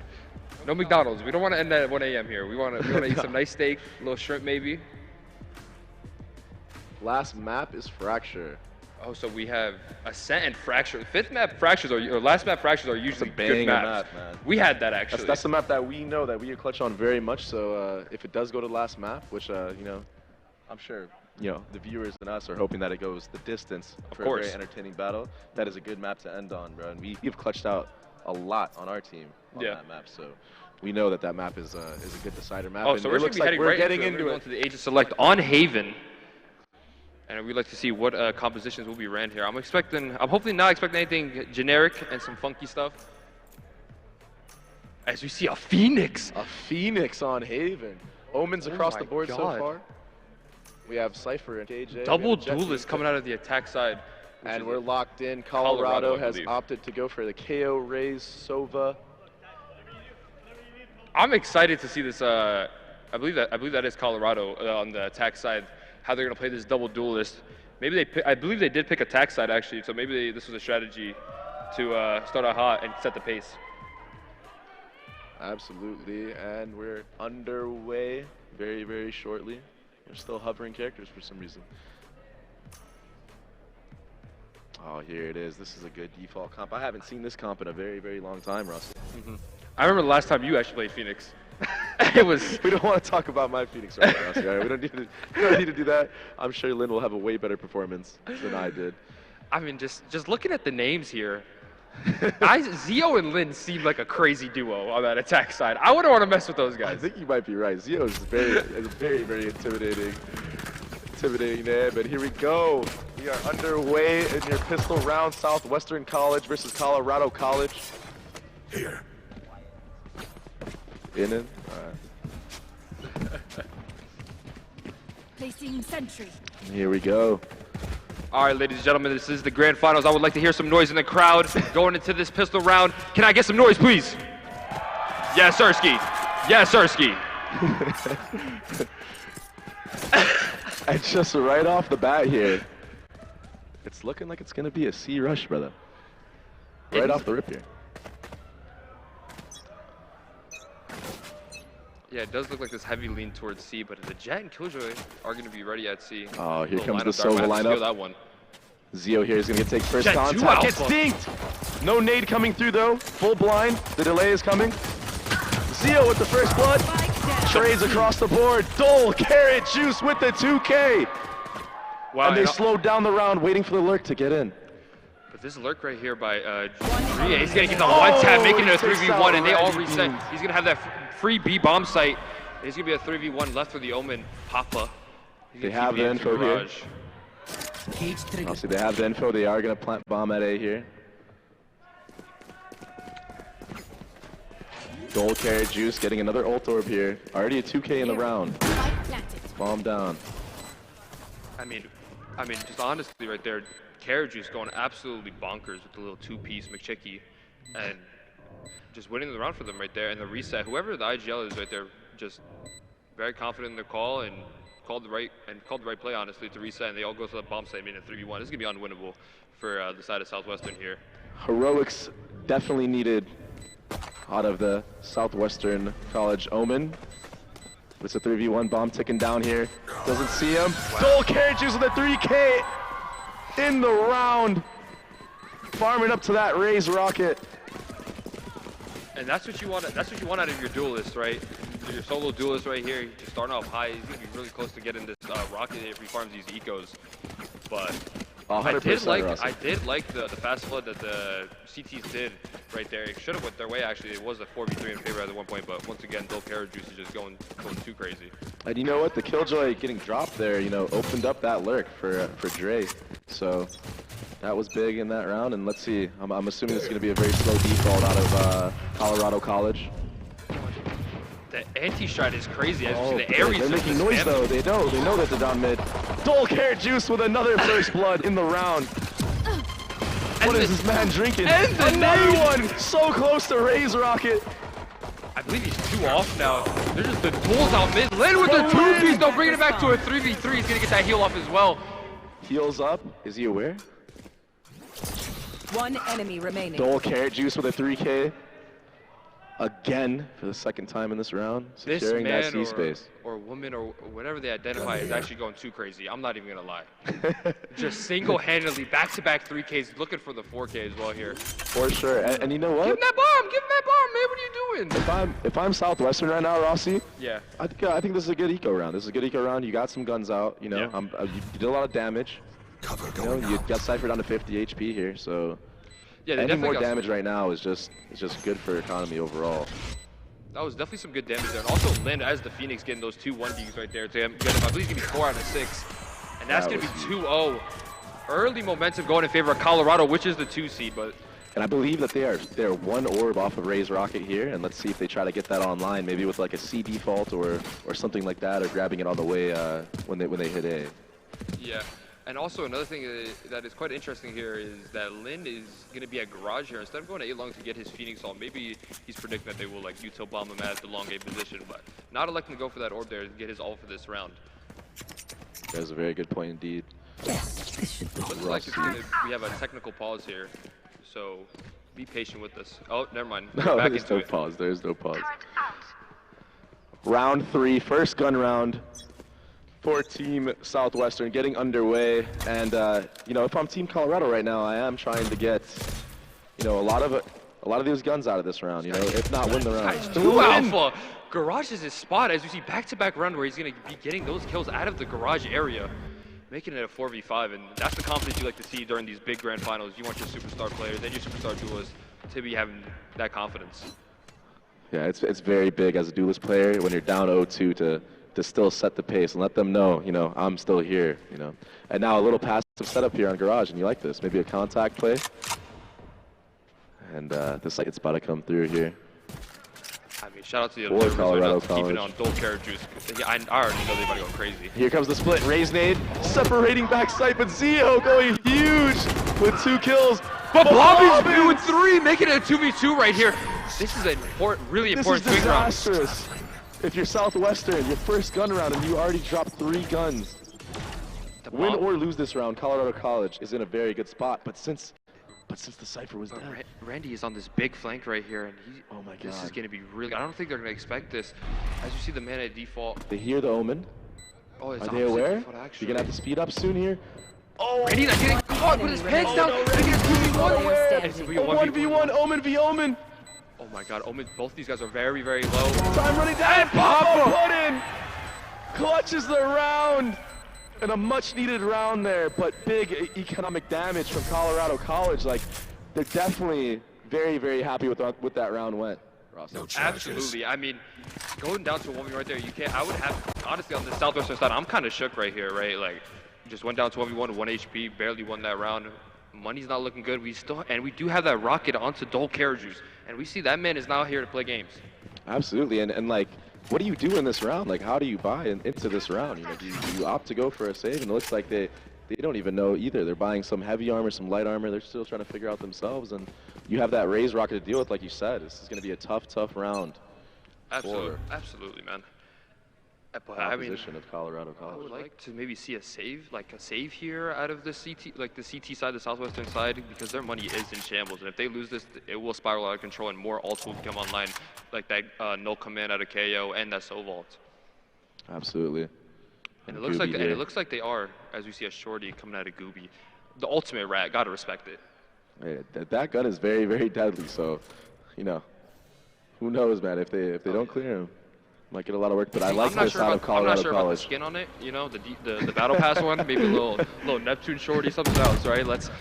There's definitely better skins out there for sure, but first contact being made here by the Sova drone on the A site, and Dagger being run, but this is a feint. And we're going to see the T's are going to be going straight for this double cage raise exec onto the B bomb site. They're going to get the bomb down very fast, and they're going to have a lot of util. Last Plakin out, he still has Roomba, Satchel, and the Rocket for this post plant. This 5v5 is going to be very tough for these CTs to win this. We have shorties and not a lot of guns. Let's see what they're going to do here. Seal here. It's taken out by Alpin. The shorty just can't do much damage from that far away, and the Roomba for Garage should seal the deal here. One enemy remaining. Oh, Alpin with another. And we've seen this thing before go crazy. Getting the 2K. What a green around there from Colorado College, feinting the A site, going back to B, getting the bomb down and playing a very, very nice post plant there. And once again, I like that the fact that the Rays did not use the ult there. It shows a lot of poise and confidence and just honestly just being very stoic there and just holding it down. I really like that. They're just not wasting it just because they have it doesn't mean they have to use it, right? So they're going to be using this for this gun round, which is going to be even harder for these CTs to win. Really, really good discipline there on the post plant, like you said. I mean, that's crucial going into future rounds. You know, now if you are the opposition of Colorado College, you are very scared about this team getting into post plant. So I wouldn't be surprised if we see a change of pace in these future rounds. Absolutely. And look at, this is what I was saying. Look at Lin already going for first blood. I love the confidence. Dole Carrot Juice gets the entry. I love the confidence, but I feel like it's getting a little predictable here. Lin has been first point of contact out the garage. But we see Reza Dole Carrot Juice with that big two-piece coming into this round and making it a 3v5. And I think you have to save your Southwestern here, Baby Bay. And Rossi, who can shut down Dole Carrot Juice? It's looking like nobody right now.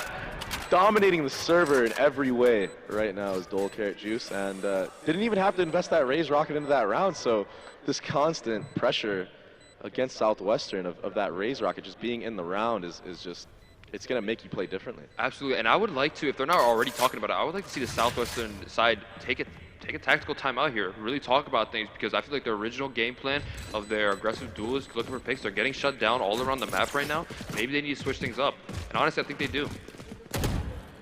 I think this would be a good time for attack timeout for sure. You don't want this game to get too far out of your hands. A lot of spamming in spawn. Obviously, you can tell Colorado College wanting to prove something right now on this Haven map. And, you know, Dole Carrot's like both duelists on the top of the scoreboard here. Yeah. Dole and Lin going off right now, but... Absolutely, and I was just going to say, before the even scoreboard was up, but the Cypher, Dree, just honestly very impactful kills. We saw the pistol round got the lurk in the post plant, big 2K garage, just an overall very impactful player. So the double D goon squad, the double D duo, repelled them, going crazy. 100%, 100%. And what is it? This is another mid walk down, back to back. They said, oh, the jiggle gets popped by Blom. Oh, but Lin with the big 2K goes for 3, but Dole is here to stay, and Gooby with the trade there. It's a 3v2 scenario. That KO is down on the ground, opting to kill him. Alpin in a really strong position right now. Look at a little bit of win, but he's gonna get two. Player standing. We have another 1v1 here. Gooby versus Primera. Last time Primera was on the pistol round, and the Omen diff almost happened, but they were on the counterpart of the Omen diff. They were losing that one. Trying to look for the revenge here, and he's gonna win the 1v1. Great position by Primera to make it 5-1 for Colorado College. And Primera clutches it out. Gooby just unaware, like there's so many places that Omen could have been playing that post plant from, and it's really just a guessing game at that point. Trying to go for half, I'm sure, but that's a very, very tough round to win. But nevertheless, that was kind of like an awkward round in terms of like the money for Southwestern. Yeah, I believe they just had that Lin. was a really good round. Yeah, I believe they just had Lin with the gun just there, and going into a 1v1. I mean, some of these rounds are really close, but I would like to see them. They've had this Phoenix Salt since round 3, I believe. They have not used it. I really want this man to use it. Yeah, and front B presence again here, trying to get info. So we see Zio here is going to spot 2, see long. KJ's going to double volley out of sight, but just a slower pace round right here, coming from the T's. And like I said, the adjustment is made, right? They're not pushing down the first 10 seconds of the round. They're taking their time, just waiting for the attackers to move, because at the end of the day, they do have to come to them. I really like the way Colorado College is playing right now. Like very, very low pace defense. Oh, Randy Beans with the one tap, taking out Dole. And that is the player you want to be taking out early, Ross. You definitely want to be taking out the duelist player. Absolutely, and absolutely the duelist player, but not even just that. The rocket is out of play now, and their true entry is going to be gone now. The dart coming in is going to scan Randy Beans under the bomb site. Good scaling coming out of him. Somebody's going to tap the bomb and fight. Phoenix Salt does come out. Alpin's going to take that down fast. Randy Alpin with the big 2 kills here. Lin does come back and trade that. It's going to be a 4v2. This is really tough right now. Lin just fearless, just non-stop aggression coming out of him, just taking every duel possible and winning it right now. And that's what we like to see out of Southwestern on the CT side, shifting that momentum into their favor right now and resetting the map. That was a very, very clean round from Southwestern. And look at this. Paul's coming out. That is going to be coming out of the attack side. Wow. Maybe a little premature, but honestly, I kind of do like it. It's going to ice them after winning that one round, and they do have a lot of ults online, so maybe they're talking about discussing using these ults and how they want to use them. That's a very, very smart use of the attack ball. That's a veteran. That's a veteran. Move. That is a veteran move, honestly. We don't even do momentum. That. No, we don't even do that. They said, "Oh, you won one round cleanly." Nah, let's ice you. I like that. I really do like that. And I'm wondering, do you think, like, for this call, do you think that it is going to be a very fast pace change now into this round for the attacking side? Because Rossi, like every single round so far has been a very, very slow, methodical mid default, yeah. You know what I mean? So I'm wondering if they're gonna try to just, boom, use that raise. Yeah, I think that last round they were trying to. I think the original plan maybe is what they're gonna do this round, but they were going towards A. But Randy with the one tap obviously onto the raise was an incredible shot. But I would like to see them do that A main default, but go faster right there and go straight into it. I think that's gonna be a really good play. But we'll see what they'll do here. See what they're opting to go for. I am expecting a fast-paced change here for Colorado College, and look at their money. Even if Colorado College loses this round, they are still going to be very healthy when it comes to their money. Absolutely. Sova Alta online for both teams. It looks like they're just going to be going back to old reliable with this heavy mid start that they like, but I don't blame them. Heavy success, they haven't really stopped it, so. Smoking window here. Revealing area. I like that dart. Colorado College very wary of what's going on in mid. Fast dart break there. They had to re-clear it with Jerome. Sees nothing in mid. They know mid is clear right now. Even slower, right? I mean, Dre with a very aggressive lurk towards the A lobby. Oh wow, my he's gosh, walking look at up. this Will timing. They take this timing, yeah. But Lynn one taps Alvin, and what another entry going the way of Southwestern. Lynn, man, I mean, we're talking a lot about Dole carriages, but Lynn has been keeping up right with them, right? With that first engagement, so they've been going back and forth. Good nano to the lay the garage take right here. Look at this timing. Look at this timing from Dre. Do they know he's here? This is a big drone if This it is does a go smart drone for the re-clear on Dre. Didn't get the tag though. Dart comes out. Oh no. Gets the tag. Now they know for sure he's stuck. Wow, Dre's in a really tough spot right here. And he's just gonna swing out for the kill. Dre with the big kill. And he gets both! Oh my goodness. How did he get those? Disastrous. Just a maniac on the A site, and look at what that allowed their team to do. Go C, but Seal puts the bomb down. And Dole. Who else would it be but Dole to get that big trade, making it 3v2. They still have that rocket online. It is 15 seconds left. It looks like they're hesitating here. They're gonna re-hit and see bomb site. Dole's with the entry. They see both the players. 1v2 scenario. Dole against now Seal. 1v1. Going for the spray, but Seal. Ice in the veins. And I have to say, I think Dole, after that hot start, has really slowed down right there. A little shake right there, and also not using the rocket to secure the round. I mean, maybe a little nerves coming in after that timeout, after these 2 round losses in a row. Oh, and a satchel being used in spawn. Wow. I think you're right. I think the pressure is being applied. Momentum. Can I get a drop? Definitely going the other way right now. But like I said, the money on Colorado College right now is so good, and they still have these ults. It's been 8 rounds. They got the rocket on round 2. But Rossi, that one satchel there being misclicked in spawn can be crucial. Absolutely. Into what they were planning. I mean, this is the grand finals, right? We need everything to be super calculated, no little mistakes right there, because that's going to be the difference between the second place finisher and the champion at the end of the day. And look at Len just confidently taking this mid peak round by round. If it's not garage, it's front B. That does seem like his hot spot. Lynn gets another entry.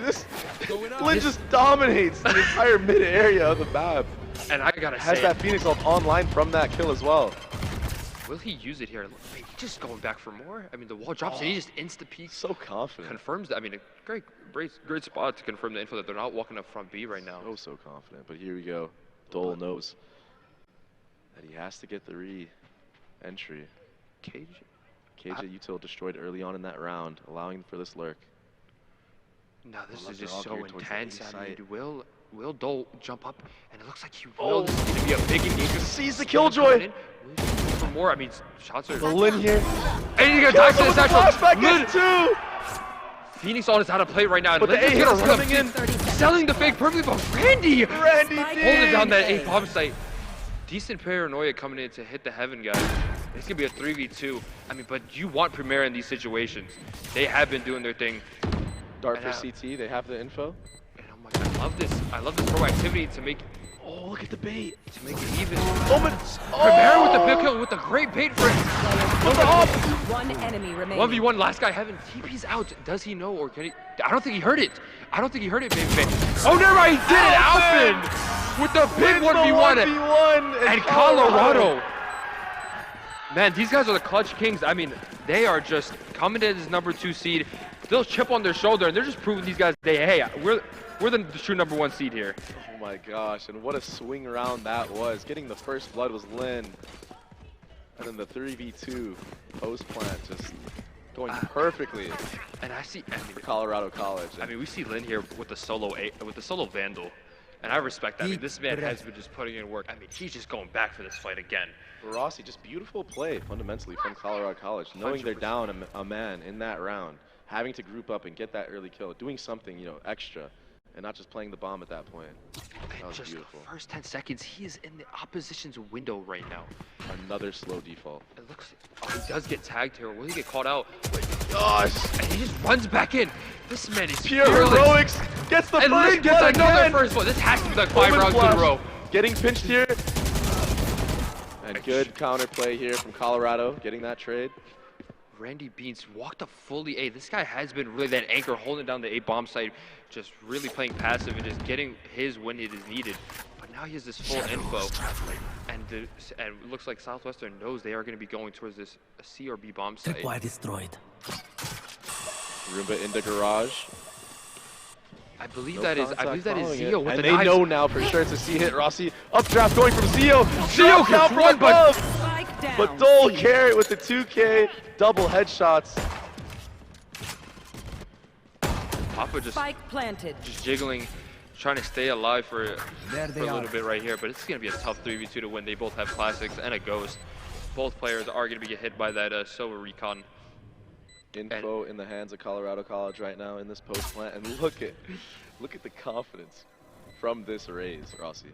I mean, Pro teammate, Paranoid does come in, but beautiful crosshair placement. Just trying to prove something at this point right now, trying to get those ult orbs. I think he definitely heard us calling him out a little bit for the mistake he did make in that prior 1v1, right? And he just comes in with a big 3K that round and back like the good old Dole we know, right? And another eco round 1 here for Colorado College. We're sitting at 7-3 total score line. We're getting into a good gun round right now, and I'm wondering if Zio did save for an op. No op on the board right now. Yeah. I did like the op that I saw earlier. I know they lost that 3v2, but I feel like the op had a lot of presence in that round. Absolutely. And I feel like that's something that they should be looking to save for. Absolutely. More often, but you know, doesn't look like for the rest of this half there will be an op in play for the defense side, Rossi. Yeah, I mean 7-3 for Colorado College, right? You got to be really happy with this half coming on the T side, right? But at the end of the day, that Southwestern side is a double duelist comp, and it will excel on that attack side. Look at this proactivity from Southwestern. Oh my! And can we just look at the double C long push followed by Lin again? Switching it up. I love this adjustment right now. Do they also break the trip? They break it, trip. And they're still going. This man is fearless. The Omen is where? Turning around, holding the plank. Lin gets the first blood again! I believe that's 6 or 7 rounds in a row. This man has got the first blood. Dre get caught out with the blind. Killjoy does come in, but Lin making it at 3v5. Back to, and big trades coming out of Southwestern. Blobbins here in the window area. Dole going for a play! Runs right into Papa Puddin'. Had to make the play for that KJ ult, but post plant being played here. Big kill out of this man, making it a 2v2. Gooby picks up the kills. And a clean retake there from Southwestern. Wow. Clean ult usage there. I mean, that's all in the back of the hands of Lindo, making it a 3v5 in that beginning moments, right? And it looked like Dole was trying to make a play with that killjoy before he was getting detained, but did get caught out, which was quite unfortunate. And you wonder if you're Colorado College right now, if that Soval would have been better invested into killing that killjoy ult. Yeah. Making you play into that post plan and making your Rays not have to go for the play that he had to make. So, I think a crucial error there, not being able to win the post plan. But I saw the idea. It was a very good idea. Post plan would work, but good on Southwestern for maximizing. Yeah, overall, I mean, if they get this last round, what's called Southwest, I believe, making it 5-7, that would be really big for them, right? After this rough start they had, we were down 6-1 at one point, I believe. So Lin back at the front B spot once again. That's his hot spot right now. Lin just going off in this front B area. Lin with an H, mind you. And you know what, if I'm Colorado College, you know, I'm thinking like, we haven't really tested A all too much. No, both half. And look at Lin! Has to run it back, getting the info down mid there. They are aware. He's just jumps in the window. No info gained from that. Oh, but Dre why did you shoot that? shoots it, breaks the turret. Killjoy doesn't get the kill here. Whiffs coming out from both people there. Oh, with the big nade close right. But Lin is just takes out his counterpart. But Trey with another big trade. Like, once again, the impact kills out of this person has been incredible. Out here. Oh, Blobbins takes out Zio on the retake. And it's a 4v2 or 2v4 for Southwestern right now. But 3 out of the 4 members are super low on Colorado. Well, you can't count out even with the man disadvantage right now. The late lurk is set in. Dre, all the info. But Dre, once again, I can't get enough of this person. Just with the pure impact, great lurks coming in. They should see Omen Flash comes out. And the retake is delayed, but wait! Oh, the late lurk to secure the round. Like I said, Dre with a big lurk and a big 3K into the round. 8-4 half. Switching you sides. You really can't be mad if you're Colorado goes this half and this early momentum. This is a must-needed pistol for Southwestern, if I had to say. Absolutely, and so far, Colorado College on that attack, you know, very manipulative in how they were playing. Very slow, methodical, you know, play style into that half, and I feel like going into this half, I wonder if they're gonna have some cool setups for us to see, and how Southwestern is gonna, you know, clap back, you know, with this Phoenix, this double duelist comp. Absolutely, and I mean, just looking at the scoreboard here, it is the duelist show at the end of the day. Dole Carrot versus Lin is the headline of this match. Absolutely. So, I mean, these people must show up big for their teams and keep that hot streak they had in the prior half for their teams to get the best chance to win. This, we have Jet showing towards the A side of the map, early pressure. And it looks like just another slow mid default. Just coming, but this time coming out of Southwestern, right? Looking a lot like Colorado on their prior half. Very smart approach, trying to see if any mistakes are made early on. Cam looking into garage, so we'll take contact. Lin's just the solo man, the one-man army, prodding into this garage area. He will get knifed and will back off. And a good knife there to get the info. Scare off Lin, get the info for your team. Yeah. Trip here in front B, and it is looking like we are gearing towards a B hit. Execute's about to come in. This 5-man hit. Jet is gonna dash in. Jet is in. Straight fighting back sight. Dre with the big kill, making it 5-4. Massive kill. 10 HP. Planted. But Lin with the trade. Perfect. And here we go. Evening up the numbers. Now the 44 retake does come in. Gets another before being taken out. Molly down. Super big damage, gets 3 in the round. Unbelievable. From the grave, making it a 3v2. This is a big pistol by Southwestern, and they need to capitalize on this 3v2 advantage right here. Tap on the bomb, but they're not falling for it. Wow. Beautiful, beautiful post plant from Southwestern. Heroics out of Lin, getting a 3K in the round. From the grave. That last minute Molly back sight, just taking out Mara there, and that was devastating, you know. That was and that's what you need out of your superstar duels in that first half. Not slowing down whatsoever. If anything, picking it up. Massive 3K, and he's one off that Phoenix ult going into this round. And the first 20 bomb of this series so far. Yeah. Who else would you want it for than your duelist player? So yeah, absolutely. Amazing things being done. A lot of heroics in that round, but personally right now, you got the ice in your veins like that, you got it. Absolutely. Personally, if I'm Dole Carrot Juice right now, I am not taking it. Yeah, I'm not. I'm being very upset right now, and I'm like, I'm gonna put this guy down. And look at this. Can't use that. Look at this play from Primera. Early Omen TP into mid. I'm sure the audio cue was heard from Southwestern. Let's see if they decide to clear it. And this Jet again. Lin once again. Getting the entry once again. How many first bloods is this roster? This guy has to be at double digits like by now. Has to be like in 10, I feel like. In the map so far? Oh, a nice 2-tap from Alvin in mid. No trade. Jet and Dole. Wait. As you see the Jet. Oh my gosh. There's Dole that Zio sneaking through windows. What is happening right now? Dole takes out Zio. 3v3 in the round, a pop-up button. If there was anybody on this Colorado College team that could win this 3v1, it would be Dole. It would have to be Dole, but look at this. Lin. That man is not taking it. He is not something to prove. He is not. He's taking no prisoners. This man is not playing no games. Running Dole Carrot down, trying to get into Dole's head. I mean, he has 22 kills, but I mean, Dole is right there, 17 and 9 on that raise, right?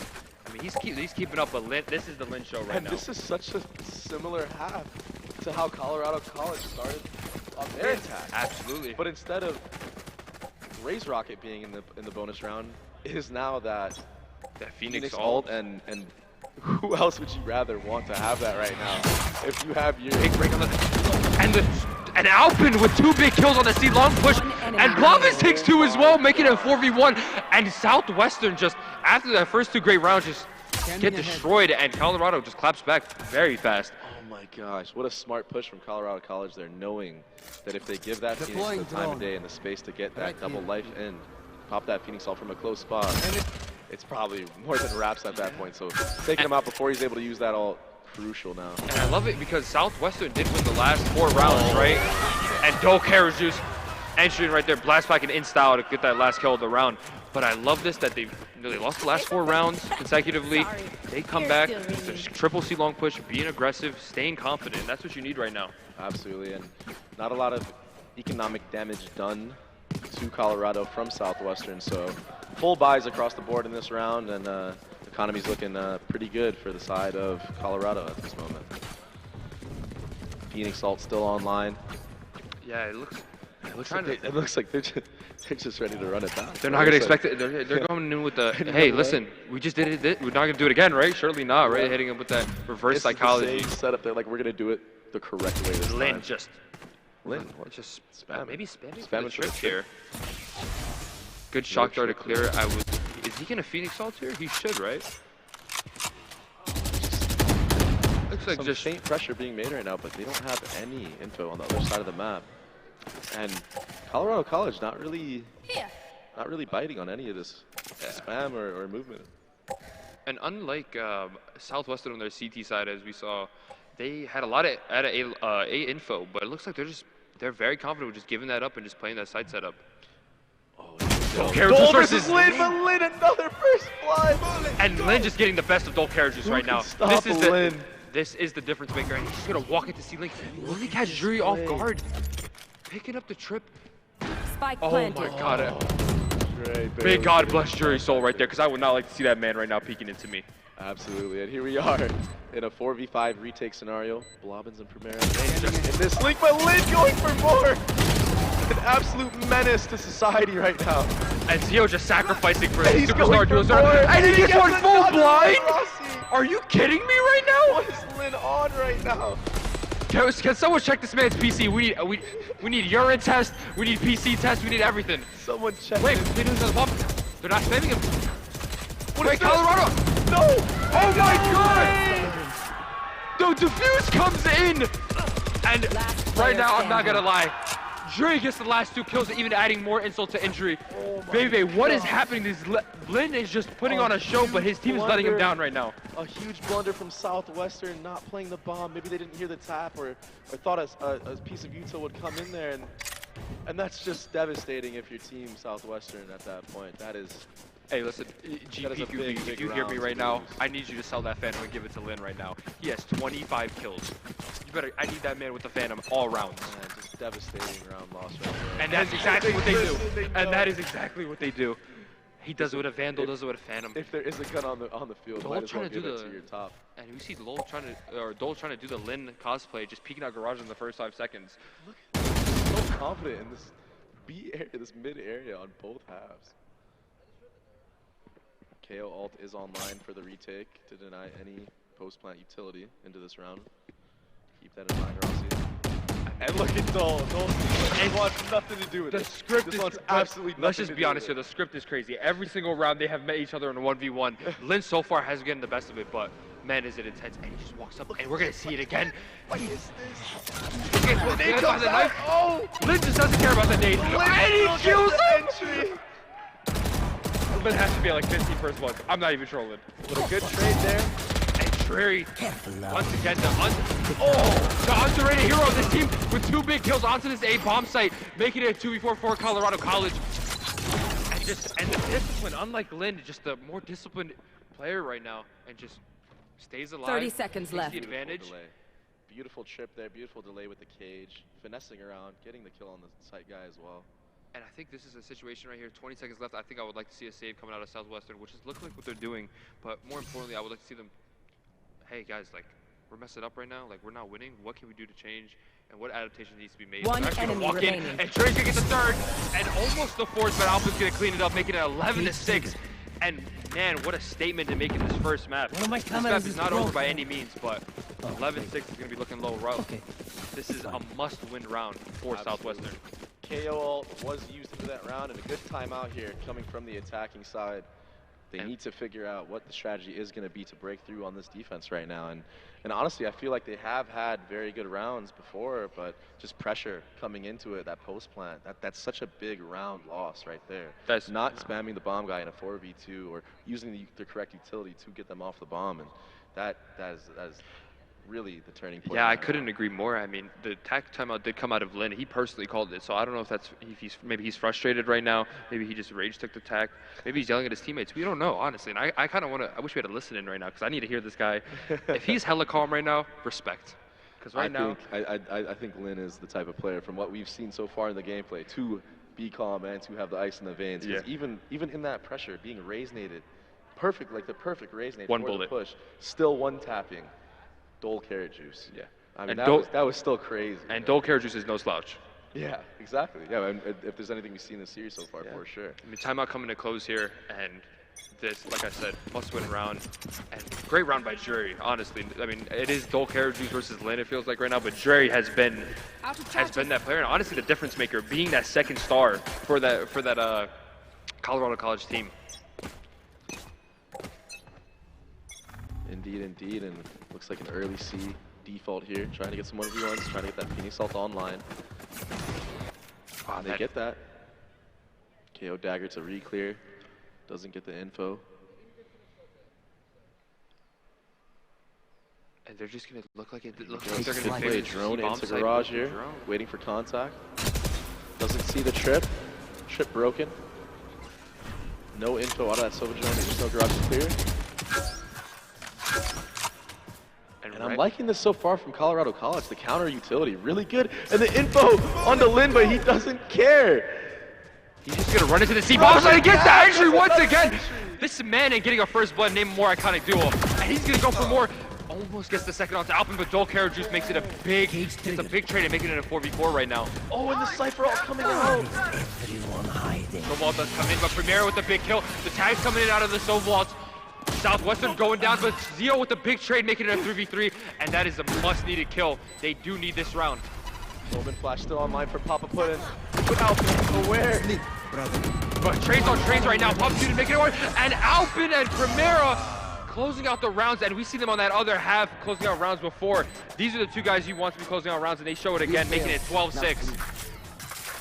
And just that kill on the lurk there. Gooby going down early, and the Cypher all coming out. Match point. Lets them be aware of what the post plan is, and Lin actually pushing deep in the spawn there, so a big impact kill there.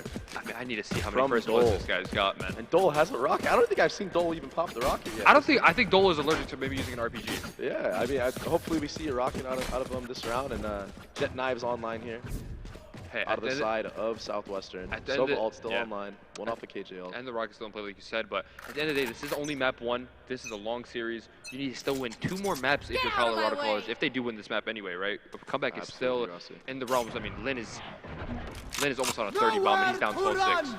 Early Sova ult coming out here onto the C site, not getting anybody. Doesn't get the little sidestep, but it does take the damage, and Lin just walking up front B. Messes up his firewall, but just doesn't care.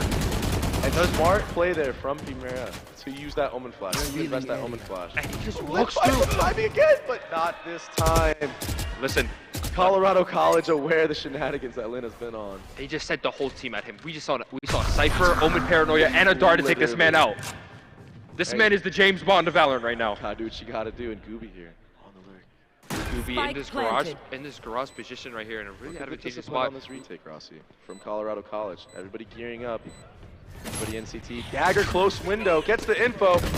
Double swinging. And Dre with 2 big kills on the round so far, making it a 3v5. Southwestern is shambles right now. Finally, the Rockets coming in. Gets the kill. No! The Rose ult, and he's Zio! Wait, Zio with 2 big kills. Dre with the 3K onto the 4th, looking for the ace right now to close out the map. It is a 1v2 situation for Papa Putin right now. And Dre's looking for the ace, holding down into the cubby. Shots being exchanged right now. Bomb Mirror on the bomb. Mirror gets one. Does he have enough time? But no time! No time! Your first ace. Oh, there's no time. No, Dre with the ace to close out the map potentially. But honestly, if I'm Southwestern, I'm happy to win that round, but I am not confident at all. That is a round loss. That's basically a round loss. We have no money. Bunch of low shields right here. Do scrape up 5 Vandals, but unreal round. But I mean, Dre, slowly but surely and quietly just sneaking up 23 and 10 on that Cypher has been a problem, and just honestly is now overshadowing Dole Juice, who was our guy at first. Absolutely. I guess, and I like Southwestern. I like what they did there. They know that everywhere Lin has been showing that they have ended so far. So, you know, using Lin as the feint there and taking the C site, very, very smart play and good realization there. And drone back-to-back round into garage. And we see the solo. I love this drone to confirm if anyone's walking behind it and they realize that it is a solo feint as we see Southwestern going into that A-bomb site. Honestly, great drone. Oh, Dole has the info 3 there. He gets 2! Dole coming huge into this round and getting out.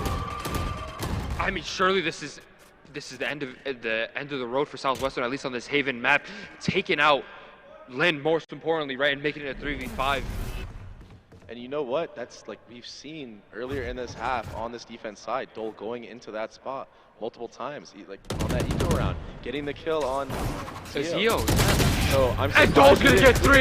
He's gonna be looking for more, but Rainy Beast does make it a good trade right here, making it a 4v2. But Flobbins and Primera are gonna close out the map 13-7. Wow, what a first map for that number 2 seed coming into this. Colorado College looking clean in that first map. A little bit of mistakes there, but the pivot round of the half, that diffuse. That diffuse, man. I mean, Lin with 9 first bloods, 437 ACS, but Draria and Dolcare Juice, like I said, the double D duo with 300 ACS each, and the supporting cast, I gotta give a big shout out to Primera and Alpin for just overall playing the role really well, closing out those rounds, and just playing super consistent and playing very disciplined. Honestly, the game plan looked great out of Colorado. Gotta give props to them for that first map. Colorado looking strong, but now, you know, if I am Team Southwest, you know, I am just like, you know, it's the first map in a best of 5. Yeah. Warm-up map. It's grand finals. Nerves. We're shaking off the nerves, right? Yeah. We're getting warm into things. They could just be a slow, slow starters. And that entire map, like I said, could have gone differently had that sneak diffuse not happened. Of course. Like they looked like all momentum was in their favor. I liked how they were playing the map. I liked the ideas they were doing. But just, you know, just that one round just ruining their entire economy. And yeah, and also just the countless amount of 1v1s that Colorado was winning, right? I believe only one 1v1 went the way of Southwestern, which was on that bonus where they barely scraped it out on that 2v1 or the 2-to-1 round. But yeah, just overall great team effort and with just some nice individual play. Yeah, that was it for map 1, ladies and gentlemen. Thank you guys very much for having us. Unfortunately, we do have to go. We wish we could stay. But we need to practice. All right, we need it. And that was fun. And, you know, hopefully this goes all 5 maps so we can come back and absolutely get the last map in. Thank you guys very much. Thank you guys so much for having us.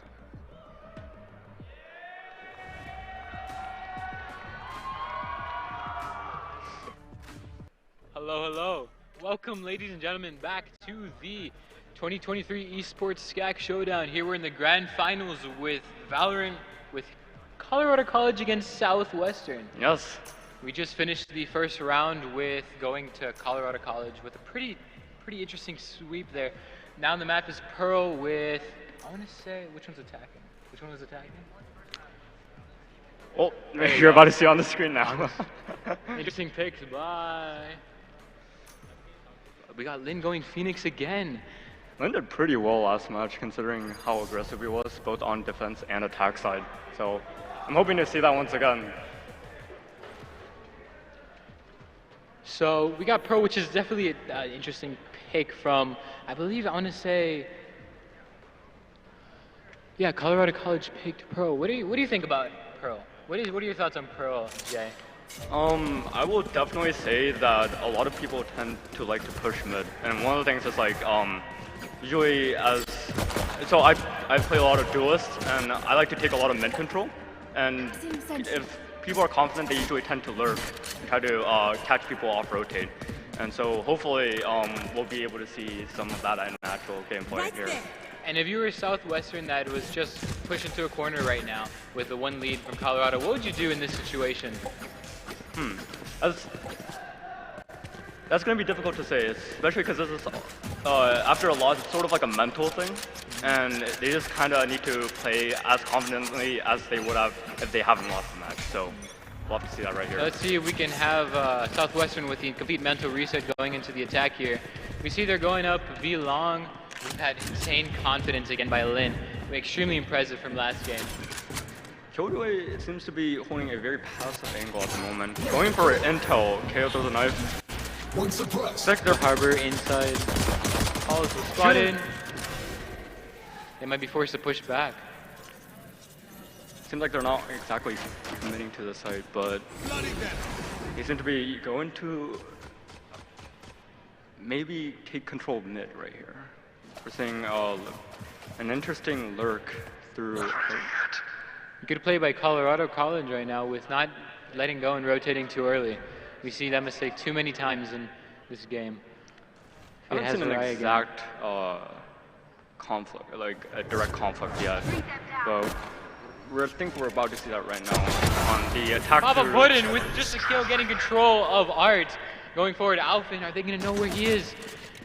I see the panic default. Fully clearing sight right here. 30 seconds left. They haven't cleared him. Spike planted. He gets one. There's one more Art. Is there any more main? There's Dree again with now a 2v4 situation. Demolished by Papa Puddin. Amazing point span so far by Southwestern. Alphin still interesting because one is all the way back up in main, just entering. Going for the defuse. They're spamming through the harbor a little bit. It seems like amazing post plant there by Southwestern. That was definitely needed.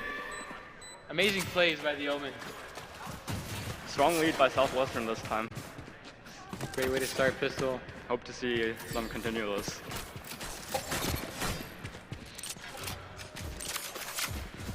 The moment Omen seems to be doing really well on the Southwestern side, leading by 4 kills.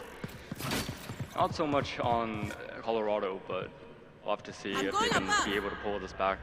There's pistol round. There's lots of game left so far, and I'm definitely interested to see how Southwestern is going to react going forward.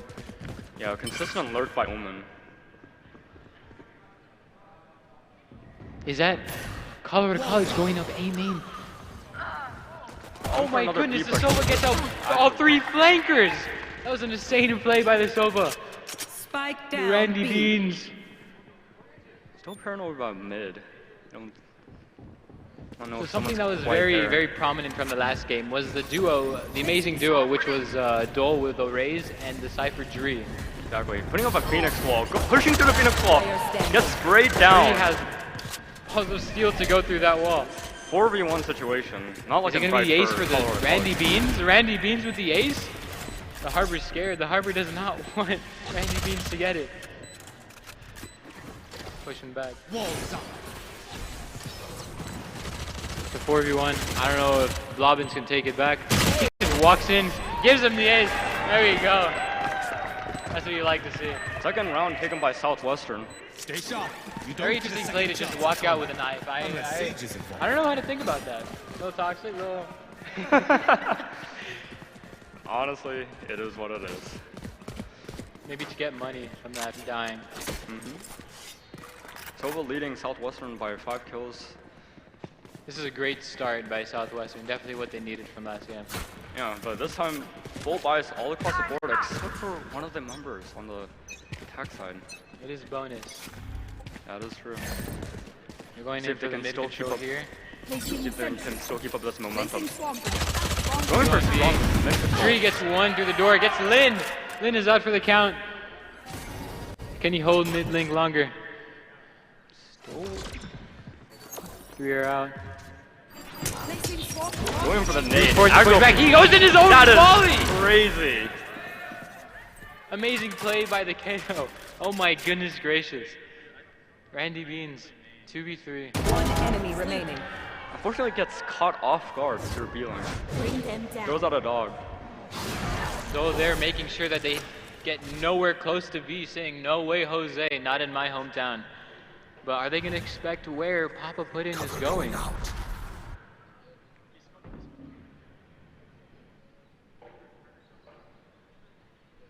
It seems at this rate, Papa Pudding has enough time to go wherever he wants. Nah, he's gonna get cut off. He gets blinded. Time not on his side. He tends to be stuck in a very situation. Fortunately, loses a round. First win for Colorado College. This is a stereotypical Val game with dying on the bonus. That was a really good bonus by Southwestern, taking 3 of their guns. Now we can see the stage is forcing to... One thing I can definitely say for sure is that they're very confident, especially with nades that they throw, they push throws, and if catch people off guard. Usually when you throw a nade, you expect them to either back off or clear a different angle, but they go in with their own nade and still get off picks, which is really crazy. Placing swamp grenade. We have Dre taking control, making sure nothing's going through. Another mid push by Southwestern. He's droning in, making sure he sees a drone. And now he sees where Dre is. Getting more info. And we have the fade jump spotting for the KO. Unfortunately, gets the kill through smoke. And then once again going for an aggressive push. Lin with the first blood yet again. That's something always prominent with Lin, getting first bloods. Now, what position does one need to put in themselves to get as many first bloods as Lin? I mean, it's pretty much just confidence that your team is always with you and able to swing off of you. But in situations like this, he just, I guess, ego Randy peaks. Beans getting control of sides. Lin taking care of the stage though. We got Dole getting Catches Scooby. people off guard from heaven. He's low though. 2v4 that was a nice retake situation. Start. Randy Beans. I think he's going to play the Player outfit. standing. Nice cleanup by the KO. 4v1 situation. Fate doesn't have a lot of health here. Unfortunate. As Southwestern takes round 4. Good cleanup by Southwestern. This is what you like to see. So, to have confidence like Lin, I wonder what type of life you'd have to live. I wonder how, if I had Lin's confidence, the amount of things that I could get. I mean, that just naturally comes with being a duelist, man. If usually with a competent duelist, the rest of the team can actually pull through, but if you don't have a competent duelist, you kind of get stuck in a choke point and you're not able to push in. Something to notice is that Lin last game was dominating, being the force of nature, and this time he's relaxing a little bit, being in the middle of the scoreboard, letting the team play do the job, and so far that has been probably the best adjustment they've made. But yeah, defense side actually taking going a around. more aggressive role in mid. Seems like they actually want to fight this. Oh, Dream's killing Lin through the smoke. Gooby gets a kill of Harbor with his drone. Okay, with the cleanup. Seems Southwestern has really good control of A side, while Colorado College is near the mid. Well, a really interesting situation because we have all 3 members of Colorado College in a position that I would normally not expect them to be. Doga comes in the flank. Will Southwestern expect the positions of... 2 of them are ready to hold off a swing angle. Off a contact. Amazing play by takes one of the Gooby members of Colorado College in the down. KO. This is a great post-ban situation by Southwestern. Unfortunate. Amazing. Gets caught off on a crossfire. Something I've noticed from the Southwestern post-ban is that they know how to lock down the sites. Once they get the plant down, if the other team is not near them, they will hold it like their life depends on it. Yeah, it's very difficult to be in a position where you're supposed to push out of a smoke into a crossfire position, not knowing where the enemy's positions are exactly. So here we have KJ with an ult. We can definitely see a lockdown of one of the sites. We do have Lin with his ult as well. I'd definitely love to see some more confidence from Lin going through with his run it back. We seem to be doing a silent push.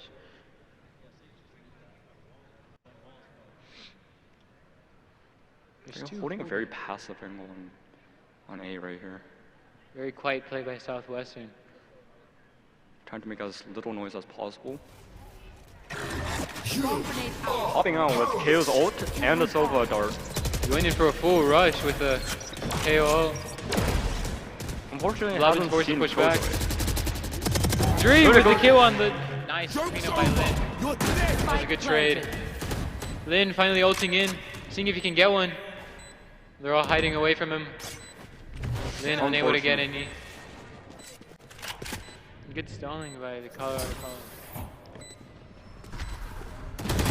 We got the stage up art. Nice cleanup by Randy Beans. Randy Beans with just being able to clean up really well. Blobbins says no to that. Looks like Alistair's going for the stick. This is a very difficult situation. Who's taking? Once again, goes in. Amazing retake by Colorado College. I call you Charlie because it means you're my friend. But maybe I should call you. You know, there's a saying that says pros don't fake. Maybe collegiates don't fake as well. I mean, what is the difference at this point? Not only that, Harbor's shell guarantees that it's sort of like a more of a protection for them to actually be able to stick that in without having to fear that they're going to be straight down. It's going to eat up a lot of the damage. Exactly. Anyway. That's wet. Randy Beans has his ult for the post plan, but we got Dole with his ult too. Seeing if anything's curious. K with a knife right away to see if anybody was mid-link. Look at Lin's confidence yet again. Pushing hard on the 30th. Stage wall is there. They're destroying the wall without any hesitation. Stage is forced to slow down. Dole sends his... A lot of util being thrown in B-Link.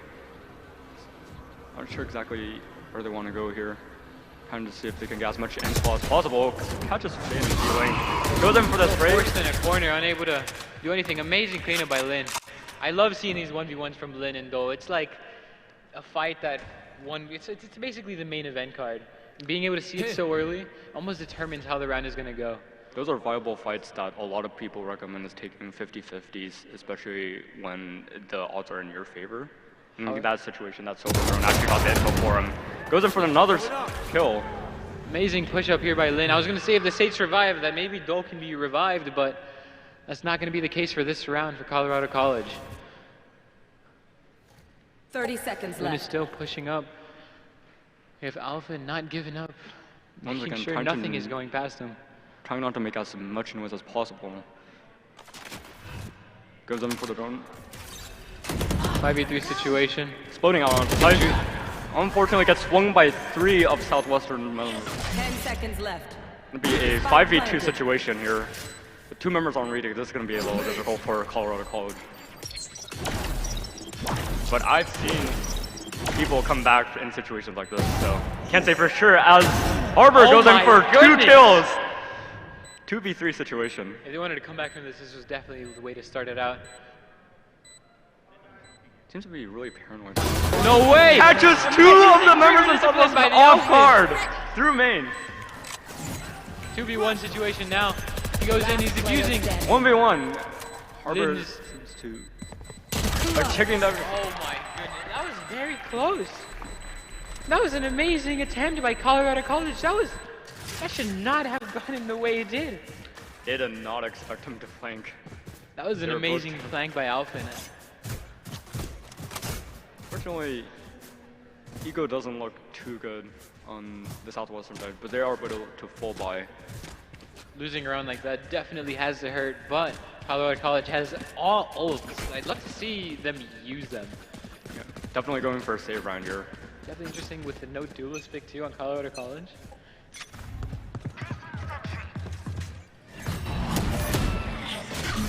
Once again, trying to get as much info as possible.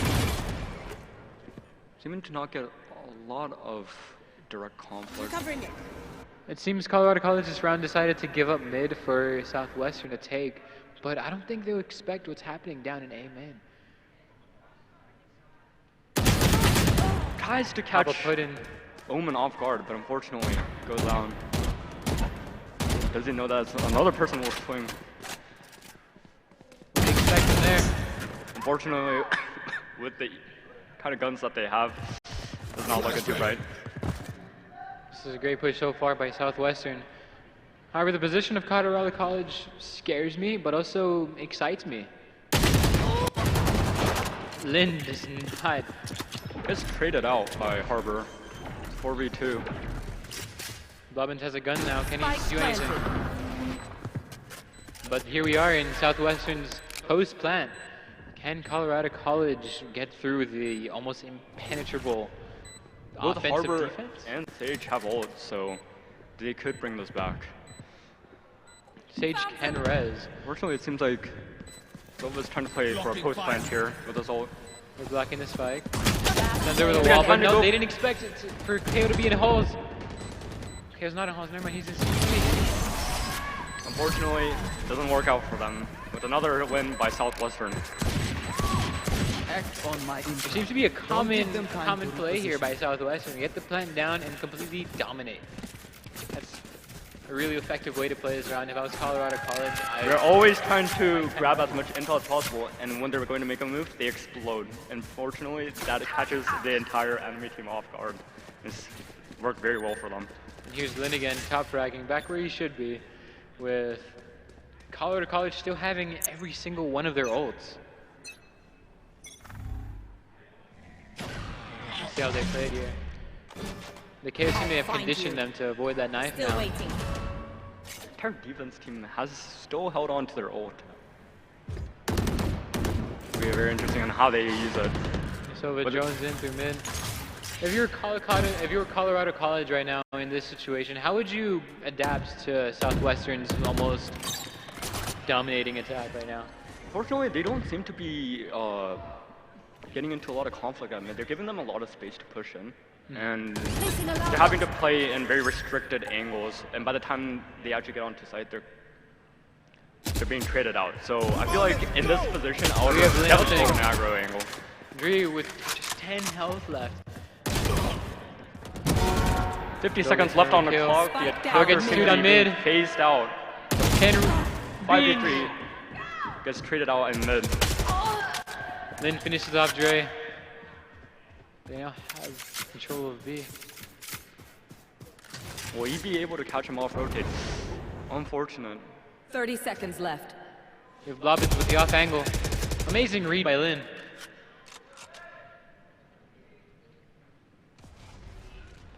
Lin with the confidence that's just unwavering. Look at him pushing up against. Spike planted.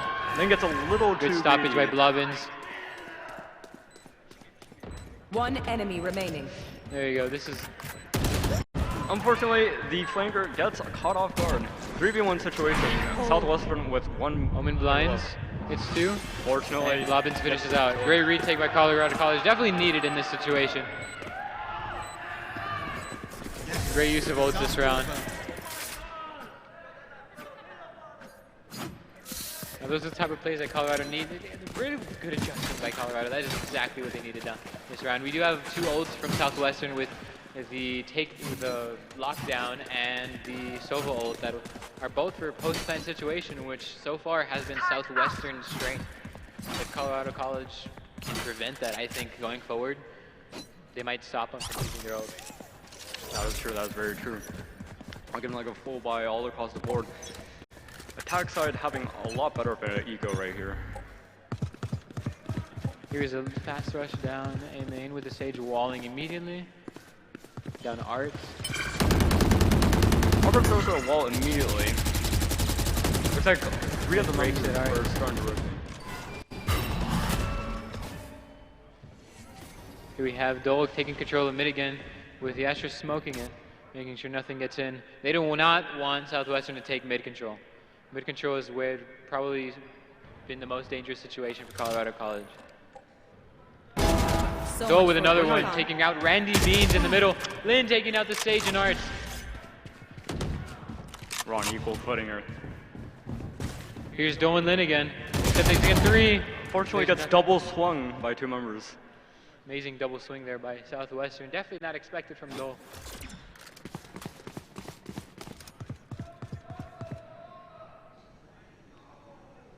Alvin is still taking hold of the side, making sure nothing gets through. But while that's happening, we have Southwestern taking Control of long with the lockdown being put down. Taking control of site. Lin gets caught off guard by Alphin going through the smoke. Alphin is getting out of through the ult. KJ setting up. Now they're planning out for long. Spike planted. Amazing kill by Dre. Very tight situation, getting flanked by Astra. Amazing counter ult. Unfortunately. And he's detained! Oh my goodness! Oh, the BM! no, this is so tragic! Oh my goodness! Wow. Colorado College takes advantage of the situation and nice KO. Thanks. On the big screen, doing that KO! Oh my goodness gracious. Mamma mia, Dre. Fourth round being taken by Colorado College. Son of a gun. If you need help figuring out how, just ask. That was an amazing play there by Colorado College, making sure that Killjoy ult, counter Killjoy ult was insane. That was a perfect retake for Colorado. And that's what the retakes need to be going forward. Something that's strong enough to catch off guard and to force them to literally beat stun. I'm really impressed about Astra's play because while he was in the enemy's Killjoy ult, he actually played an aggressive angle in his smoke, knowing that they would push out with the Killjoy ult. So, things like that. Here we have Lin going down. Something I've noticed is Lin has the default knife, but he's just good at having spent money in the game. But you know, there's a saying that like skins equals wins, and I don't know how Lin is winning if he has no skins. He's proof that you don't need skins. You don't have to He's proof that you don't have to spend money to win that the game. Beat is good. Alphin wins. Gets traded out. KO is stopping the peek down mid lane. Will they know that Dole is there? Dole takes out Lin on site. 4v3 situation with one more man in the Colorado College team. Time to play for a retake. Unfortunately, gets traded out. 2v2. Amazing enemy remaining. Dre cleans up. UB left. Once again, going in for the passive defuse under Harper's veto. Amazing retake there by Colorado College. They've readjusted really well to Southwestern's post plan, and now I think Southwestern needs to be the one to change it up. And something that I've noticed again that's continuing from last game is that Dole will go in with the confidence and get the play that's needed.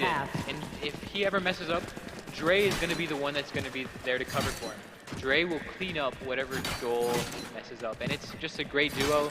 The double D duo, you can't expect anything less from it. That's very true. I'm impressed by Harbor because it's very difficult to work around his defense, especially if you're fighting against it. And it's definitely daunting to try to peek out of it, especially when you're down in numbers and you're